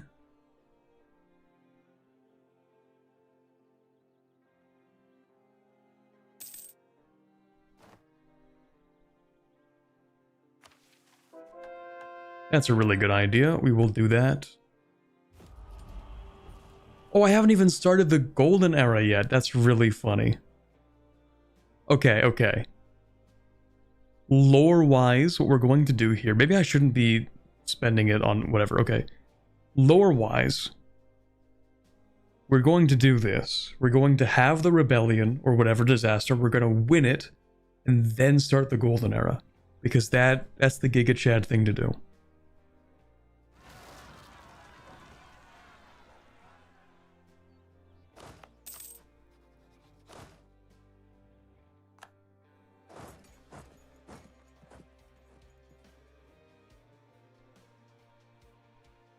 Is the -2 Diplo rep going to trigger the coalition? No.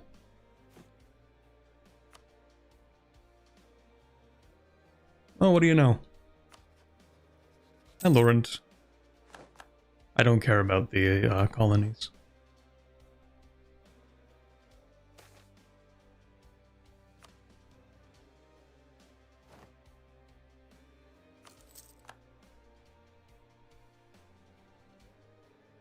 If the coalition was going to fire, then it would have fired already.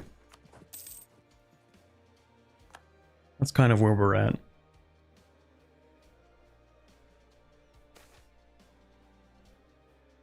Secret conclaves of magi.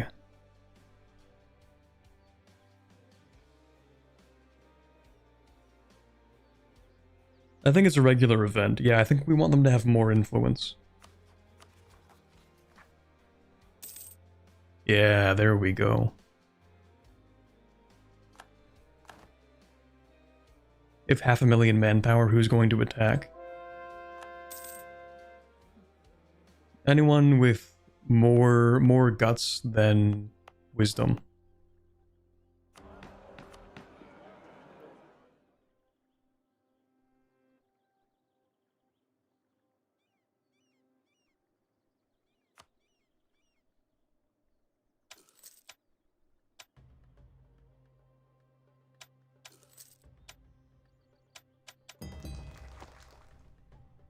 We love bribery.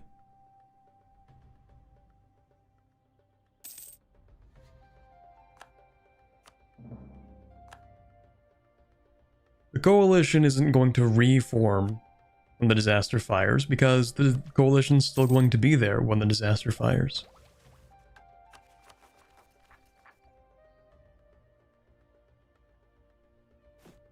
Just to be extra safe. Not that we need to.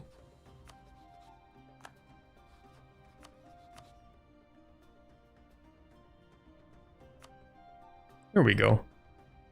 Who's going to attack us now? Look at us. No one's going to attack us.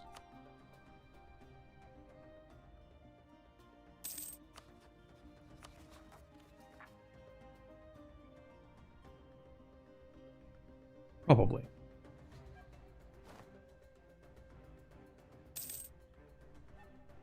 One more month. Maybe I should save before the month, just in case. You are being spoiled. Sorry.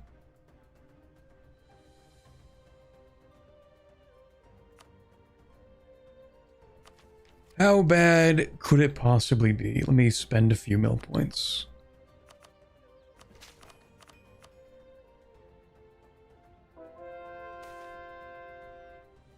Troubling news. Since the controversy which erupted around the secret conclaves of Pashaine Magi, many arcane guilds have gone underground or begun holding their meetings in private residences, whose legal relationship to guild right is unclear at best.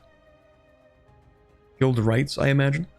Aware of the growing magocratic tendency among our national mages, Parliament has authorized the infiltration of such gatherings, tapping loyal magi of incorruptible service to the state. The reports are deeply shocking and throw the severity of our situation into stark relief.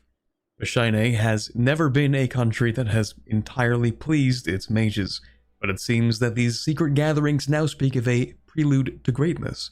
A dark time Pashaine mages must endure until a new world is forged in their favor. In meetings across the country, mages openly discuss what seems like the complete overthrow of the Pashaine government and the institution of magocratic rule. The news has already sent shockwaves through Parliament. Can it really be true that the mages of our country are our enemies?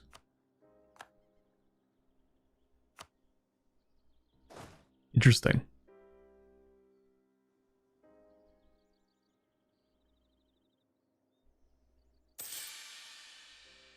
Oh, it just sets it to -3? That's cringe. The game is set. We who know the value of a game definitely played are also well placed to recognize when it has slipped from our grasp. It is a subtle thing, this shift in mood. Judgments we expected to go our way at the Imperial Diet are suddenly adverse.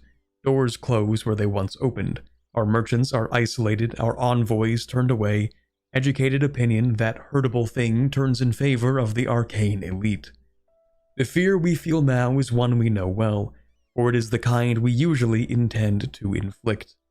These smoke-filled rooms into which we cannot see, the private organization of mages and their lackeys, their scheming has placed them well ahead of us, and we must reluctantly come to terms with the plain truth that they know our disposition better than we know theirs.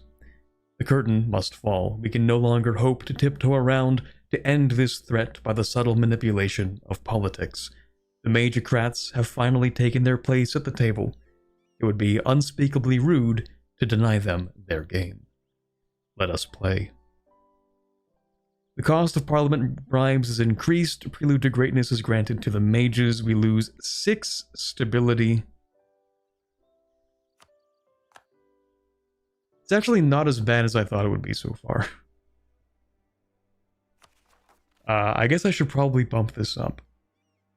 When stability is at least 1 and we've enacted all necessary debates. Okay. Well, we can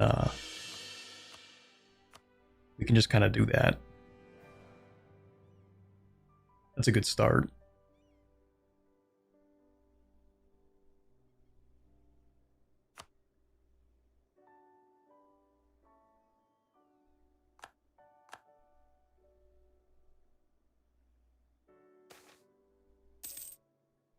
The great thinkers of Pashaine have long spoken of the demon statesman, the one who is held back by Parliament and the many institutions of the nation, the sin-eater upon whom we rely. Yet, as our institutions have become more and more rotted from within by the arcane threat, we find ourselves truly contemplating what was once an unconscionable hypothetical: the stripping of constitutional controls on our executive, that they might act and act fast.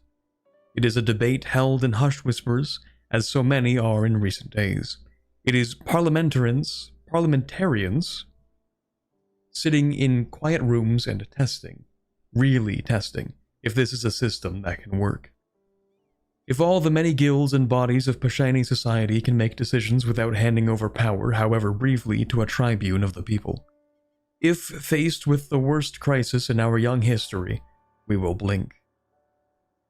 The tool lies before us if we wish to take it up, gain access to the Act of Emergency Powers parliamentary debate.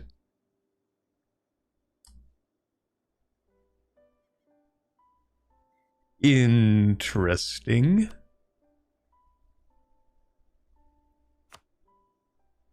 Well, we can't really start another parliament debate for another year, so let's just see what happens.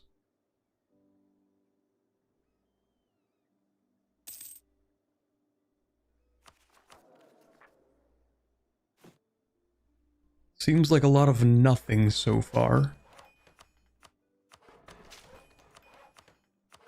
I'm gonna jinx it as much as possible. Emergency debate in a year. Unexplained failures in key infrastructure. That's crazy. That's crazy, man. I wonder how that happened. Obvious suspect is magical sabotage. Interesting. Well, no, we can just pay for that. That's fine, actually. Release the emergency funds. I'm kind of broke right now, actually. That's not good. Oh. That's why I'm broke. Yeah, all the advisors are now significantly more expensive.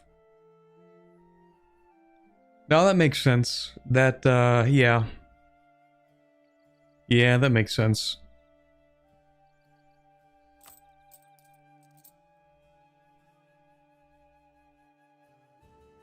No, it's fine.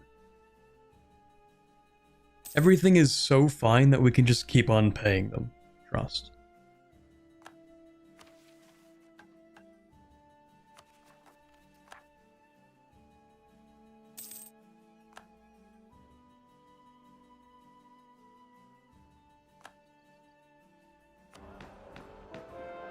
Okay, so we have another, like, 2 months until next Parliament debate, I think.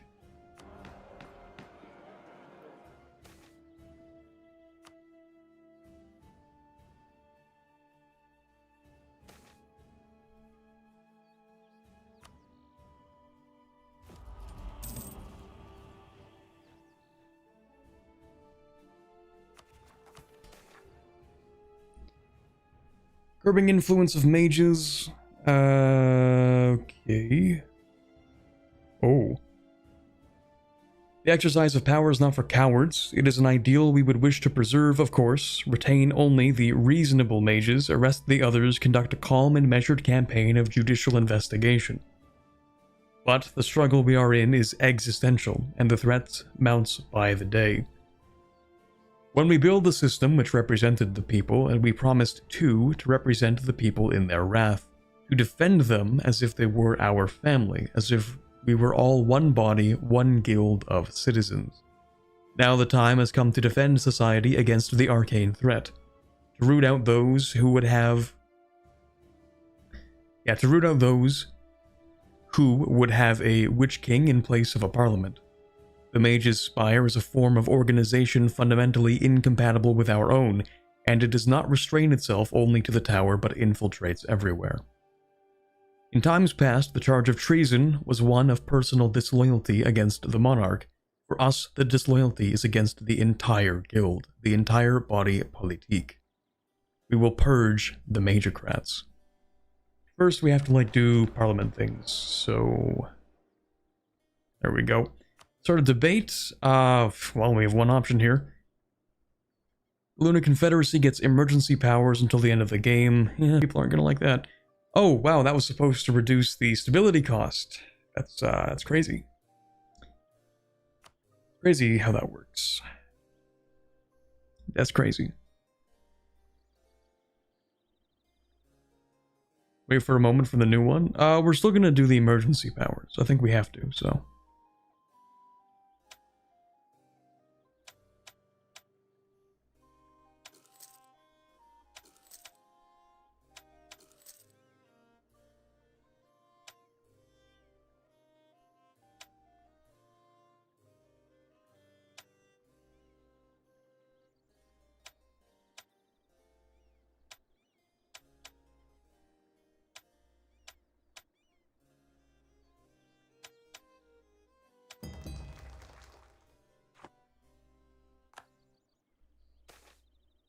Okay, emergency powers have been passed.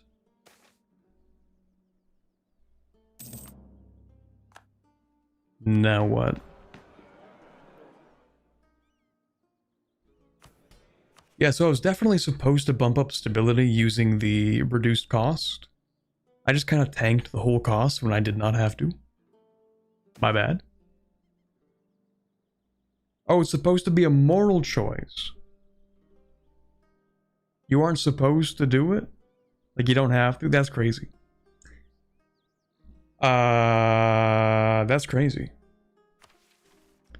That's crazy. What do you know? Well...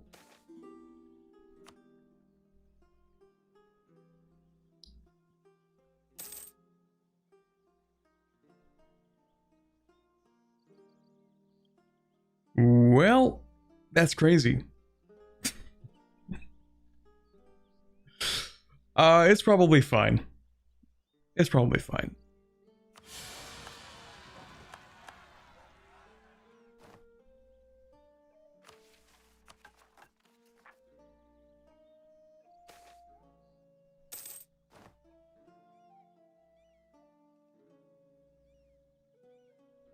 He's kind of too expensive anyway, so that's a shame.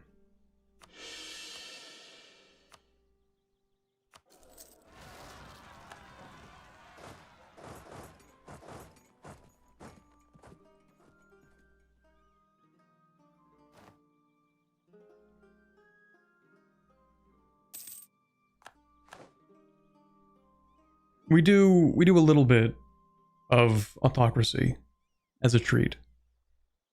You get a modifier if you go through it without using emergency powers. How good is that modifier? Is it by any chance worth loading that save from like just before the disaster fired I saved? Is it worth all that or no?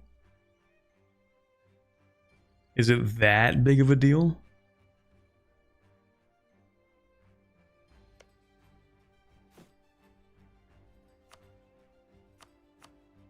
Also, I'm gonna build like 5 of these guys.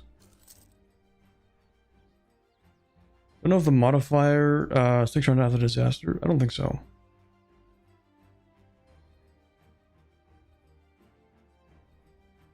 Make sure you have a focus when you finish the disaster, any of them. Okay. Cool flavor event, definitely worth it. Or the RP. Yeah, I guess we can do that. Do you not get the autosave tick? That's true. That's pretty true, actually. Okay, maybe we won't grant executive powers. Also, give me a second. I have to read a text.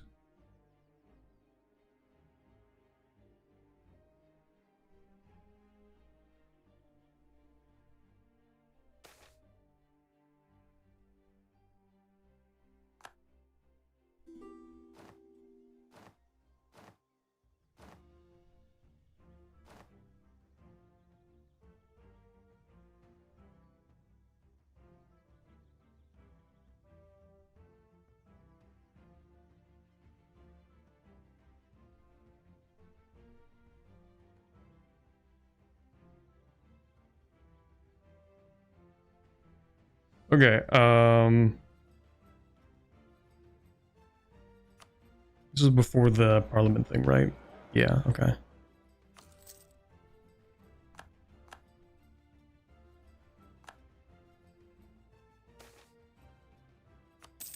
Ooh, free money. Huh? Dude, I forgot that this existed in the graphic effects. This is a this is actually a regular EU4 event graphic, I think.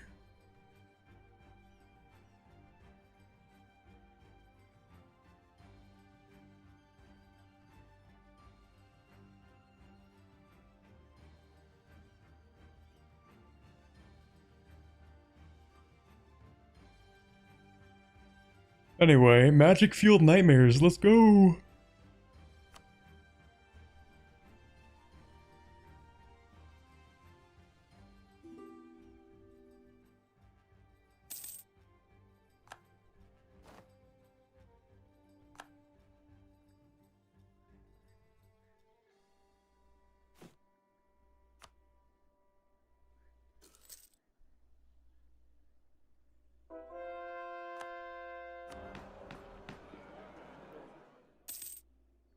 Did I bug my parliament?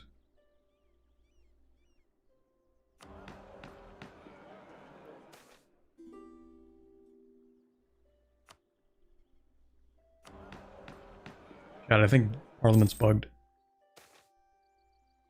Okay, hold on. We know this event. We Pashaine have done much for the Empire. As active participants in Imperial decision-making and enthusiastic self-advocates, we have greased the wheels of the Diet and built up a strong reputation for diplomacy and tenacity. Something like that. It's time we cash that reputation in. The situation in Pashaine cannot be allowed to continue. Magical subversion and the anti-democratic influence of magical lobbies undermine our very way of life, eroding the institutions which make Pashaine great. We will not be made into some arcane autocracy chafing under the whim of some addled megalomaniacal scholar. We must call upon the Empire to intervene in our favor, chastening the mages and bringing seditious elements to heel. Right. I think I have accidentally broken the Parliament, and I don't know how I broke it. Never mind, we're good. We will not be doing the Emergency Act. That's fine. The mages should in fact lose 20 influence. I think that's a good idea. Okay, the Treason Act. This one I figure we actually have to do.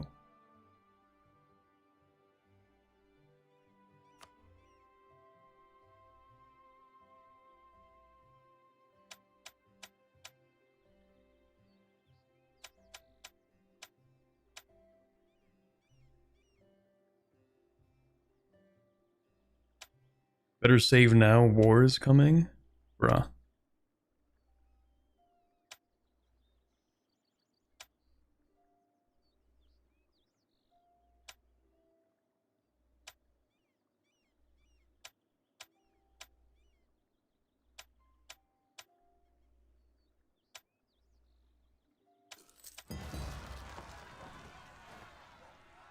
It's a little more than 43,000 rebels. I was told there would be 43,000.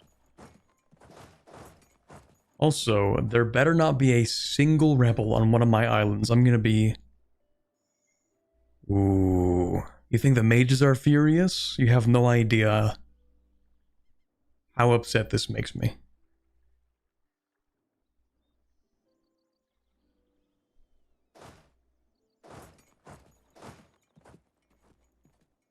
Mercs? Man, I hate hiring mercs when I have professionalism.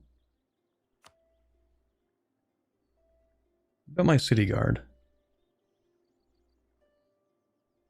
No army professionalism, no force limit. Massive. We take that.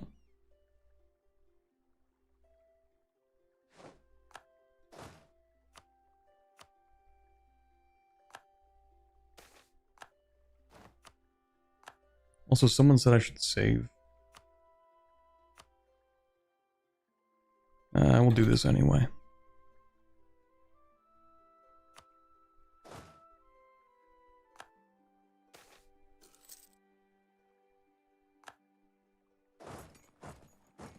Ask for Imperial help. Weeks passed in silence after our appeal to the Emperor, weeks of building fury in the halls of Parliament. The brush-off, when it came, bore an Imperial seal. Internal troubles must be resolved by internal strength. The Empire is a shield, not a crutch. An echoing, furious silence followed the reading in the Chamber of Representatives. 200 years of Imperial participation. Not always loyal to the current Emperor, but always invested, always recognizing fundamentally the legitimacy of the Imperial throne, ended in but a moment.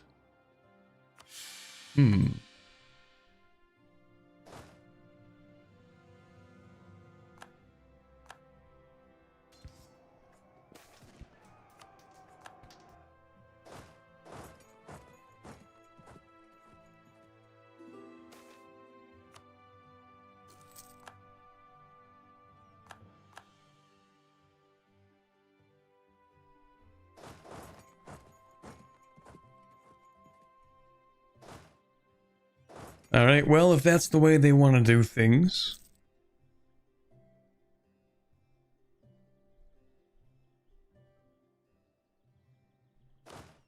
Although, I mean, to be fair... we did lead a coalition against the Emperor.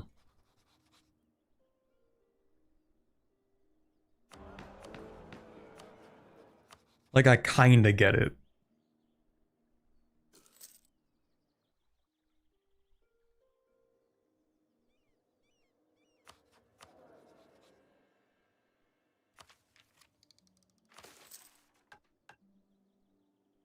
Ruler conspires with mages.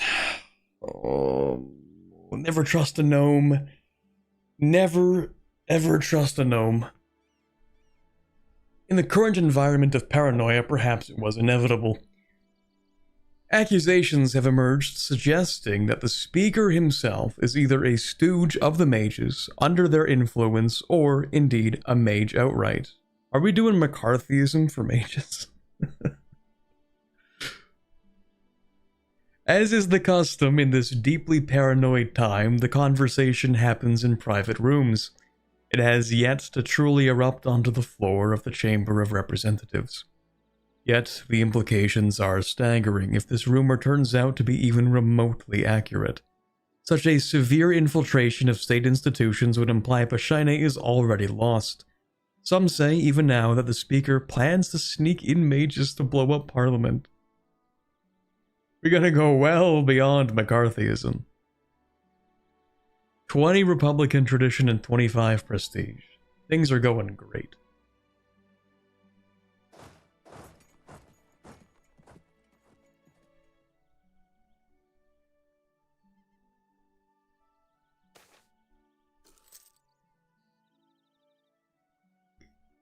The Mage Tower is not merely a building, it is a symbol of secrecy, of aloofness, of unaccountability. For centuries, these spires have risen unchecked across our borders, silent fortresses of a rival order where arcane cabals write their own laws, train their own heirs, and chart their own futures without so much as a glance towards government. It has become clear that such fundamentally unaccountable institutions cannot be allowed to exist. It is unclear what form of magical education will survive the upheaval Pashaine now bears, but we cannot allow these elitist hives of sedition to survive. So when do I get the next... Oh, I can do the next debate right now. Oh, that makes sense. Charter Trade Company, what? Yeah, we'll just wait for it to spawn in. Check for more rebels in the Western Islands. Hold on. If there were any, then they would show up here, I think. So.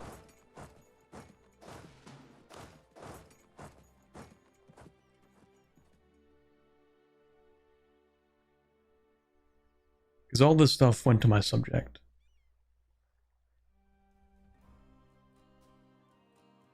Oh, you mean maybe like the Eastern Islands? There's nothing here.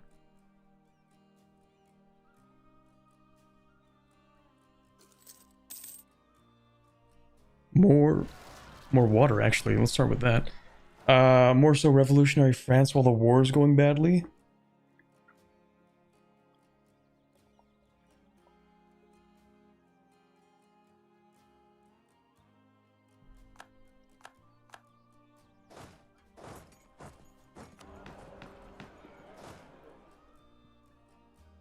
Use the minimap. Minimap looks fine.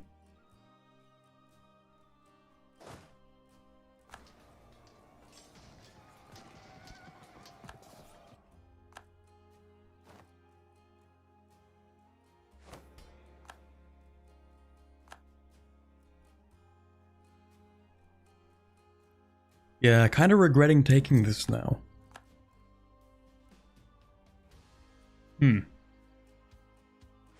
Yeah. Anyway, let's do this. Ordinance of tower breaking. Mages lose 100 loyalty.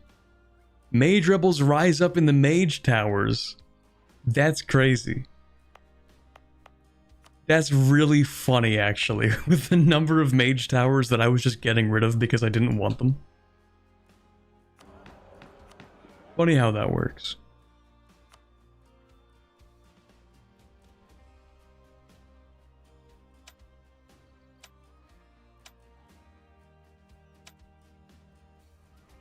I also like how I have to bribe every single member of parliament.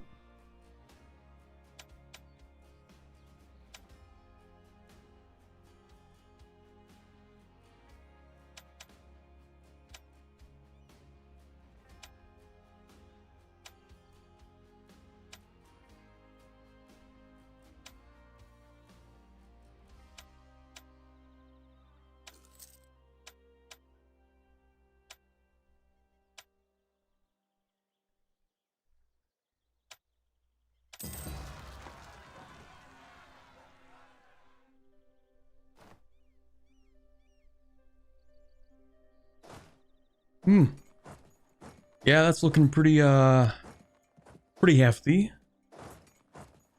Dear mages, if you didn't want to be purged, why conspire against democracy?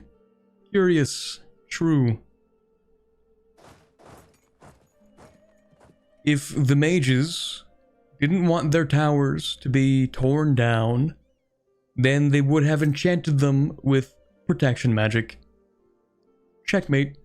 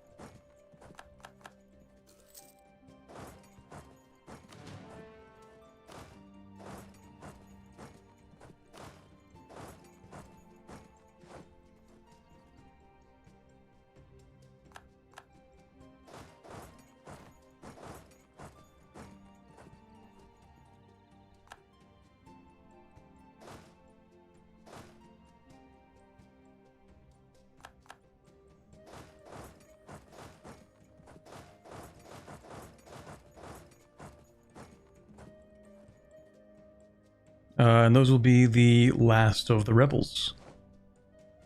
There we go. More magic fueled nightmares. Thank you, mages. Very cool.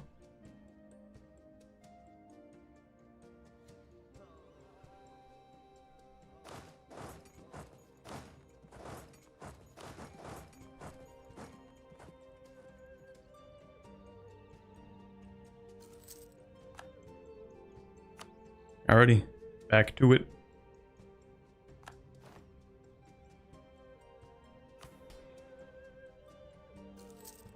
Yeah, the mages are pretty upset. I can't imagine why.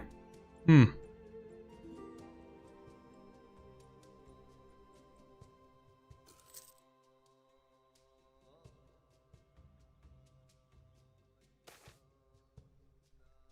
artificers reach out.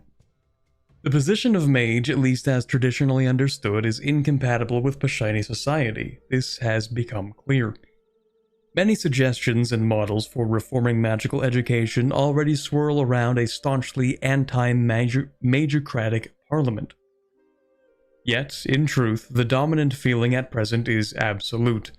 Mage education as we know it must end. In such an environment, artificery has emerged as a natural opposite to magic. Egalitarian, where magical study is fundamentally elitist. Public-minded, where the towers were always secretive. The purposes of artificery are focused on the welfare of the people, while the cultivation of magic merely empowers the self. In recent weeks, nascent artificery guilds in the major cities of Pashaine have sought to clarify their loyalty before the government, echoing many of the most strident criticisms against the traditional practice of magic. Interesting. Well, there goes the mage estate. They were useful for improving relations a little bit. We do have to wait. Thank you, mages. Very cool.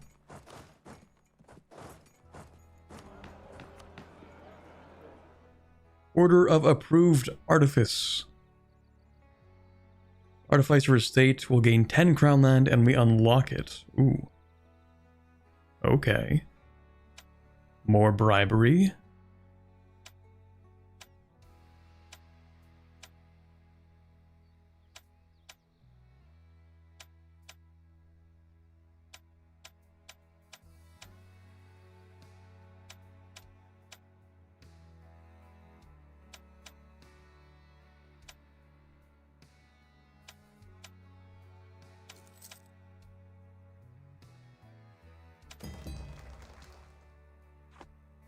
The Age of Artificery. This is basically a generic event. Don't worry about that. I think, yes. Constitution of the Luna Confederacy Artificery. Right. I figure this is going to matter, actually. This is not... This is another generic event, picking which of the three we go with.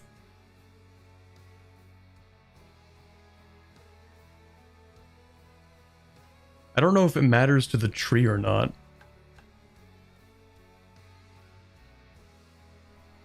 Not really. I mean, I'm not gonna lie. I am a big fan of the Brillites. I am a Brilite enjoyer. I think a mission replaces it later anyway. Okay. Maybe we do just go with the Brillites then. I don't know if it'll matter. It'll probably disappear in a few years.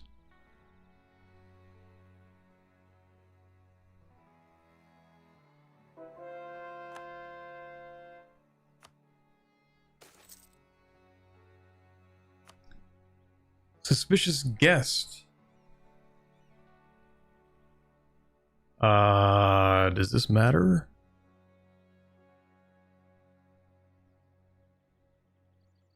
Recent diplomatic attaché has incited much suspicion.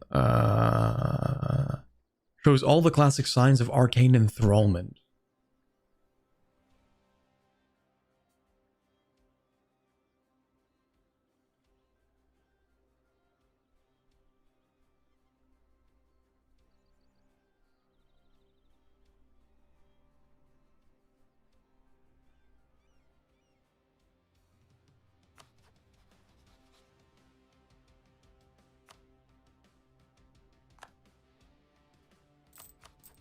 Shoot. Oh well.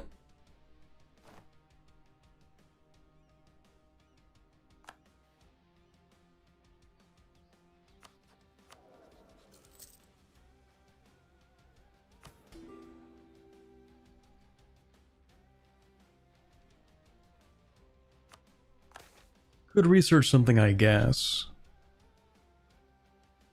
That is a good one to get right off the bat. Hell yeah. Free admin efficiency.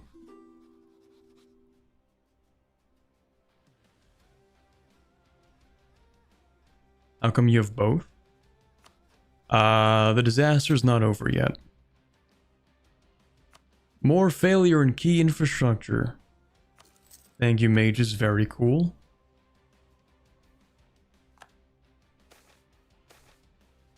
Third rebellion debate. I'm not reading all that. Sounds good. We can't really choose at this point. We've already picked our side. I wish you could pick for each one, but... Yeah, no, you can basically take one stance and that's it. I think if you get a new ruler, you can change the stance. Yeah, a ruler cannot change his or her mind, and our current ruler has been in charge for like 30 years. So...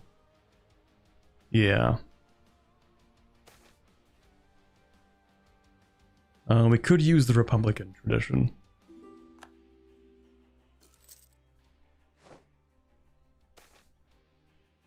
Taking their reagents away. Member of Parliament Rosadin Offro is a tiny woman barely peering over the lectern in the Chamber of Representatives, yet her voice rings out clear. She is the chairwoman of the newly minted Special Subcommittee for Economic De-Arcanization, and she rattles off a list of products newly controlled in Pashaine ports. Herbs of limited medicinal value, obscure animal parts, strange brittle stones, dyed cloths, and powdered paints. Such threats do not present themselves on the battlefield or the chamber, she calls, her voice high but resonant.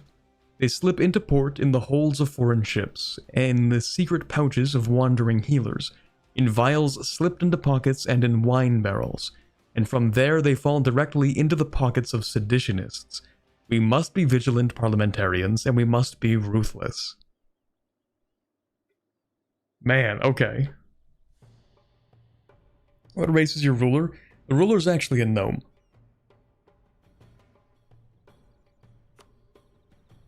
Also, parliament debate. In a month. Oh.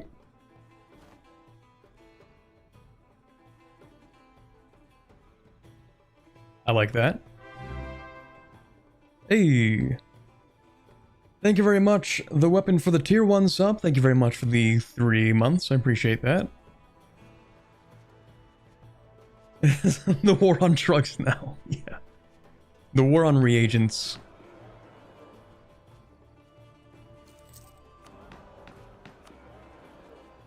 Alright, the customs charter.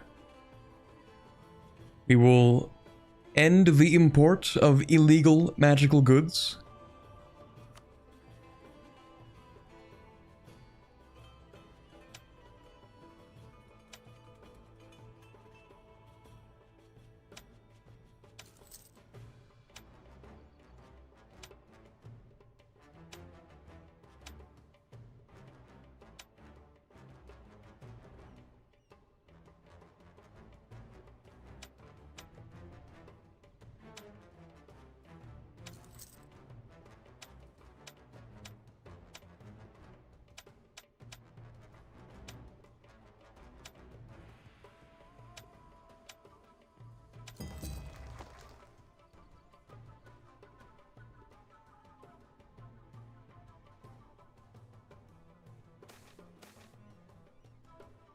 Boy, withholding the tithe. No, that's fine. You guys are chill. Halfling crime. This can't be. I trusted them. Also, we're kind of broke. That's okay. Recruits fear the mages. 224,000 manpower decrease. Okay. Honestly, that's not a big deal. I guess I could be taking out the burger loans, actually. Kind of forgot about those.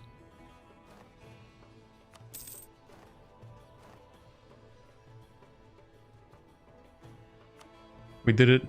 We fixed aggressive expansion.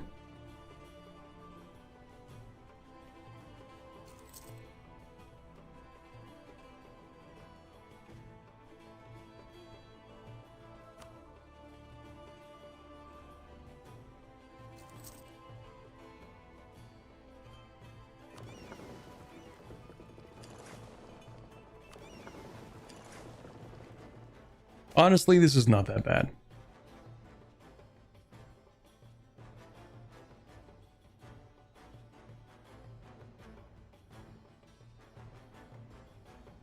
I think I'm just going to keep the same ruler. I know thematically the ruler is kind of being accused of treason.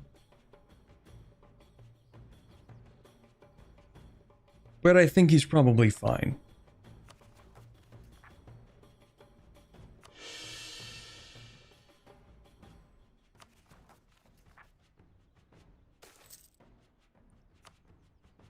Losing faith in the government. The populace have given their toil and sweat to a system which promised they, too, were a guild member of the state, and which now seems more fragile than ever. Murmurs of discontent erupt into public protest at the drop of a hat wherever the mob suspects arcane conspiracy. By nature, these folk are entirely on our side, arranged against the elitist tyranny of the Witch King. But with so many in government institutions turning out to be corrupt or weak, or in favor of the magocratic agenda, they know not which of us to trust. While their anger is justified, the more it spills over into the streets, the more it aids the mage agenda. Nobody benefits from unrest but the seditionists. Oh, that's lovely. We'll just fight everybody, actually. That's fine.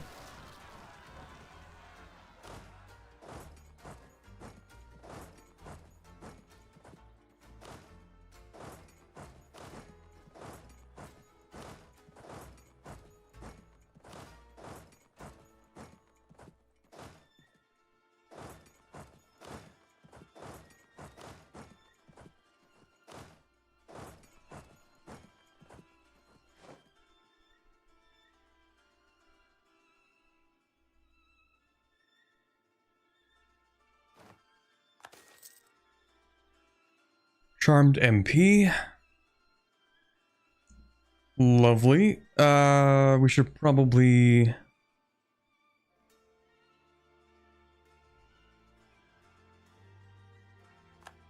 We should probably revoke his rights. Maybe. Just a little bit. Just a little bit.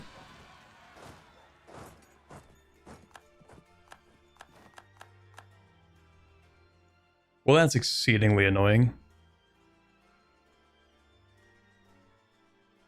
Okay.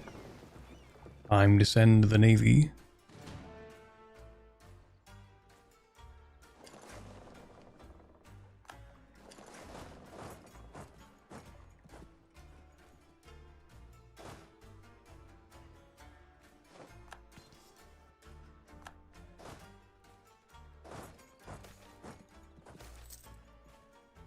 Another charmed MP. Maybe this time we don't revoke his rights.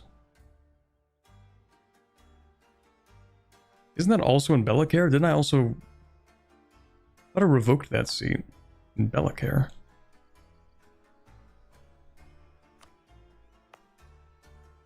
No, they do have their seat.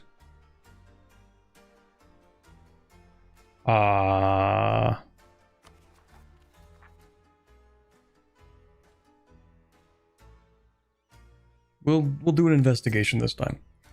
Steel before sorcery. The mage offers their empty promise, the ever-vigilant sage, fireball in hand, who saves the citizen from the bother of the fight. Yet such deals are poisoned chalices. Give up the rifle, and one gives up the means to resist, the means to fight off the tyrant who commands the unthinking, shambling mass. A polity of laws must be inhabited, okay, and defended by its own. Oh, okay, rhetorically. Who win by their fight a stake in the project of us all. No, it is the right to bleed for the land upon which one stands. We did not scheme our love of our homes in high towers or cosseted reading rooms. We breathed it in and trod in the mud of it. We must revere our citizens' soldiery, our guild of an army, and reject the coward's logic of the bone-puppeting lich. New parliament debate, let's go. There you go, you can have a new parliament seat instead.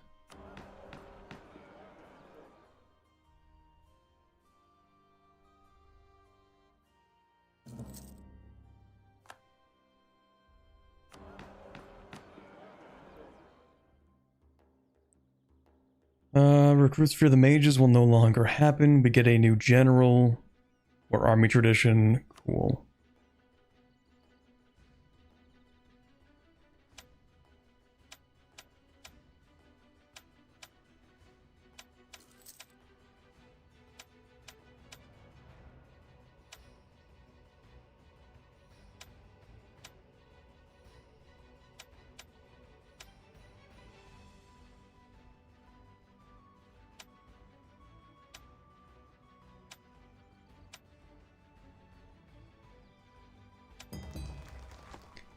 Alrighty.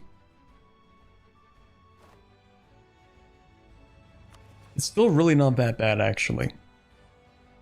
To be honest.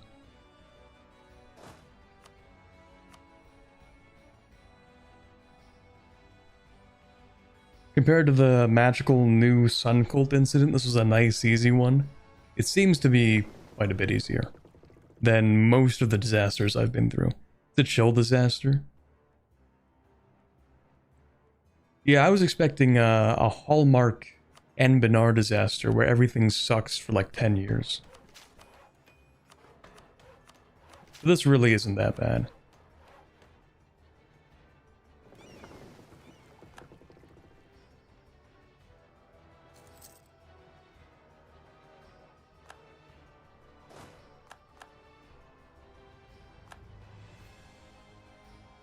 It's nice that sometimes Anbennar disasters aren't utterly world-shattering. True.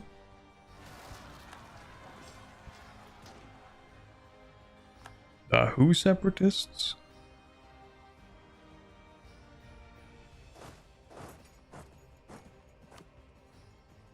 Oh, of course.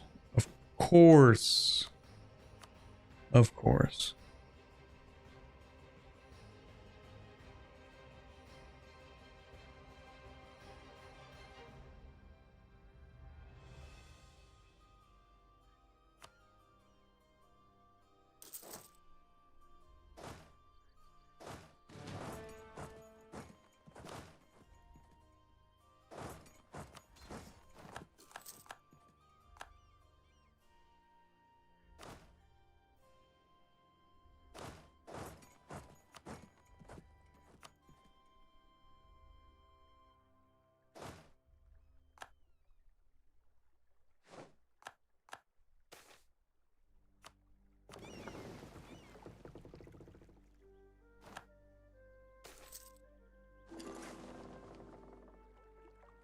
Yeah, you get no rights.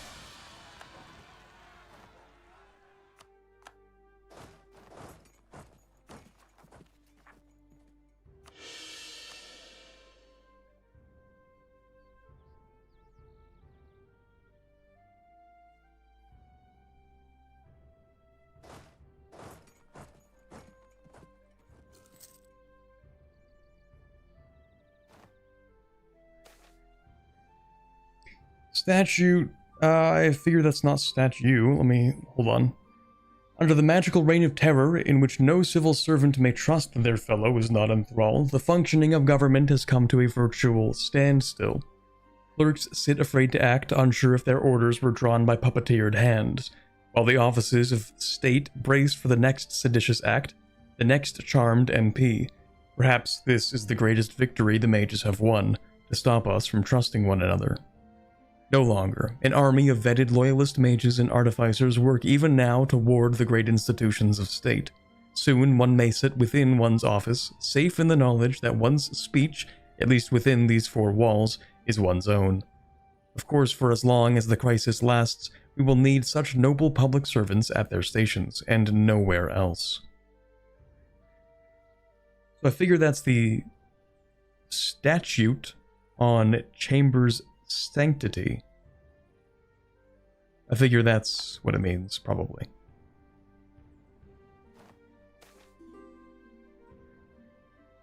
Ah, that's cool.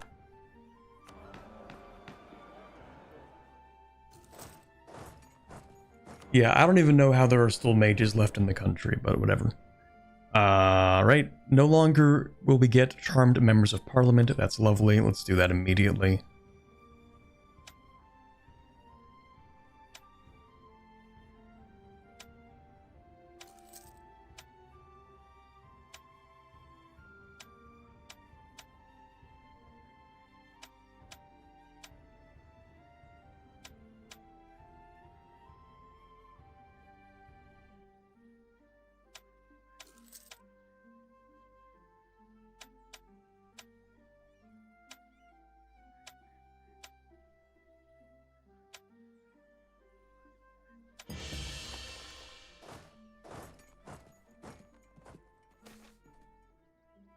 Oh, okay. All right, that was quick. That wasn't bad at all, actually. That was kind of all right. The game ends. The state is triumphant. Though the whispers of the witch kings sound across the veil of time and death, we Pashaine have proven stronger. We faced a threat which slunk through the corridors and found purchase in the quiet places. A threat which had been building for hundreds of years before it became clear to us. We will never allow such a threat to reassert itself. And lo, we have survived even the test of our own constitution. Parliamentarians gather even now to end the emergency powers handed to our government, proving the supremacy of the people's state, which manages power according to the needs of the virtuous, not merely the clever or gifted. A new day dawns for Pashaine, tested and vindicated. Perhaps the mage conspirators were right to call this troubled time a mere prelude to greatness. Greatness achieved. Very nice. We lose 25 autonomy in all of our provinces. By holding on to our virtues, we get Luna Confederacy stood true to the virtues, giving us 2.5% power cost reduction for the rest of the game.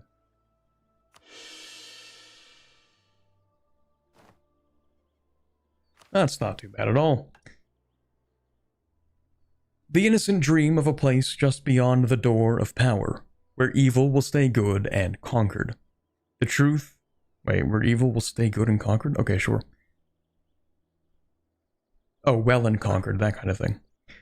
The truth instead is that we must stand in the room where we find ourselves. We must labor, must preserve our rightful place in this world, must continually shake off the scholarly mantle of autocracy. Those who seek to subvert the Pashaine people will find that the spirit of the state, the resolve of its institutions, is quite a bit more vigorous than they thought. A quote by some guy, Lucius Silva Lucna, in the peroration in favor of Legislative Order 40. Probably, yeah, a speech before Parliament or something. Alrighty. That's not that bad at all. We get new missions. Oh, I don't like the position of this this ball on the slider.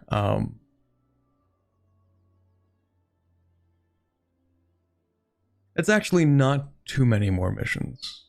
That's gonna be more missions, isn't it? Luna Confederacy gets followers of Torieth until the end of the game. There we go. So Rebellion's enabled. And we need to have lodges. Or be Rebellion. Cool. Followers of Torieth. Missionary strength, missionary maintenance cost. We hail from a constellation of cities along the Luna, do we not? We recognize more than others that our Pashaine identity is braided from many fibers, and struggle to explain to outsiders that, well, yes, I am Pashaine, and I'm Menaborian, and I'm Vernman, but also not quite, etc. So it is with God, the fragment, and the whole. We Revellions are not hierophants, so very certain. Hierophants, so very certain. We are humble and acknowledge that our lives and our perceptions are only one small part of an immense whole. Yet neither are we mystics. We do not throw up our hands and proclaim the plains unknowable.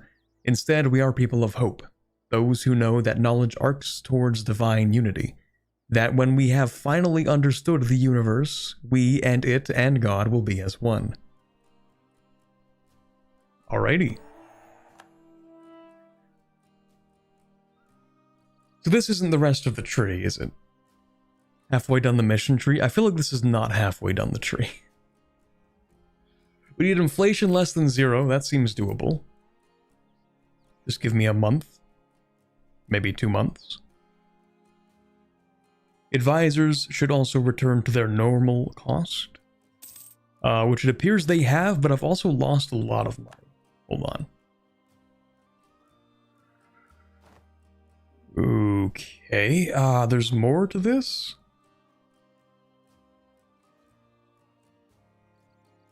Okay, hold on, let me get a drink for this.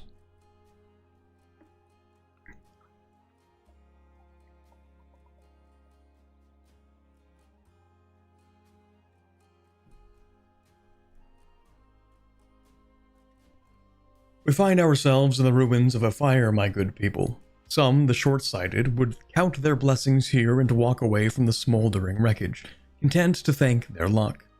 They would ignore the speed with which the lintel collapsed, the fragility of the frame which so quickly cut off egress, the liquor doused on the rug. Resist the vice of relief parliamentarians and recognize that the deeper problem here is a framework of magical autocracy and deceit which has proliferated throughout Anbennar for centuries. Left alone, the petty conspiracies of the Scholars' Hall will fester once again, for we have learned to our cost that the only solidarity the mages possess is to themselves, that a person granted such power will always seek to wield it unless the firm hand of the people reaches to draw them back. Some among us rightfully concern themselves with the consequences of looking abroad, as we must, to the many countries of Canor who have allowed such a situation to come to pass. Such rot ignores the borders of men, the lines drawn upon maps, and so must we. So we have to uncover the rot in Anbennar itself, gather clues, successfully enacting parliament debates, and calling the Diet will grant us one. Diplomatic insults see beyond the Magisterium and Wex. Interesting.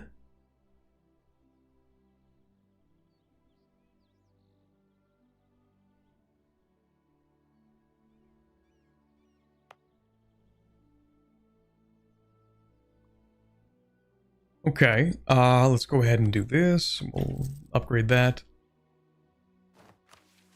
So we have things to do. We need to rid the entire empire of Anbennar of this magocratic threat, which seeks to replace the rights of the people with the rights of mages. So yeah, we have to kill Wex. It all comes back to killing Wex. The normalization of the Papermakers Guild is complete as of the week ending 7th Yishdement. While the guild continues to experience some deficit as a result of the absence of the local tower, we have secured on their behalf the first right of refusal for legal and governmental supply contracts in the province. We are optimistic that no further arrests will be necessary.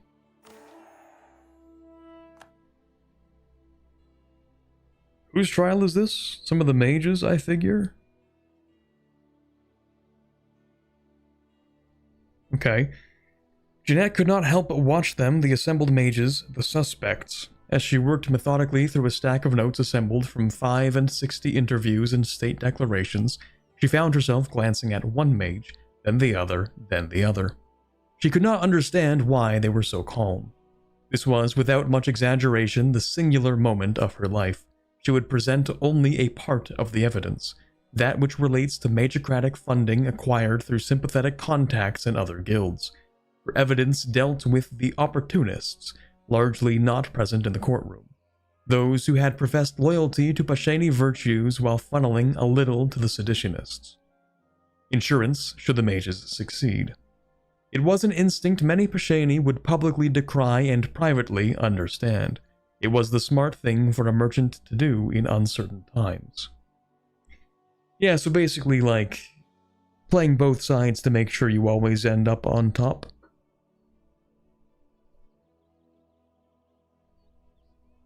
So now we're doing, like, the purge of anybody who supported the mages as well. Cool. Such opportunists had hoped to play both sides. They had lost the coin flip. The Pashaine would understand the impulse, but they would not back a loser. Her evidence was a fait accompli. Instead, I can't. I've been reading too many events today already, chat. Indeed, she could have recited it by heart. She only kept rifling through her papers because of the mage at the front, the woman with the arrogant expression. Jeanette couldn't help it. She made eye contact, bore into the woman with all the fury she felt as a woman born of Pashaine, as a woman who had dedicated her life to these fussy, disputatious institutions, which were the very stuff of democracy. She hated this mage for her arrogance. She hated this mage for not even comprehending the thing her lot had almost destroyed. The woman merely smirked. Jeanette felt her nostrils flare. No matter, the trial would begin soon. Are you winning? We are winning against the devious plots of the mages.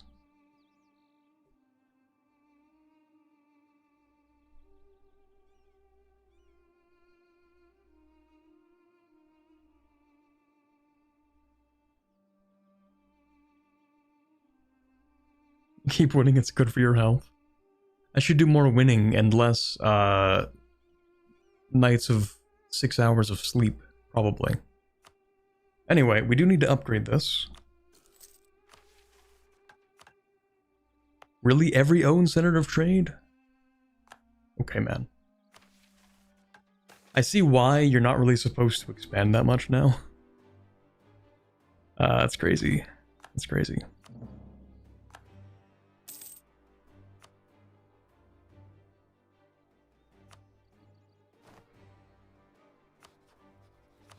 Okay, we actually do need to invade these guys, though.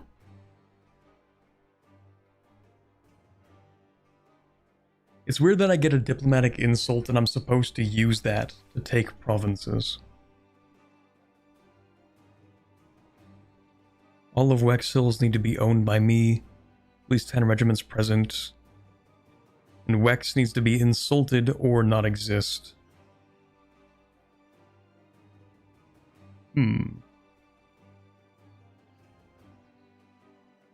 Start with the Magisterium so you get the power cost reduction. I think I'm going to start by using the washroom, actually. Yeah. I'm going to be right back.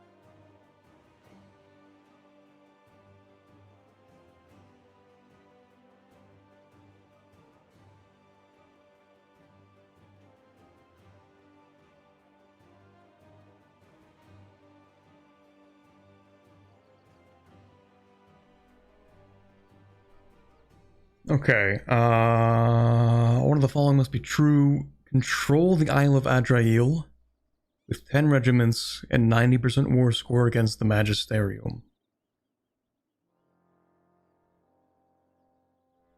Then we need to own the Wex Hills. We can wait like a month. Also, I lost a lot of money in this. Like a lot of income. I can't actually figure out why though. Why did I lose so much income? Do I have less trade power? Well, sort of.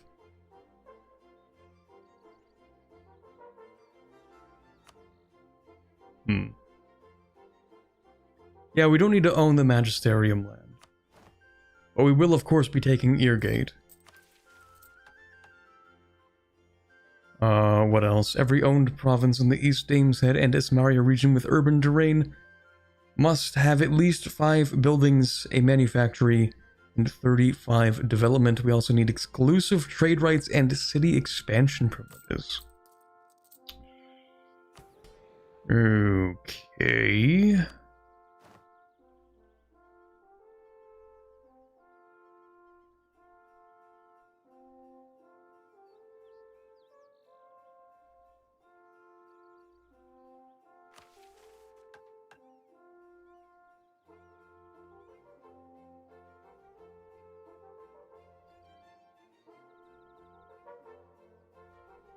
Exclusive trade rights. City expansion privileges.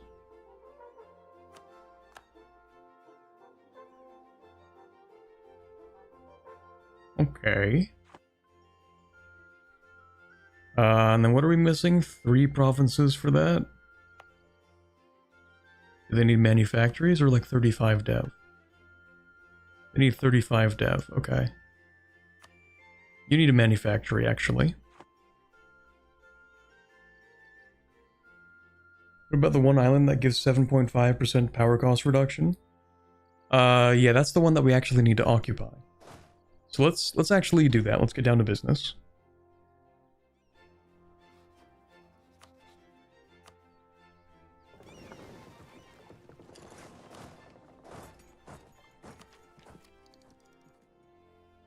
And then we do have extra points, so I might as well develop these. S35. That's 35. This is 34.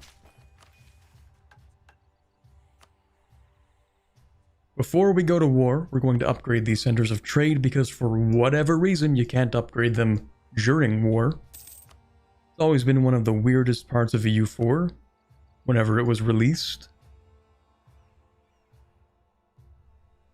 It also needs to be one of these. And it needs more development, of course. And we're not done because we have another one to upgrade. Let me go and exploit some tax.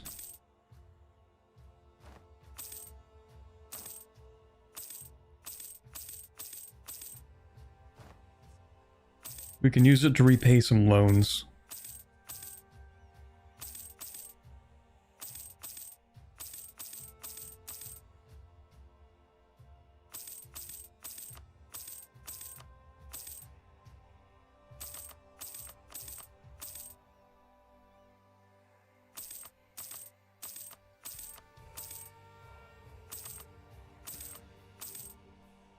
You know what? Yeah, I'll exploit these ones too.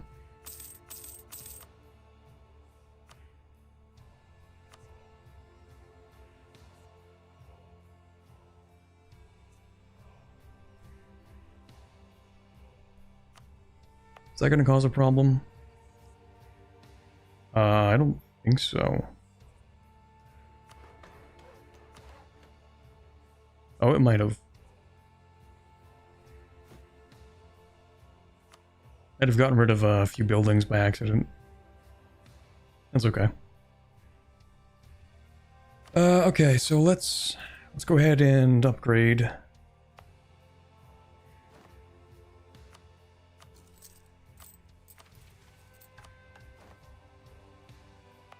And of course you need one of these. Of course. You know what, actually? I should spend my money on upgrading the trade centers first. Oh right, the golden era. True. I completely forgot about that.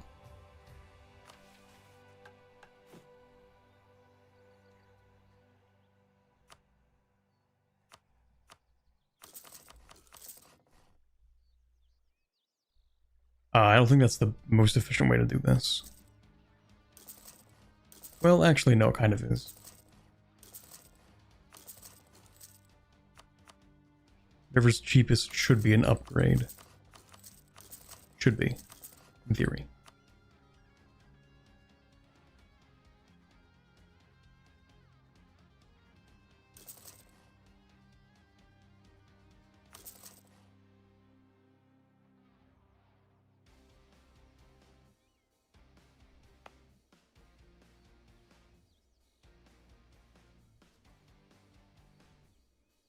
Everywhere that I could build one would actually be like a lot of trade power. But I don't want to build one everywhere, I don't think. That's fine.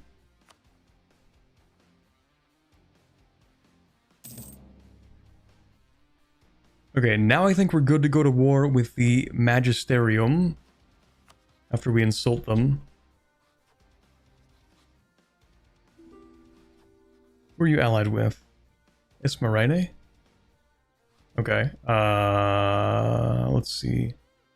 Walair. Wind Tower. That's a fake country. It doesn't exist.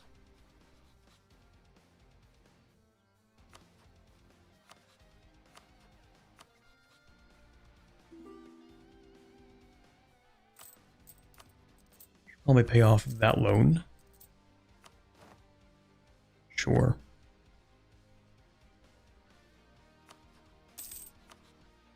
Okay, we will take your gate.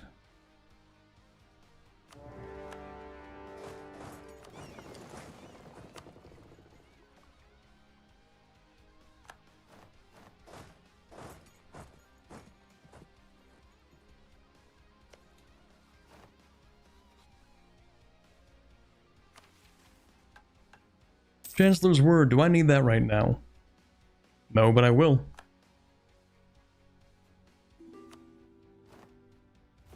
In fact, what I would like right now is the admin efficiency. Huge money, we love that. Pay off that loan.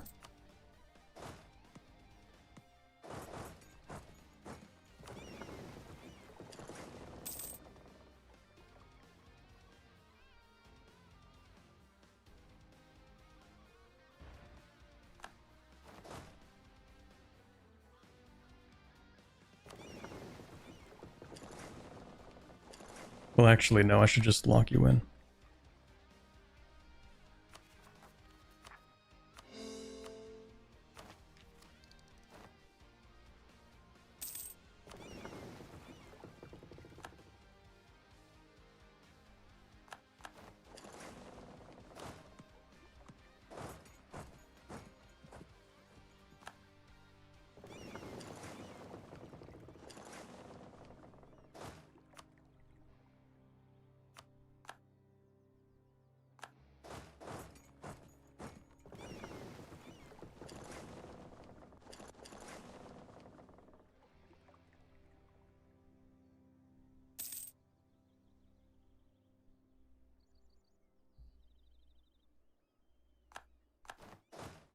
There we go. We'll siege that down. Admin efficiency, thank you.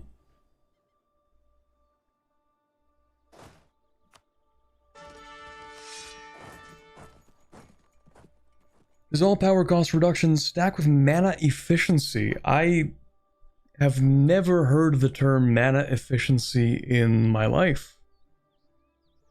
I don't know what that means. How big would you be if you didn't conquer outside of your mission tree? Would you have even integrated Verna or Vern? Good question. I think my mission tree is pretty much just like this area and Vern. So I wouldn't have any of this stuff. I certainly wouldn't have any colonies either.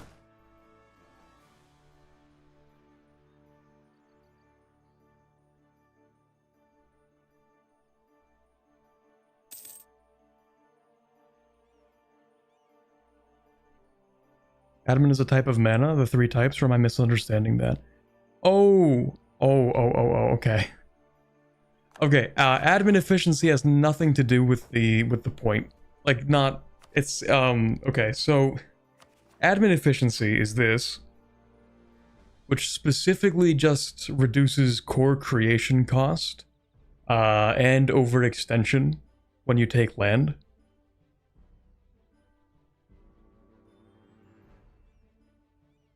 It also makes it, it reduces the war score cost, right? So mana, so admin efficiency is like a different thing from admin power. It doesn't have anything to do with the power itself. So, I mean, in a sense, kind of, like when you're coring stuff, it does stack with the power cost, because when you spend any kind of power, it is. Yeah, I mean, it makes it cheaper to expand, but it's not like it doesn't make it more efficient to spend admin power on things generally. Like, it does stack with all power cost when you core things, specifically, but...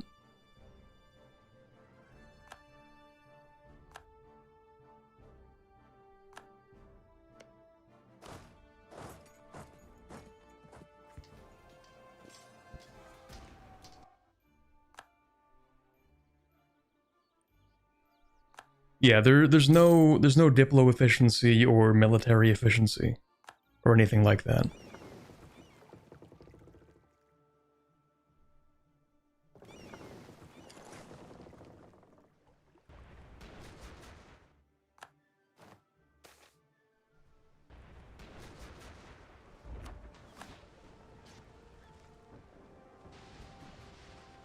Is infrastructure still the best idea group, not espionage or diplo?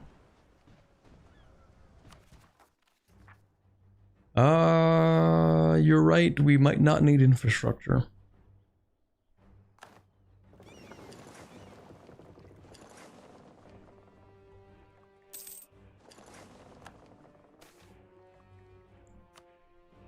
Last flight of mages. The mages made their move during Hersel's peroration, the point at which he came to his final emotional appeal.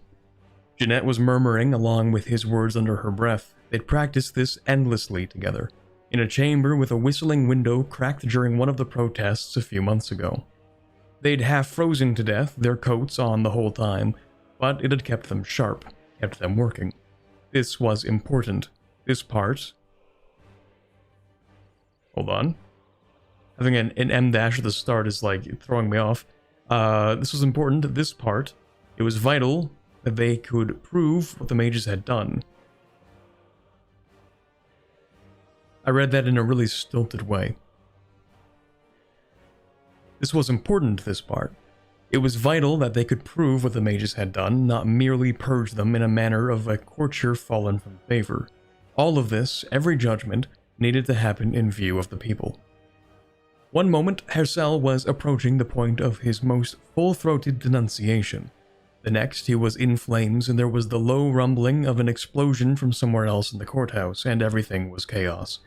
Later, Jeanette would mull that they had probably chosen the moment of the speech precisely, the point at which Hersel had been arguing most passionately for the virtue of people's rule, the point and promise of a guild of citizens. It was, she realized, a mockery. In the moment, she merely knelt over his body. Until long after the mage flame had burned itself out and stared at his terrible burned corpse. They hadn't known each other before this. They were distant colleagues at best, left to argue this case on behalf of government, volunteering, because they both truly believed. In normal conversation, he did this annoying sniff every sentence and a half. It was unbearable. All that disappeared before the people's court, just as her nasal, anxious tone acquired a note of deepness. It was the dignity of the state, the virtue of Pashaine following through them both. The mages couldn't understand that. They simply could not subordinate themselves to something greater.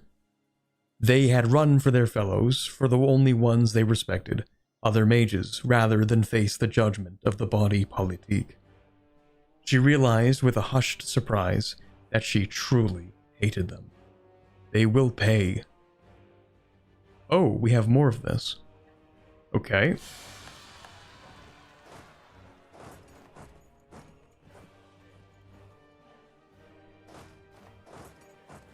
The death throes of the mages' rebellion, of their sedition.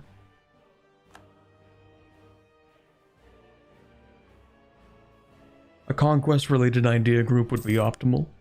I'm kind of leaning towards Diplo. Oh, random battle we lost? I probably had like 7 ships somewhere.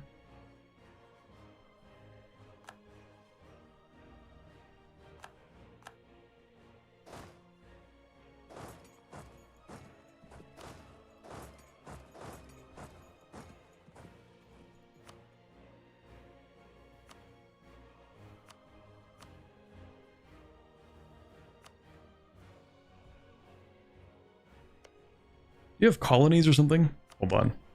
Wait, you do. Chatunic and Dralion. Okay. Alright, well, you can war reps money.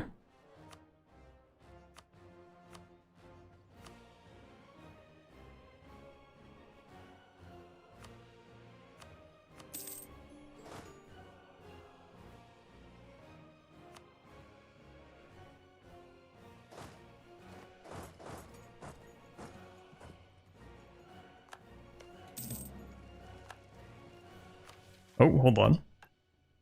Those markets?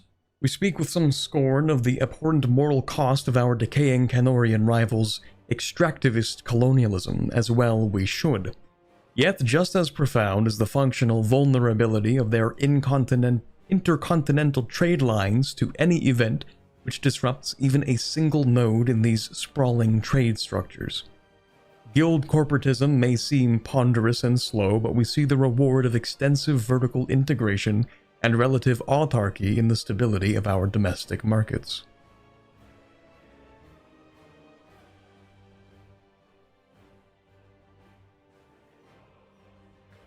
The prosecutor is the one killed, and yet it's mage rebels that rise up. Well, it's like the last thing...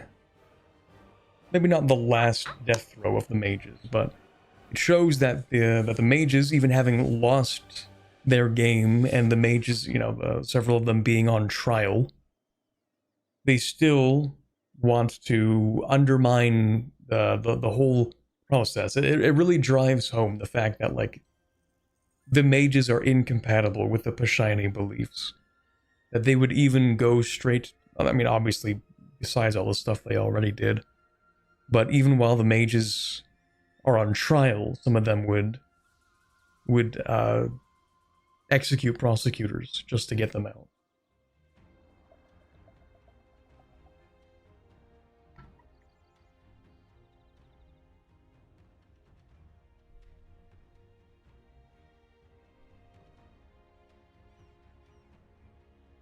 When you look at it, it's this kind of detail that makes EU4 hard for a new player.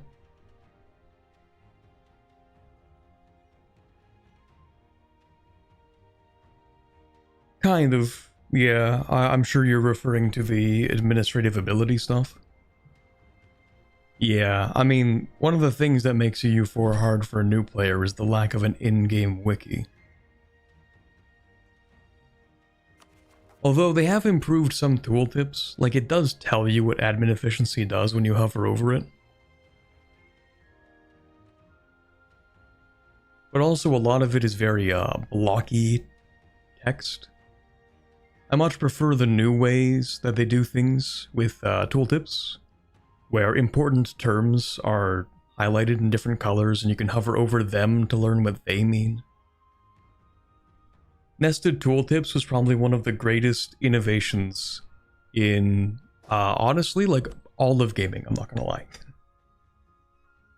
Not that it's, like, particularly widespread in its impact, but just conceptually, the ability to hover over a keyword and pop up another text box to learn what that is, like, that is insanely good for any strategy game at all. And I'm sure, like, they've kind of existed before in other games. Maybe it's not, like, a Paradox innovation, but that being around now, whereas normally you'd have to just, like, look at something, like, go to, like, a wiki page, you'd have to leave the game, look somewhere else to figure out how something works. I'll also tell you, it is killing some of the tutorial genre, but I haven't made tutorials in years.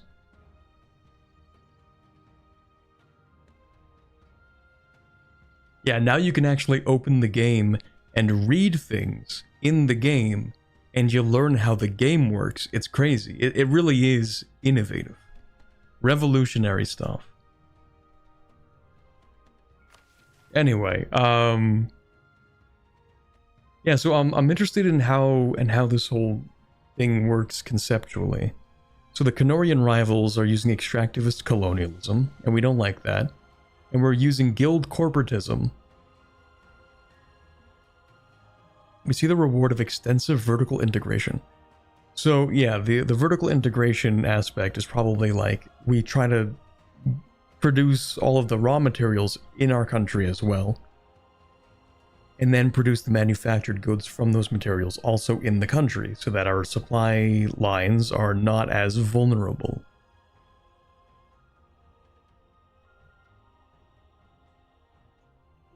And the guild corporatism is, I suppose, the integration of the guilds with the state to ensure that the most vital materials are in fact produced within the country, and that the members of those guilds have an official government forum to discuss issues.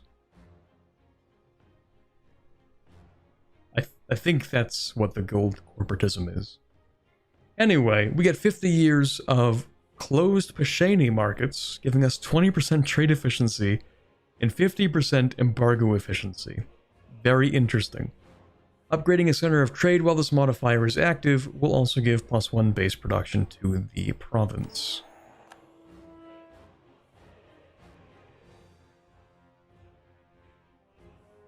Oh yeah, what do we need to do? Call the Diet to successfully enact parliament debates. Oh, I see. Court ideas are actually really useful for that. We can call the Diet once every 2.5 years, I think. Unfortunately, I did pick one of the worst things that you could pick, which was conquest.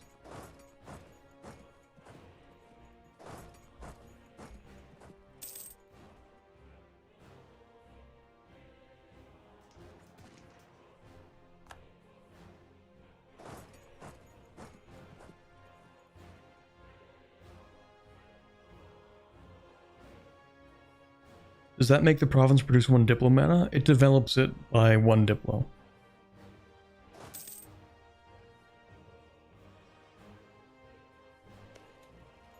Ooh, at war with somebody else already. Interesting.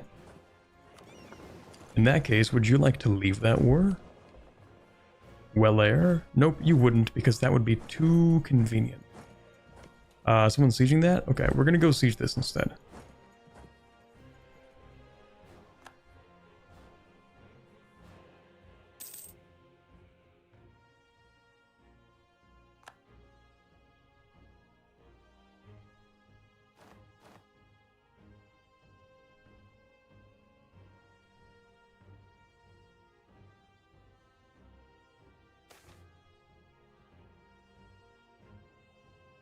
More rebellion debates.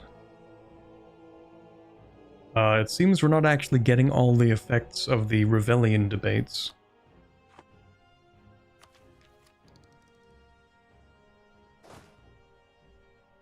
Oh, we're cooked. Never mind.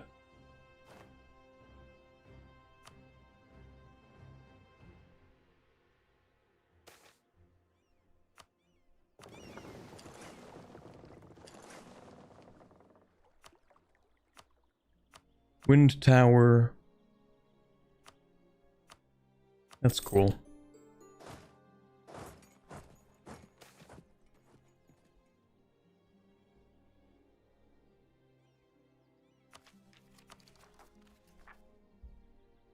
Ability's no longer that expensive.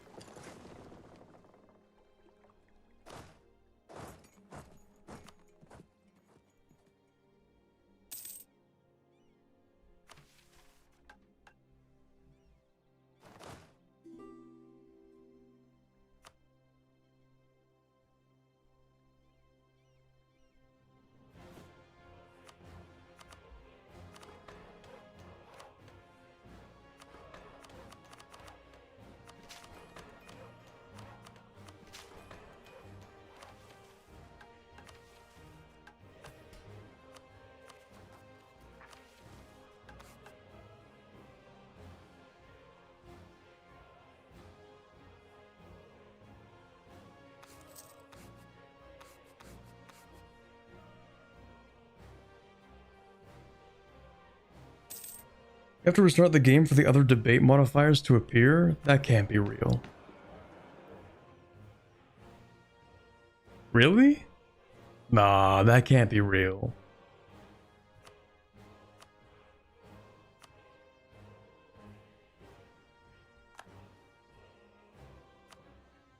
Like I have to load it in?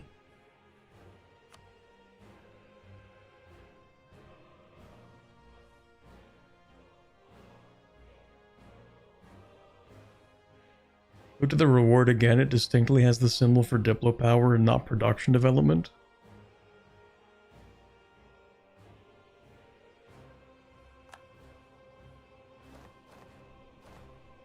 We'll test something in a moment. You mean the Rebellion debates? Oh, I see. Not the Parliament debates. I'm sure it's probably fine. Well air.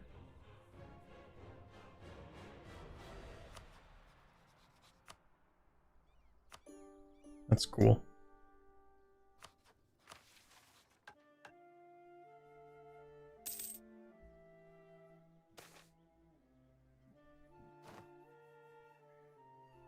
Every time I see this event, every single time, whenever I read "this is good news," I hear it in that stupid Invincible meme. Every single time. It's like a flashbang in my mind. And that stupid Invincible bees meme. Mark, this is good news. We can finally be bees. Every single time, man.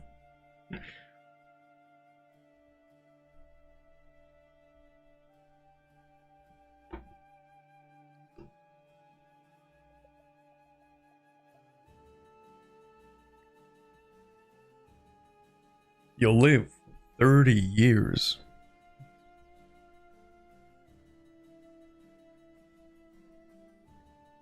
Alright, anyway. That's cool. It is the formal position of the government at this time that magical ability is not a legitimate basis for guild organization and does not qualify for the associative rights thereto bound. This extends to informal groups which organize themselves along principles of guildhood. Recognizing the danger of such organization to the security and ongoing prosperity of the state, the government authorizes the forcible dissolution of any and all such structures and additionally charges local authorities with this duty.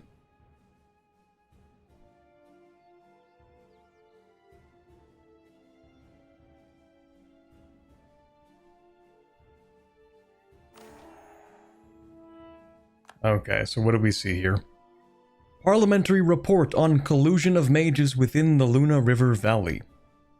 Based on papers, correspondence, and financial documents recovered from the Magisterium, significant evidence now exists to suggest that mages within the Luna River Valley were actively colluding or in active collusion with magisterial aims to undermine the rightful and representative government of Pashaine. This is included but not limited to the leaking of ministerial information to magisterial officials, the active funding of magisterial institutions within Pashaine which attempted the same, the open libel of Pashaine government institutions, expressions of sympathy for counter-governmental action within Pashaine on the part of domestic or foreign entities, and the expression of sympathy for magocratic rule now prescribed under the Witch King Act. An organized program of funding for Luna River mages in magisterial institutions is observed until approximately a year before the attempted magocratic coup. This program appears to have been deliberately obfuscated through the division of such informal scholarships among several private citizens of the Upper Luna. Such efforts point to organization of the coup across international borders, perhaps even on the part of the Magisterium itself. At this time, the Subcommittee for Institutional De-Arcanization recommends the immediate imprisonment of any mage funded in the above manner, or found to be guilty of the above-mentioned offenses. In cases where imprisonment and nullification protocols are unlikely to result in the successful dampening of magical power, we authorize summary deportation, excepting, of course, where the offense in question falls under the capital punishment clause of the Treason Act. We gain a clue. Interesting. I think it's in our interest to confiscate ownership of the island for the foreseeable future, so that we may thoroughly investigate the matter at our leisure, and to ensure that no documents might escape from the archives.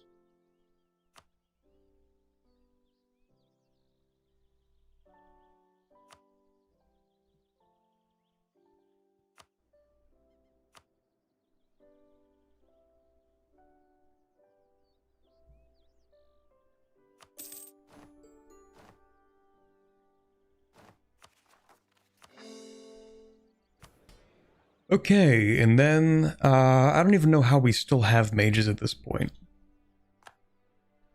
to be honest. Anyway, let's summon the Diet.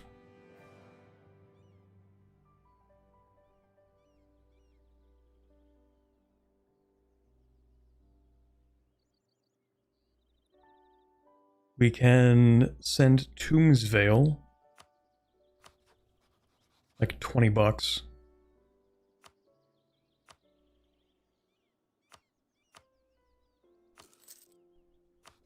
Oh yeah, I can also actually repay all of my loans.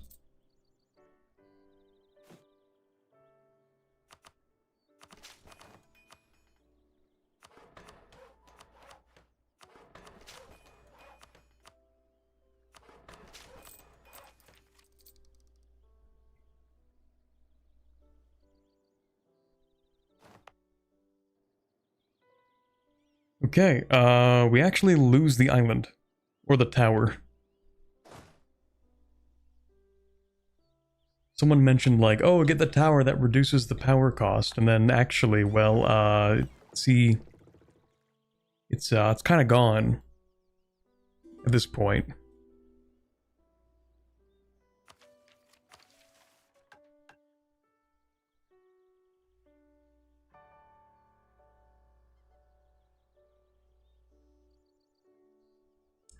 Okay, we're not going to worry about that yet. We need 25 Rectorate influence. Let's improve the Rectorate's influence, or opinion of us. I will pay my tithe. I will not pay my tithe.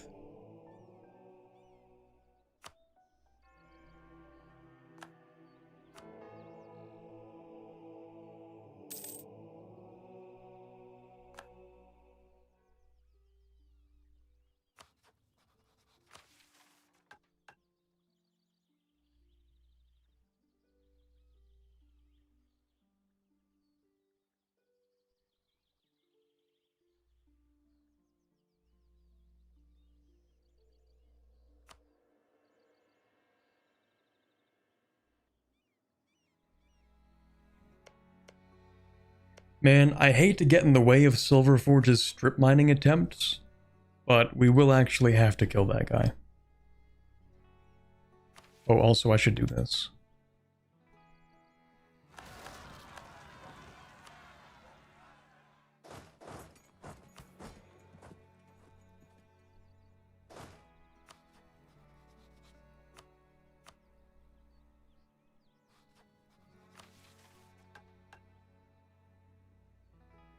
And also... Oh, we need to do hostile trading in the Aranan node.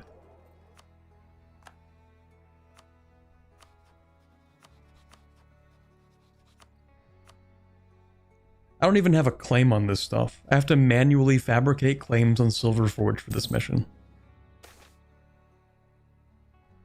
Beachfront protests.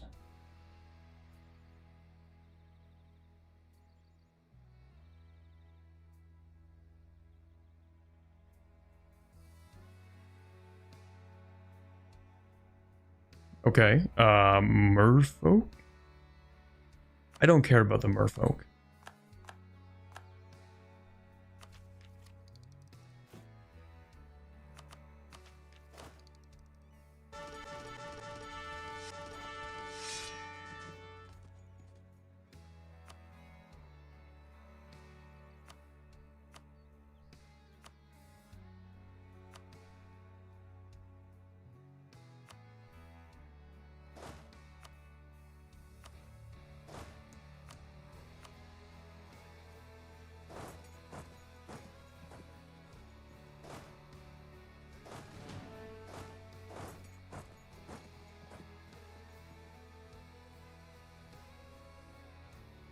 That claims in the mission tree until suddenly you have too much, which is you're like one mission away from. Yeah, I figure this is going to be interesting.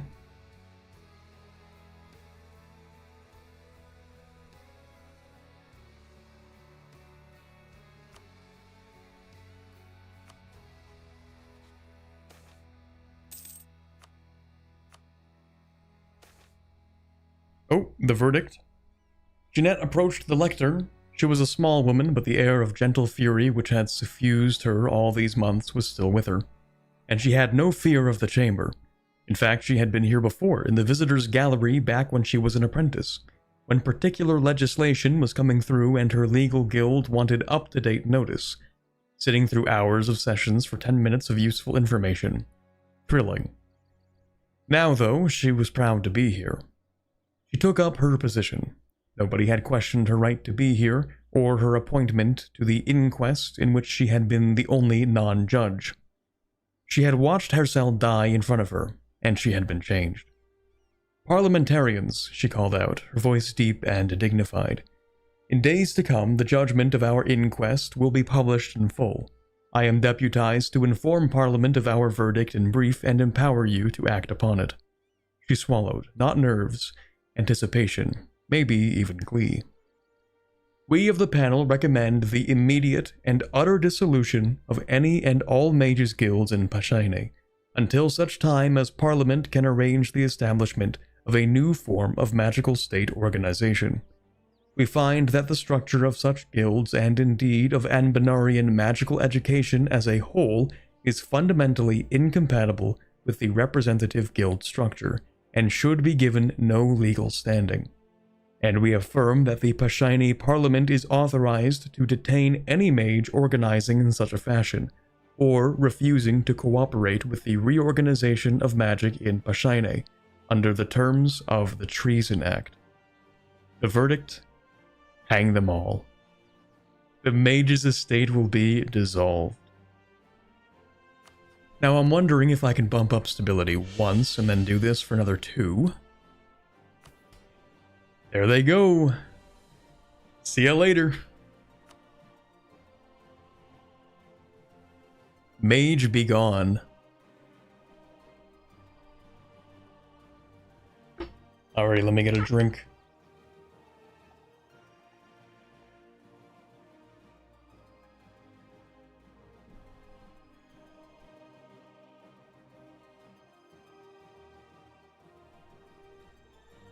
Yes, we are now in Artificer only mode. I also need to clear my throat.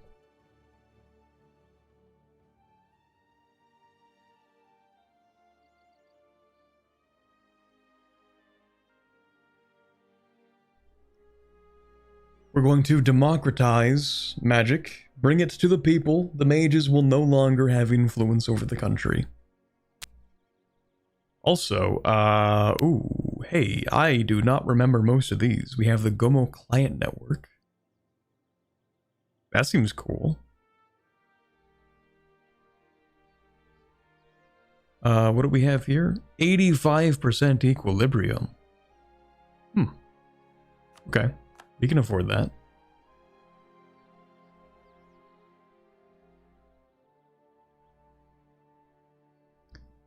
Grand exhibition for yearly prestige. Ooh, governing capacity.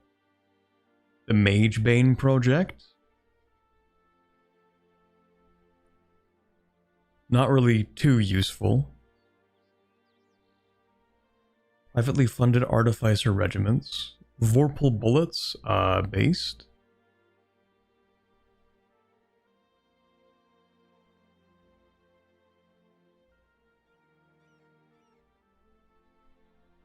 Mana scholarship harvesting seems pretty useful. Don't grant anything to artificers? Okay, my bad. We hate artificers in here.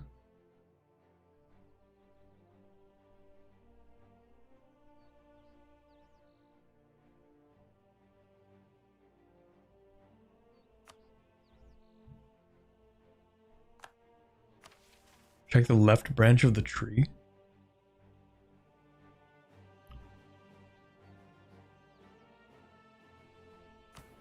Oh.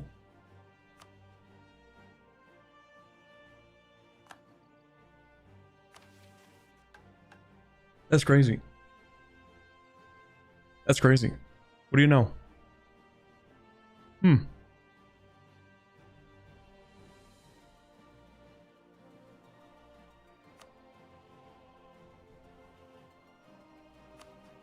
It's funny how that works.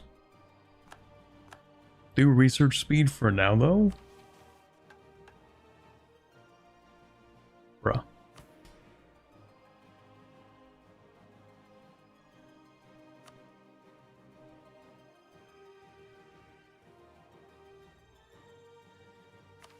How long until this? Hold on. Oh, we need 10 clues? Yeah, it's gonna take a while.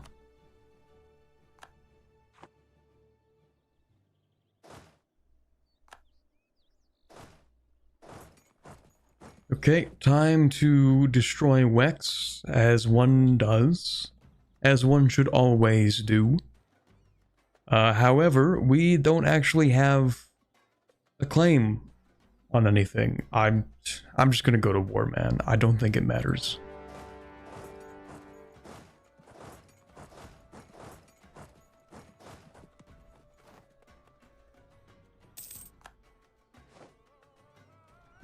Ever got the lore on the Wex hate?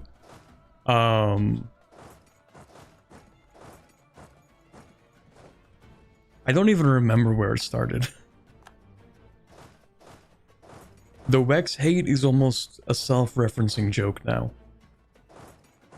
Also, I do not like being at war with the Revellions. Oh, they hired the Revellions. That's dumb. Because now I have to crush their army. That's a shame. Look at them. They're also purple. Therefore, they must be destroyed.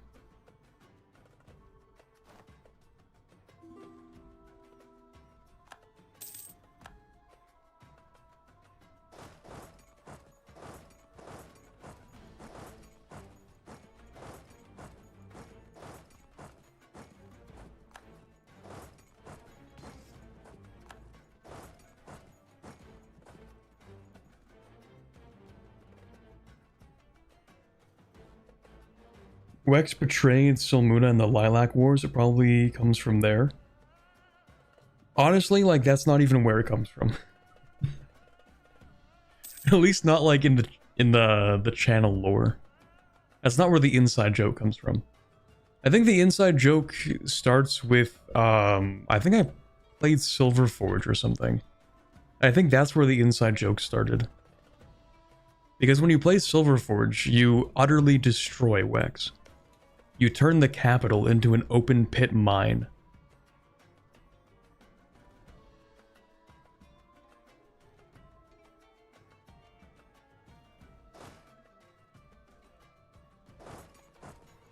I'm pretty sure that's the origin.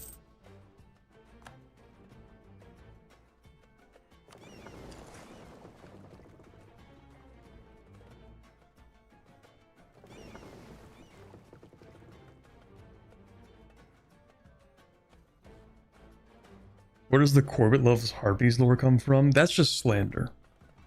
Yeah.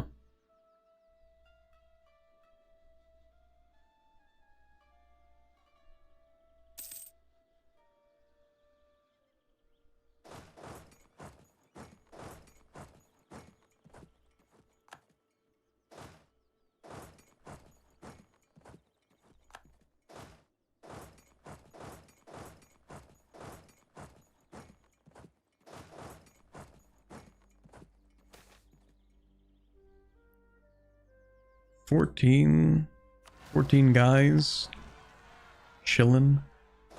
Yeah, we'll get rid of them.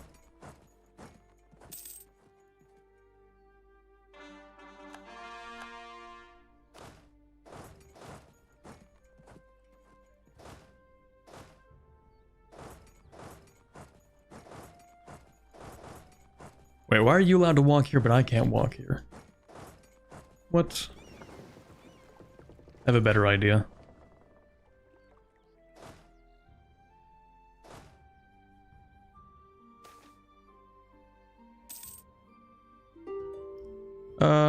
We'll take that. That's cool.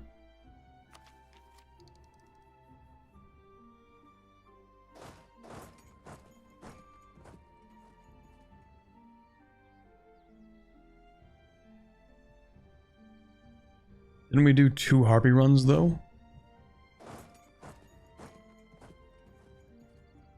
Yeah, and I also still need to make the Harpy video.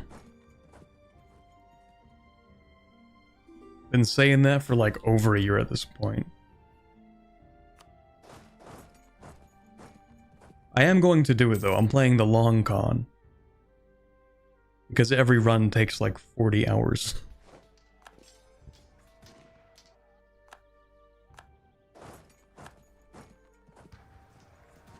Didn't you play the K-pop Harpies? Okay, yes, we did. Yes, we played the K-pop Harpies. Good mission tree.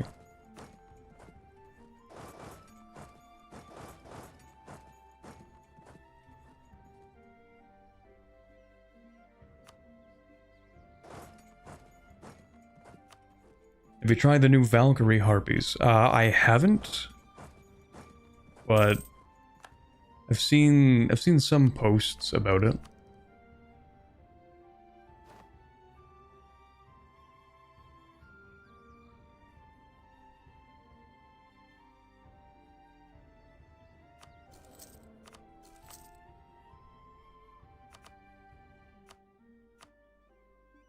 I should keep converting the Vermin provinces.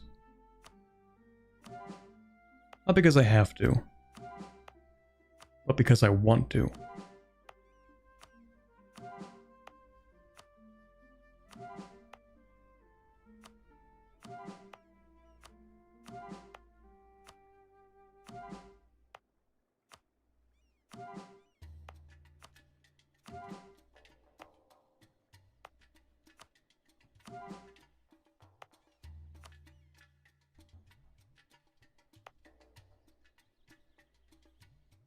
Which ones are the K-pop Harpies?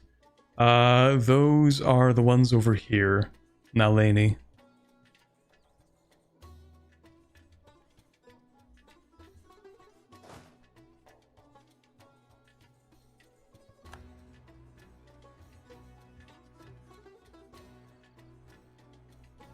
They're like the Siren Harpies. The pirate ones.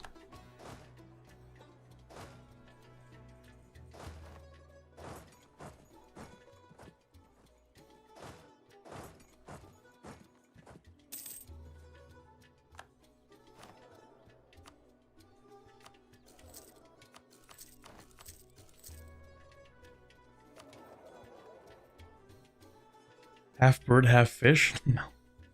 No, they're just harpies, but the place that they grew up, or the place that they inhabit, I guess, has sort of lent them towards kind of being like sirens. You know how like harpies usually can shriek, right? And that's like, you know, one of the things they do to disorient their enemies. Well, the harpies on the Nalani coast instead are like, they're more like they lure sailors and stuff, using their song instead. And then later in the mission tree, they, you know, they use their songs instead to like put on shows and stuff. So they become the K-pop harpies.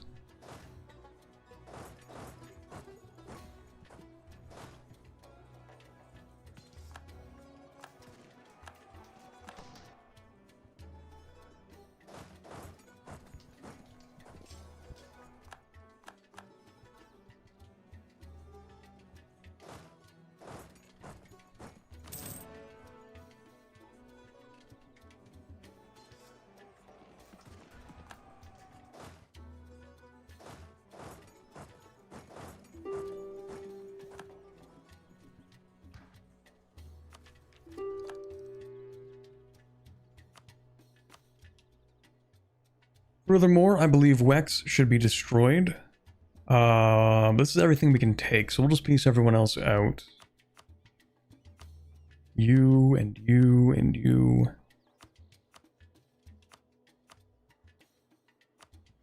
I know you get more prestige if you decide to break rivalries rather than breaking alliances, but personally, I just like to watch countries crumble once they have no protective barrier.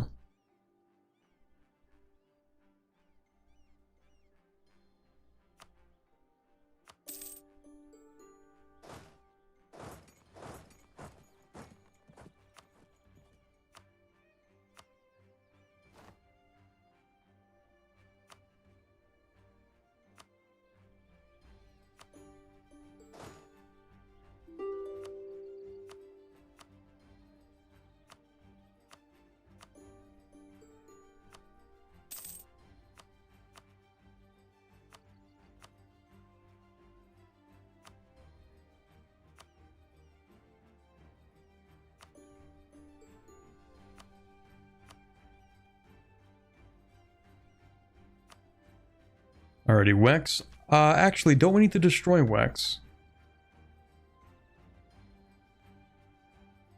No. Either they need to be insulted or not exist. Okay. Did I do this? I did. Okay, good.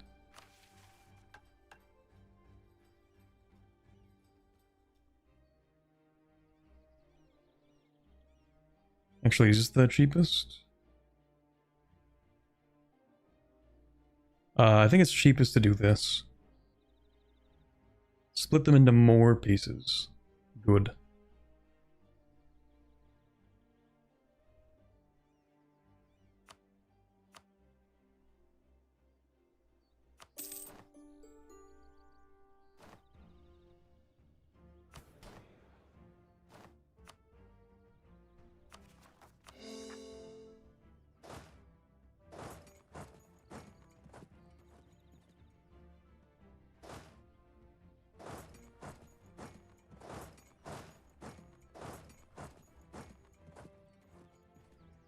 Need all of it eventually? Okay.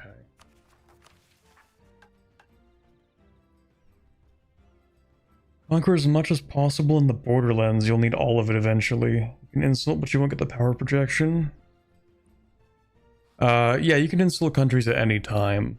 You only get power projection from insulting rivals that you don't have a truce with.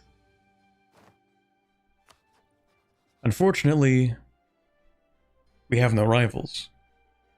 Because the only downside to completing these missions faster than the speed of light is that you live in darkness.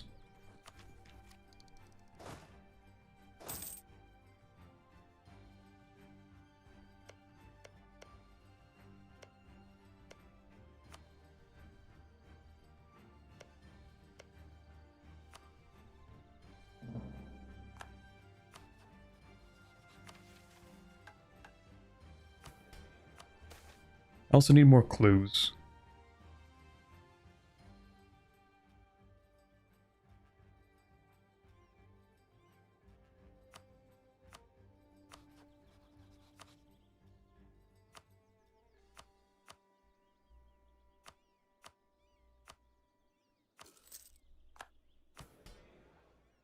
So when can I do this? Every 2.5 years? Perfect.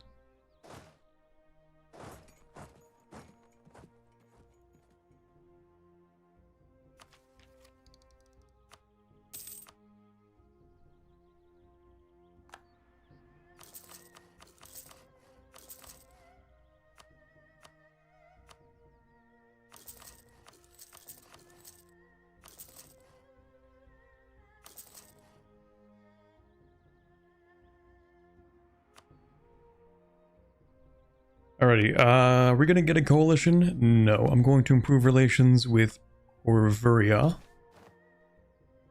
Lovely, we do like the self-cleaning parchment paper. Living mirrors for unrest. Or siegeability. Ooh, we do like siegeability, thank you. Go ahead and pick up that self-cleaning parchment.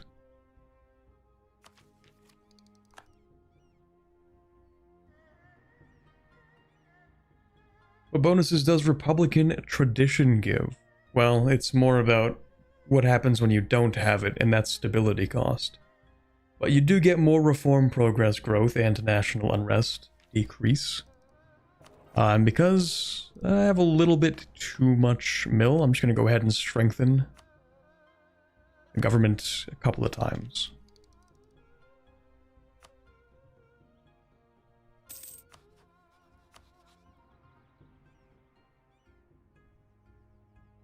Not sure if I should delay on the rest of these provinces or not. Republican tradition is the currency you use to get 666 rulers. Yes, that's the main point in having Republican tradition. It's the main point in trying to have a lot of yearly Republican tradition.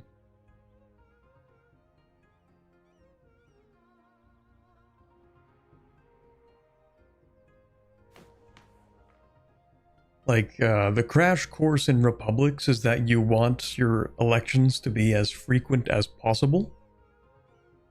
And you want to increase your Republican tradition. And if you can't do that, then getting random candidate bonus is also a good alternative. While not at war, we need to upgrade centers of trade. I mean, there just isn't much to upgrade at this point.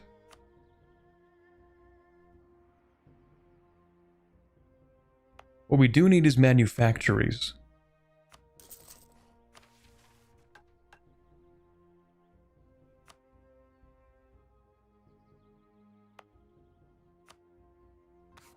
Oh, we need to actually dev that once.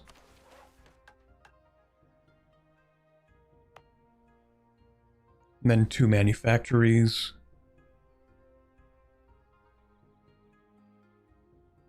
We also need more rectorate influence. But we'll just keep on being, well, trying to be friends with the Revellian state. They're not very happy with us. Oh, to see if they'll produce mana? I don't believe they're going to, but what we can do is go to, say, Eastbright, and we can downgrade. Maybe we don't want to do that with that province. We can downgrade this one.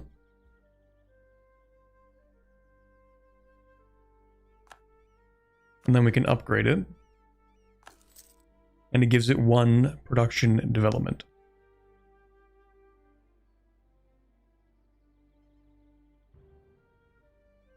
And that is the only thing it does. But it is useful, because if you really wanted to cheese this a whole lot, you could basically downgrade and upgrade a whole lot of these. It only costs you 10 prestige each time. So you can stack a lot of production dev for just 200 ducats per production dev, which is not bad.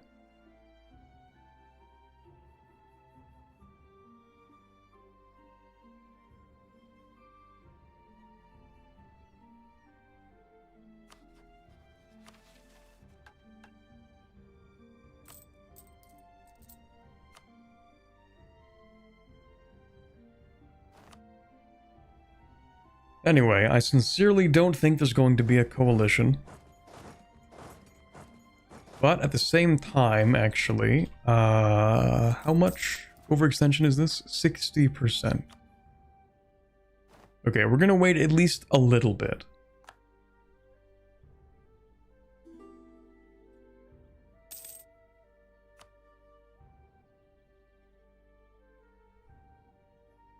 I also hate how Arg Ordstun actually tries to invade the Deepwoods. They do that a lot.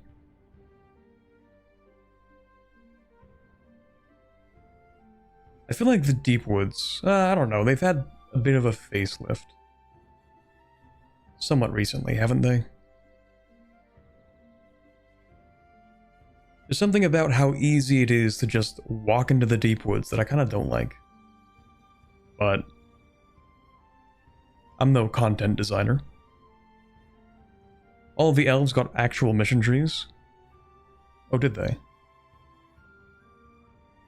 But they don't have, like a unified... I mean, they have the Sirenvar tree, but that one's kind of old, I think. They did get that Orc tree, not this one. This one's also a little bit old. Kind of. Who's the big green tag in Bulwar? I don't know any of these tags, to be honest. I think this is the formable for... Oh my god, what's his name? Dax. It has like a whole name, but Dax is in there somewhere. Dartax? Maybe that's what it is. Dartax formable?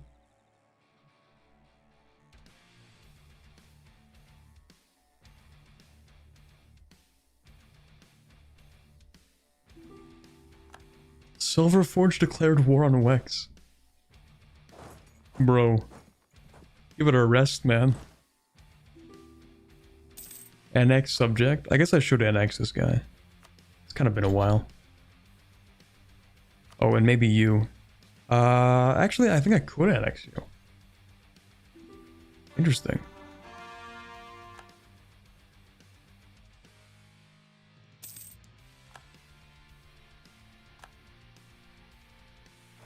Yeah, we're gonna slap Silverforge in a minute.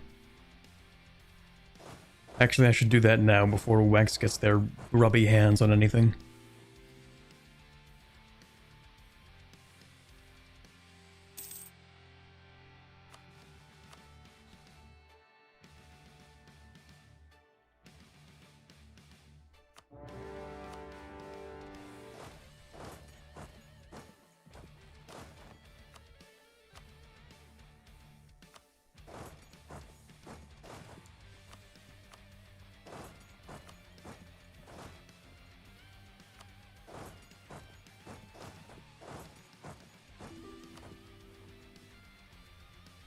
They have individual unique ones before Sirenvar and still have the Sirenvar tree after.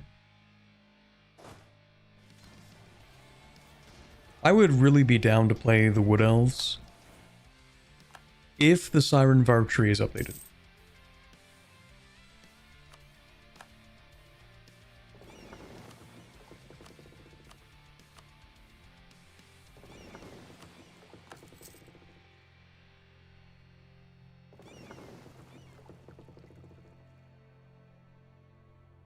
From what I know, they have like a pretty old one, you know. Dartax can pick a name at the start now out of 3, I think. Oh, it's a rename of Dartax Sagerdim. I like Akalwak a lot better.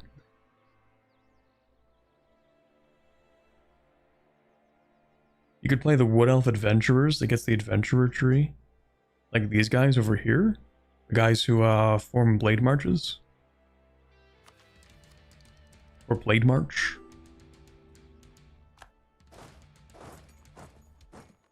I was considering them for half-elves. I do want to make like a half-elf video.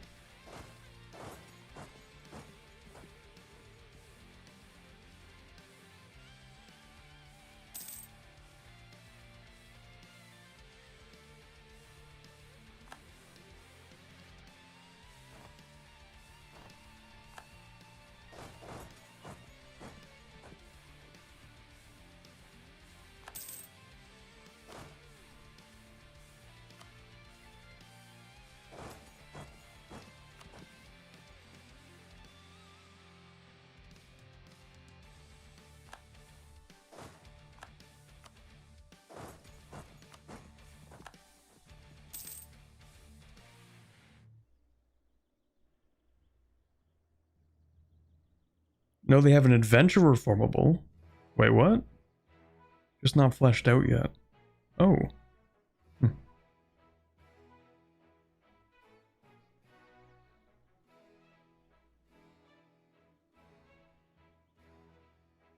Sarnvar is still the old tree? Okay. Get it? The old tree? Because they have a tree on their flag. That's funny. Would you play as command as hobgoblins? I don't think I have much of a choice. I think for hobgoblins there's only the command.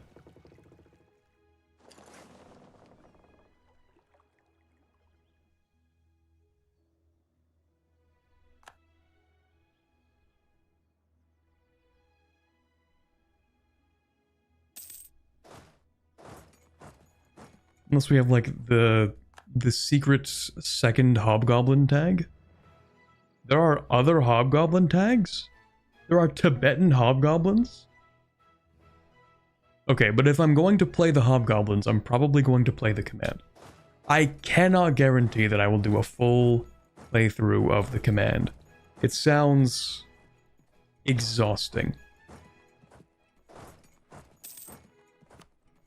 I've realized, like, I gotta start like actually putting out those Anbennar videos, man. Like, I've got centaurs, harpies, the elves, the hobgoblins. I'm gonna have the mechanim by the time I'm done. Halflings. Let's see.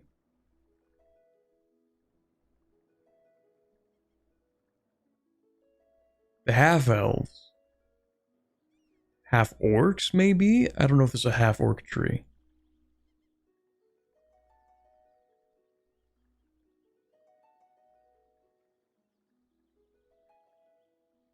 I think the gnomes? No, I did a gnome video.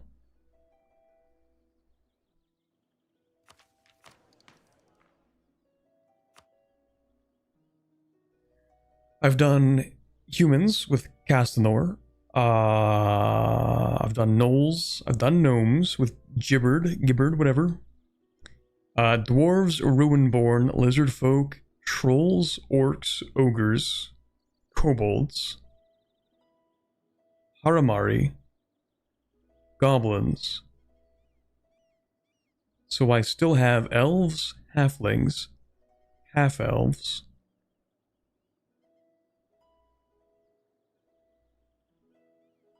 Mechanim at some point, I guess. Hobgoblins, harpies. Half-orcs and centaurs.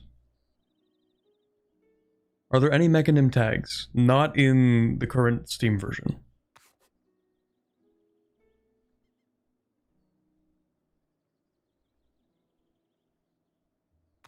So the mechanim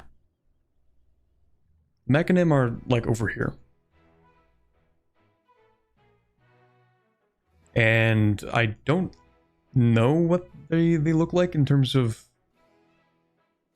what Insia looks like on the GitLabs.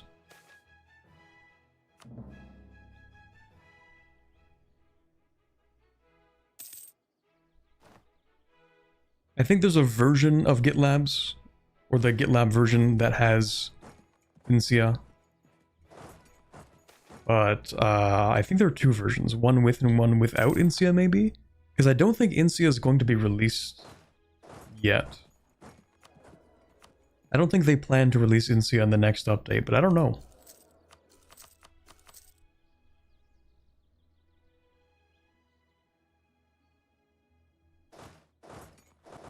Let me in. I need to fight them.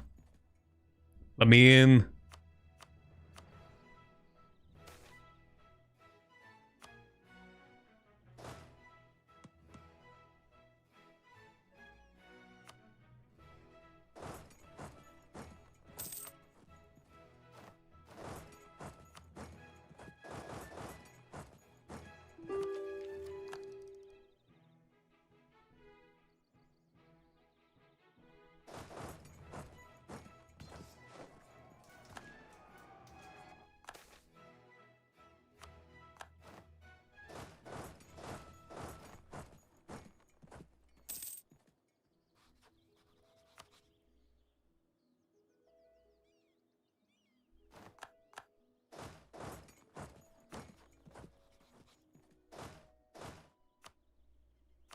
Okay, can I get Dame's Crown to leave, please? I just sieged your capital.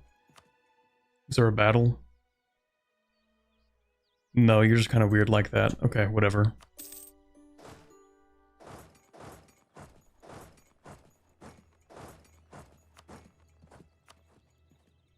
Stalin. They're kind of a weird one, because I could vassalize them. Never mind, you have lost your electorship status. Okay. Anyway, Stalin. I don't know, war reps, money. Goodbye.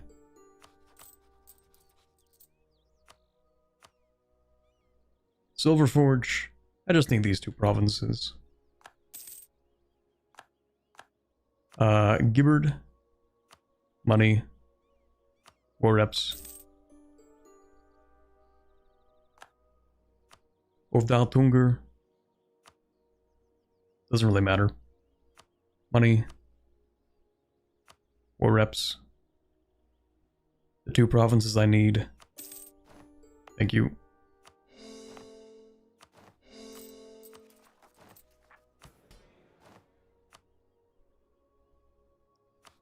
Wex.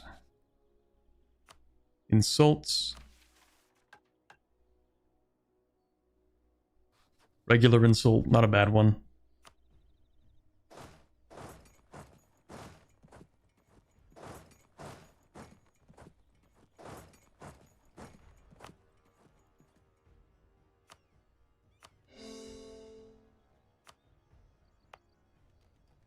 Okay. Should be able to finish off that one mission. Election, we'll keep the same guy, of course. Furthermore, Wex should be destroyed, etc., etc. We object most strenuously to this ridiculous witch hunt. The Pashaine may scream at the top of their lungs that we have sought their overthrow by mages, as though such an arrangement would be to our benefit. But they make themselves ever more ridiculous in the eyes of the civilized world. They wax poetic of the lunacy of the autocrat and apparently overlook the madness of the crowd.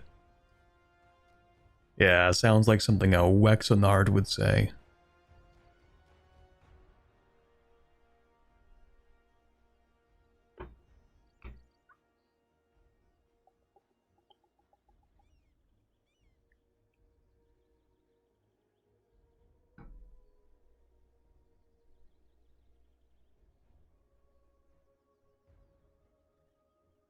With another continent, colonization will maybe even last until the 1620s real. Okay, well, okay, before I do this, alright, Incia actually is going to be, like, cut off like this for, until when, like, the 1650s or something? I don't remember.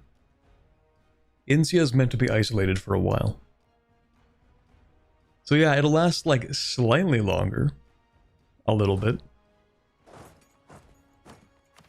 Anyway. Our detailed examination of Wexenard records has revealed very little evidence of their direct involvement in our mages' attempt at sedition. Though money used to fund the magocratic cells in Pashaine did travel through Wex, this is also true of a half-dozen other polities of Anbennar. It seems that the mages viewed Pashaine's powerful executive institutions as rife for puppeting, underestimating the redundancy and resilience of the guild system, and thus focused their efforts on subverting our institutions. Our major Canorian rivals could then be relied upon to support chaos in Pashaine for their own purposes. In regards to Wex, we have found systematic evidence of plans to encroach upon or outright conquer the Luna River, dating back to the 15th century. Some documents appear to bear the seal of Lothane III, but if anything, the plans only proliferated over time, increasing in scope and support as the Luna Valley became more wealthy and centralized and presented an ever more tempting prize. We have further context, at least. Destroy these records. 100 devastation in Wexkeep, lose the Bastion in Wexkeep, and destroy the great project Balhill. Didn't even do that much, man. Like, yeah, okay, they drew up plans to conquer us, but they actually didn't do much in terms of the whole magocratic subversion. And yet, Wex must be destroyed.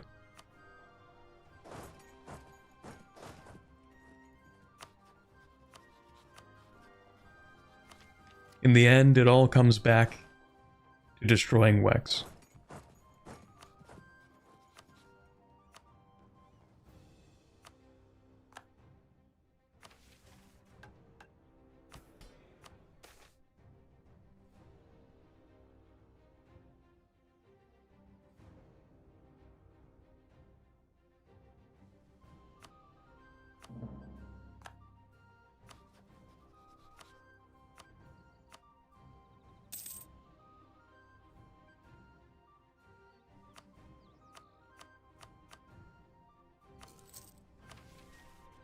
There we go. We do need one more clue. Also, what is wrong with you guys? Still building those manufactories, eh? We also need 5 provinces. Oh, we just need to turn on enforce religious unity edict. Okay, that's pretty easy. I think we can literally just do that with the middle Luna. Oh, maybe not. Well, yes, but there are only 4 provinces in here. Of course.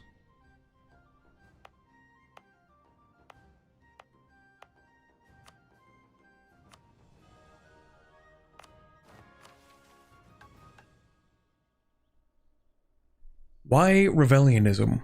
Put simply, it is a faith which recognizes that the ultimate aim of theology is the administration of belief. In place of ornamental mystery, Revellion promises revelation. In place of temple autocracy, it promises veridical democracy. Just as the forces of enlightenment have been put to work rationalizing the processes of the state, so too does Revelionism go to work rationalizing the processes of belief. Okay.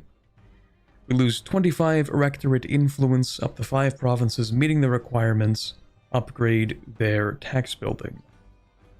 Unless...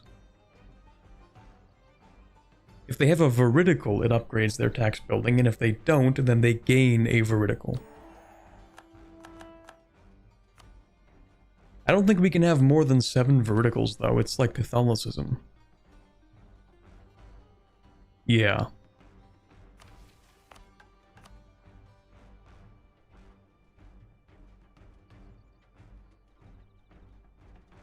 Whoever wrote this did a good job. It has great flavor. I feel like most of these trees are sort of like collaborations between multiple people. But I don't know about this one specifically.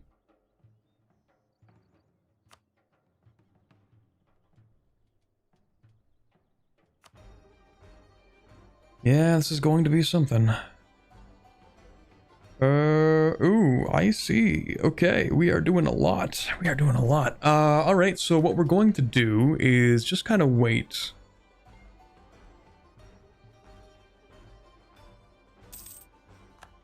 We're gonna wait another year and a half or something.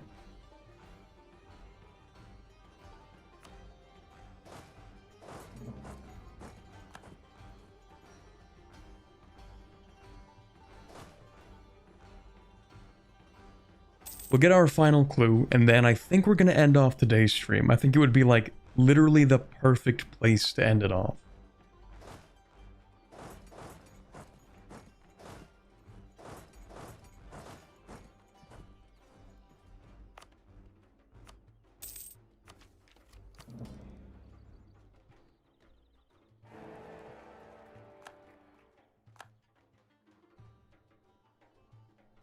With max allies are too big for AE now? Yeah, I don't think it's going to mean anything. Especially once the Empire is gone. At that point, it won't really matter.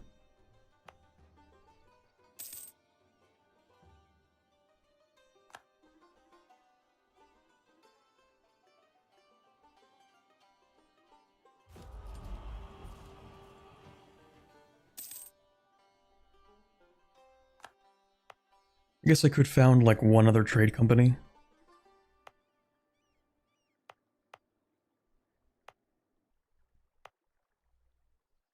Doesn't really matter where.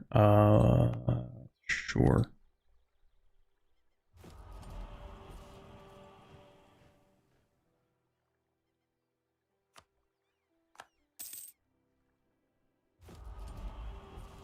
No?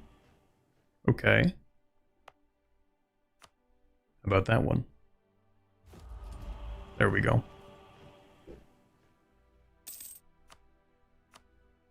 Yeah, the thing about these provinces here, just a quick aside, I kind of hate how everyone loves to colonize these. It is a massive pain.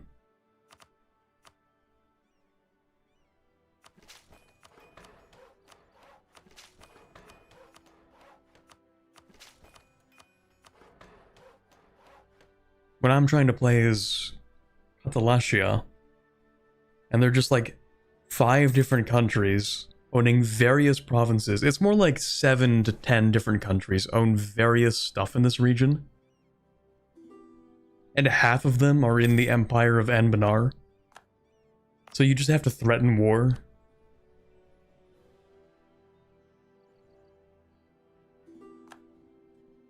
They are halfway to harass. I mean, that's true.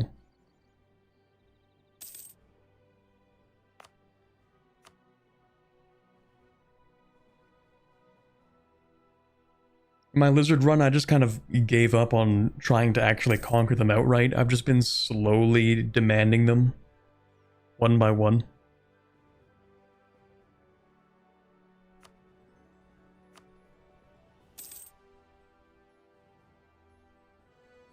Annex Vassal, I suppose.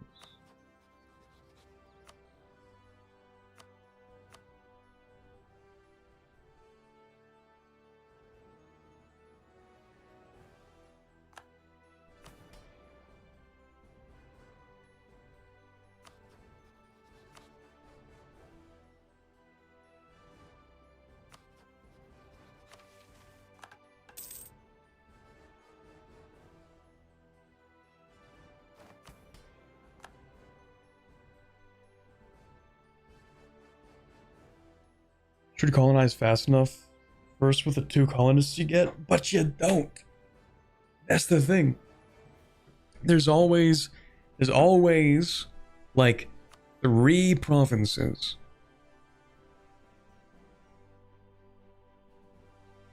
There's like, it's like this one province, and then like at least 1 or 2 in this general direction. So you have like Conwell owns this, Aranan owns this, Laurent has these. It's always like 1 or 2, and then like this gets colonized, and this gets colonized. Like you get close enough to finishing all of them. And then over here, I mean, you have no chance of colonizing these fast enough. Like this is cooked. You have to conquer this stuff. It's completely cooked. Because like you're conquering this stuff in like the 1600s. That's when your mission tree actually like brings you in that direction.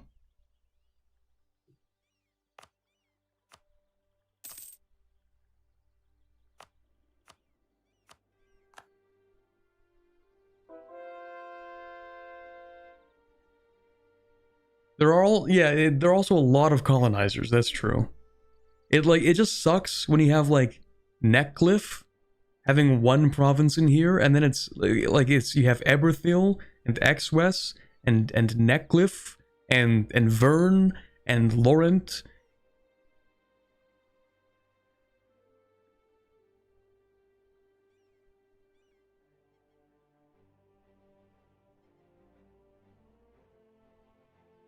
And Sauerlin or whatever. Anyway.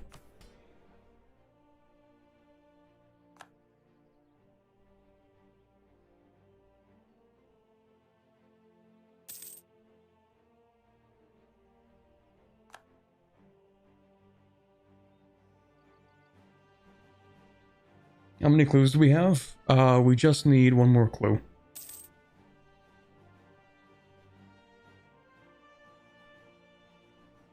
And like they're all in the Empire of Anbennar, so if you declare war, an entire continent is at war with you.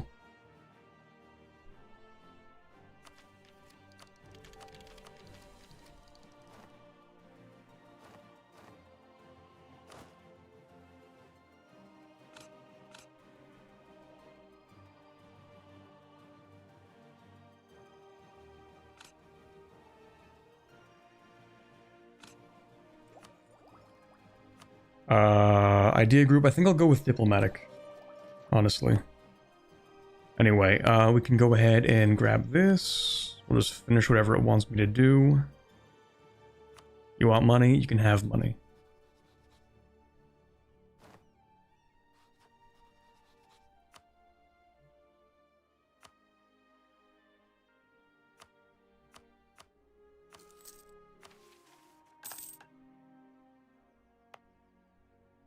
Chat. I think we should end the stream before we do this.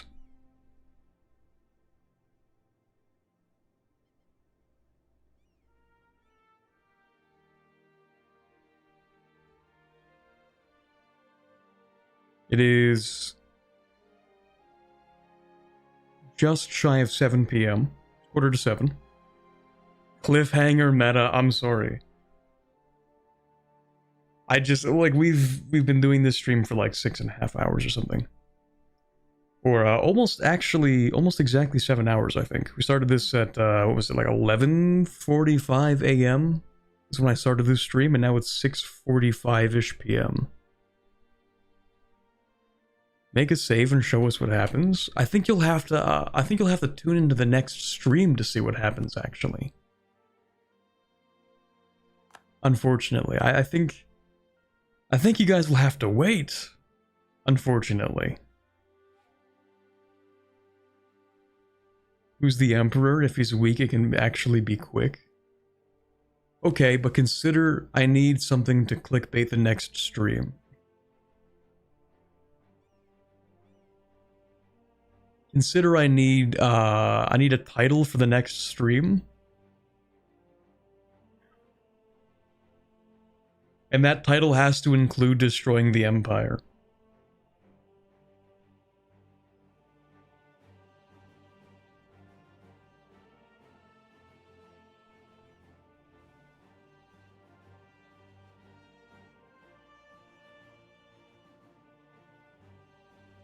Killing the Emperor, question mark, for the title?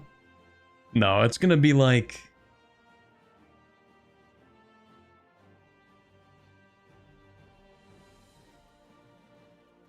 Let me think. Shouldn't I just label it like the Black Powder Revolution? Isn't that exactly what this is?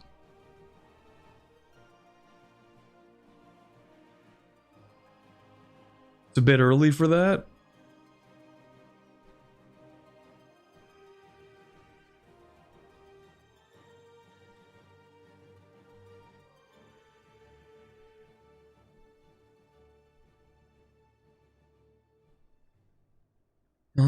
Let me just read ahead a little bit. Let me see here.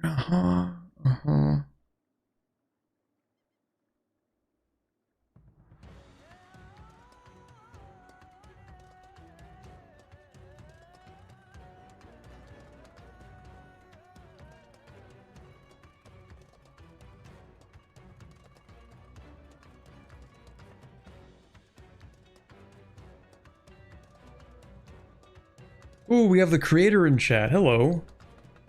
Hope you had fun with the build up to the most fun IMO part of the mission tree. I will not lie. We did kind of sit here for a while, but that's probably my own fault because one, I sort of forced the forming of the country early and took port ideas, which made it even earlier. So that's probably a me thing. Lore-wise, the Black Powder Revolution is the 18th century. Okay, but who's to say it couldn't be earlier?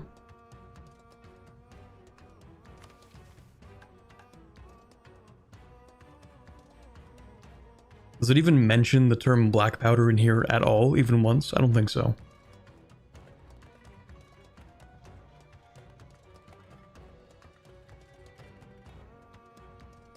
Hold on. I have to check the lore now.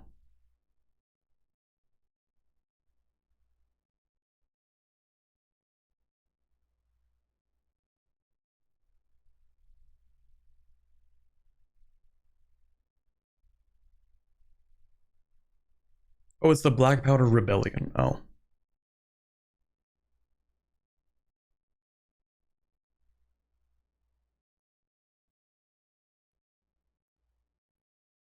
Oh, that's like an actual thing.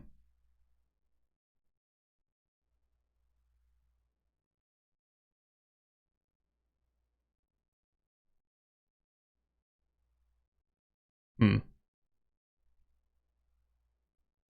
Okay, well, I'll think of a different title, I guess. You do have the Black Powder colleges, that is true. And I do get revolutionary mechanics.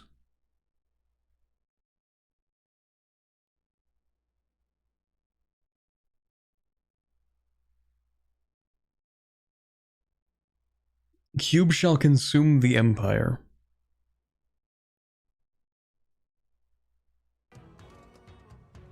We're gonna keep workshopping that, I think.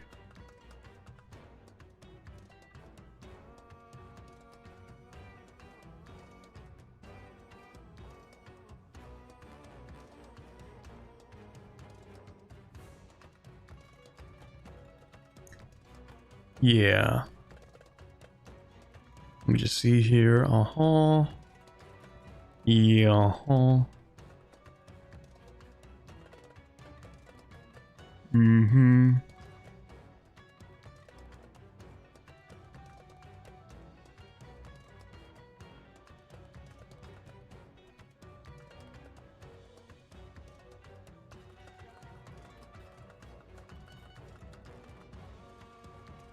Interesting.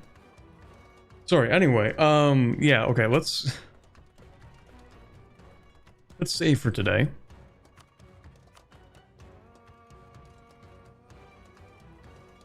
And I'll hopefully play some of this next week, maybe. We'll see.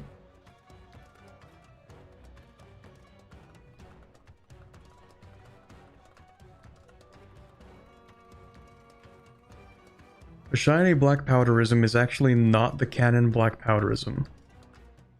In canon lore, Pashaine is in fact one of the centers of revolution and the first place to rise against the tyranny of Khmer Silmuna. Okay.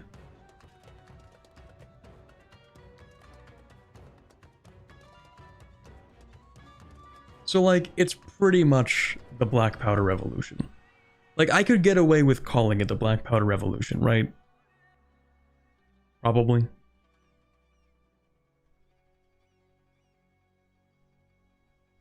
How can I check when my invention will be ready? If you go over here,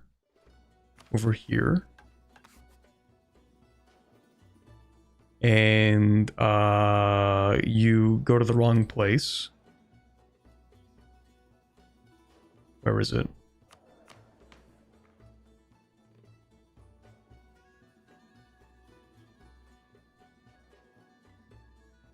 Where is it?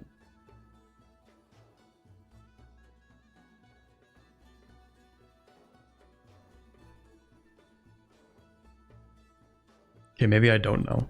Shoot.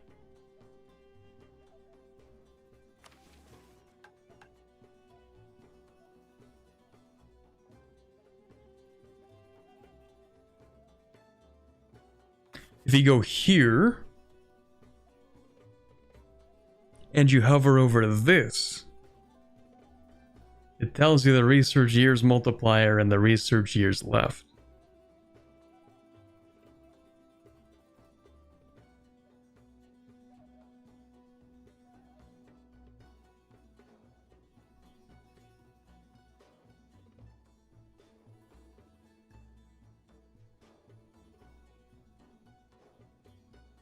Canonically, black powder is sort of decentralized.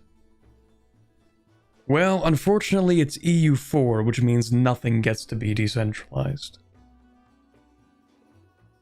In EU4, everything is centralized as centralized can be, because that's how the game mechanics work. Or at least that's the one of the more optimal ways to play, generally speaking.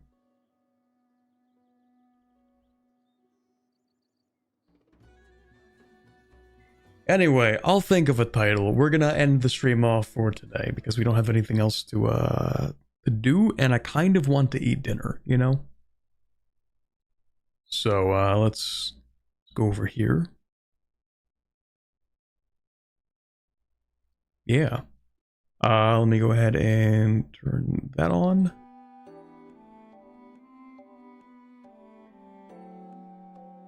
Actually, is anybody else streaming right now that I should raid?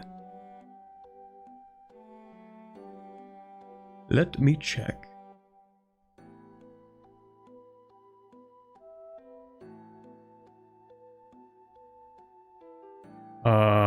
Let's see. I can literally just go down here and click on... Not that button. Redirect. Is anybody available for redirect right now? Nope. Okay, well that is that then. When's next stream? Okay, I will actually make a stream schedule tomorrow. This time for sure. I know I haven't made one in 2 weeks, but that's because the previous week I only had that one stream with Saf, and then, I'm not gonna lie, I kind of forgot we had booked that. So we moved it back one day. I had a really busy week that week. I kind of got lost in the numerous things. Anyway, and then this last week, I was just lazy.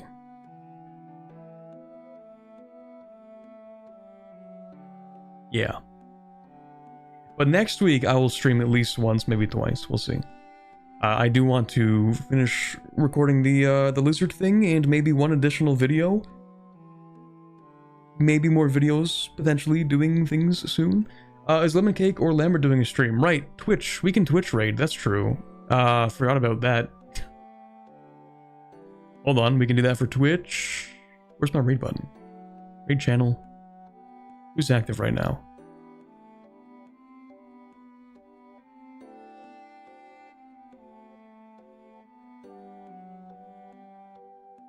Why is this not helping me? Europa. 1 categories. Europa. Universalis 4. And then we go and look at this. You know who is streaming right now? Rorston. He appears in my chat in Discord sometimes. So we're gonna raid him. He seems to be doing Mehmet's Ambition. So good luck to him. Anyway, we're gonna do that raid real quick. And the rest of you guys on YouTube. Sorry, I'm lost in my activating the raid. I'm gonna see you guys soon-ish, because there's no raid on YouTube for us, basically. But if you really want to, I think we can go to Rorston's stream, and I'm going to give you guys the link if you want to go to that.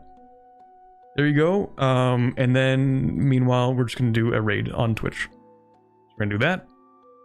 And I will see you guys sometime this week. Have a good rest of your weekend. And bye, mate.